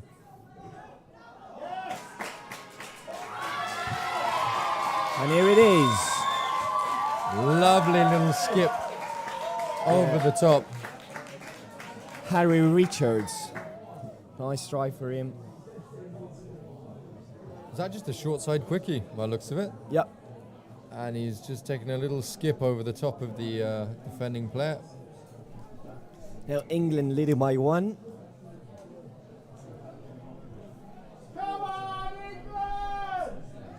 Lots of supporters here from the UK, I must say. The usual entourage. Then again, there are 3 English men open teams and 3 women's open teams here. So, whoa, nice by pass. far the most represented country here in Calvisano. It's a very good touch from the English wing, but even though there was another player, I think the link offside, so it's a penalty for Ireland. Other 6 touches for them. Punish and that's a very, very harsh call. Yep. And it's another offside. So it's the second penalty in the 7-meter area. So now England must be very careful not committing another infraction. Yeah, 3 infractions on your line means it's another early drop there. And now it's a try. Yeah, it's gone through. Refs are fine with that. And it's even again, so 7-all.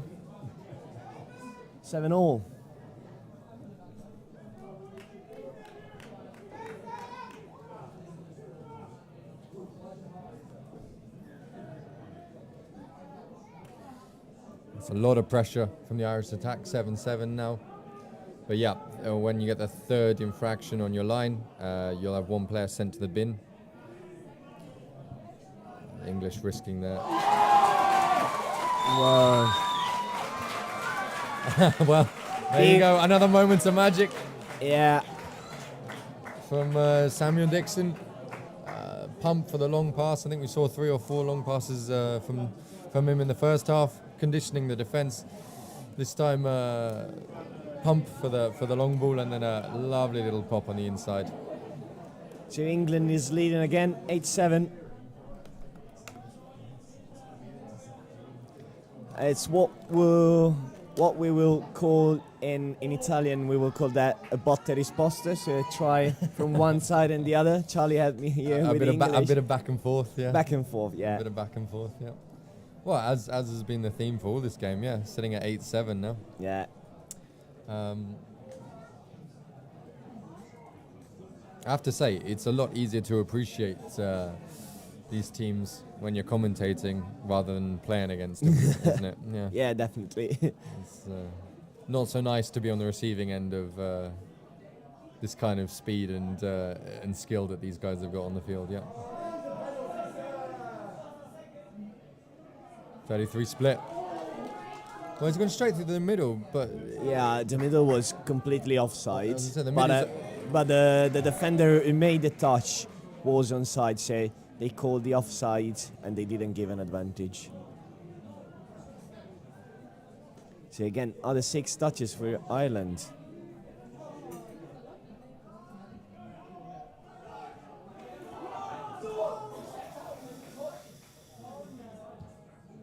It's going to give it. It's going to give it. It's going to give it. A bit of miscommunication probably between the refs. The on-field ref is definitely looking to give this try, and I think he is going to. He is going to, yeah.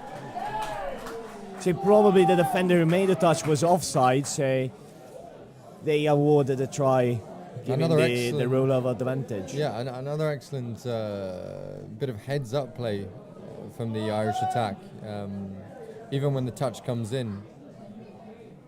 So they're even again, 8-all. 7 minutes left in the second half, 8-all. Great game.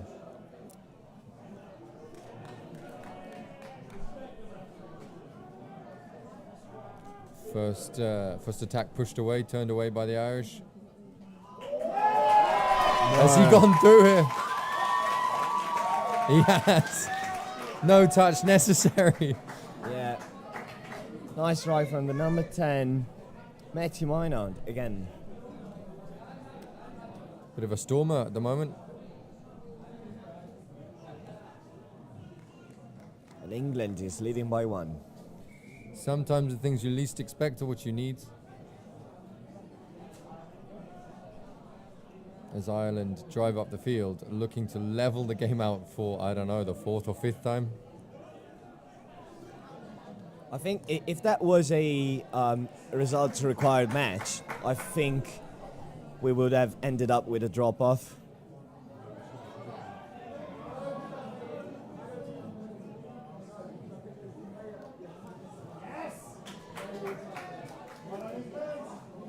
So there's a touch, but an offside player, so another penalty for Ireland. Another offside, yeah. I mean, this is becoming a bit of a trend at the moment. The English are defending, managing to keep the Irish out, but they are risking losing a player. Early drop again here.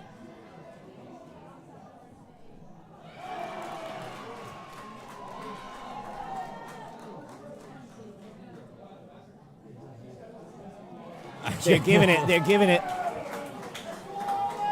Once again, they just know, they can see which players are clearly offside. A step around one, ignoring the other, and the ball once again placed down just moments before the touch comes in. But once again, a question of milliseconds. And the game is even again. 5 minutes, just under 5 minutes left.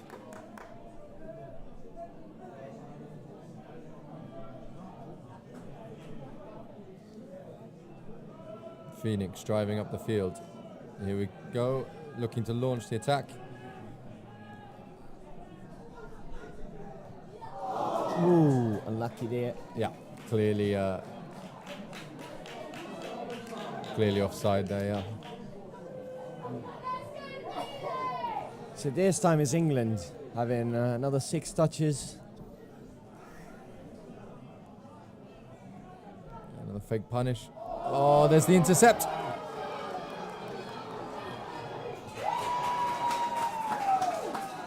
Great covering touch from number 15 there, from the Phoenix.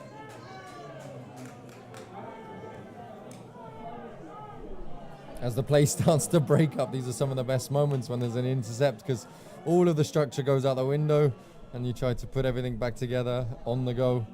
Oh, is he going to get pinged for that one? No. A bit of crossing there, but that's okay. Running behind another player, I don't think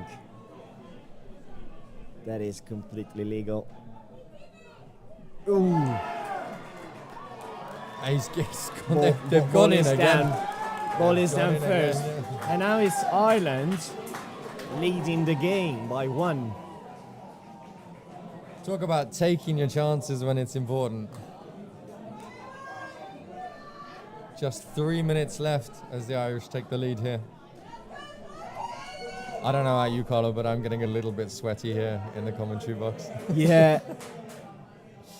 It might just be the humidity that's building, but Phoenix looking to attack here again. Dump and split. Another beautiful ball out to the left by that man Dixon again.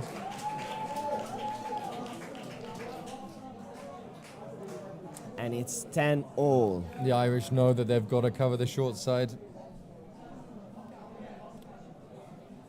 I mean, again, I think this game could have ended up with a drop-off if it was like a result-required game, and I would have loved it to see it. No drop-off if it's a draw. No drop-off. No, because it's still a pool game. Still pool games, okay.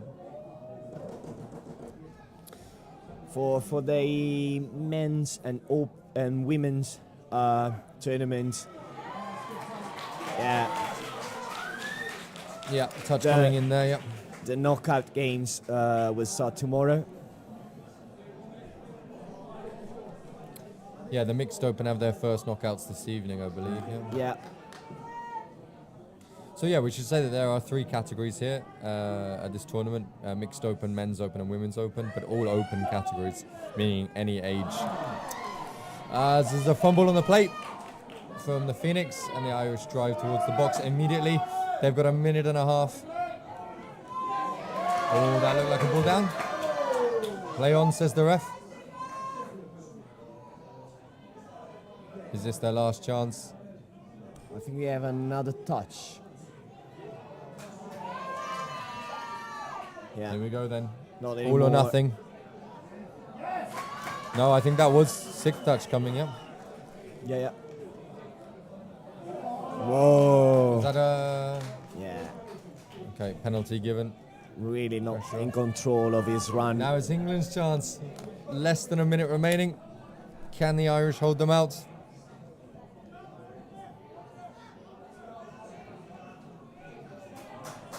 Good meters made by the number 6. Yeah. The drive continues.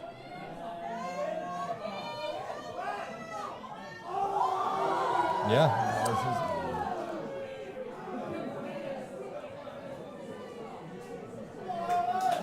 Ref says 6 touch. Yeah. It was touched. 6, yeah. It was touched, definitely, but was it number 6? I don't know, but I think they scooped. So, if I'm not wrong, they scooped. So it was the dummy half who was touched. Oh, a bit too much contact in there, and that looks to be it. There's the buzzer. No more touches. Oh, that's the end. What it's a game. Draw. What a game. Thank you very much, yeah. ladies and gentlemen. Let's hope to have a few more games like that.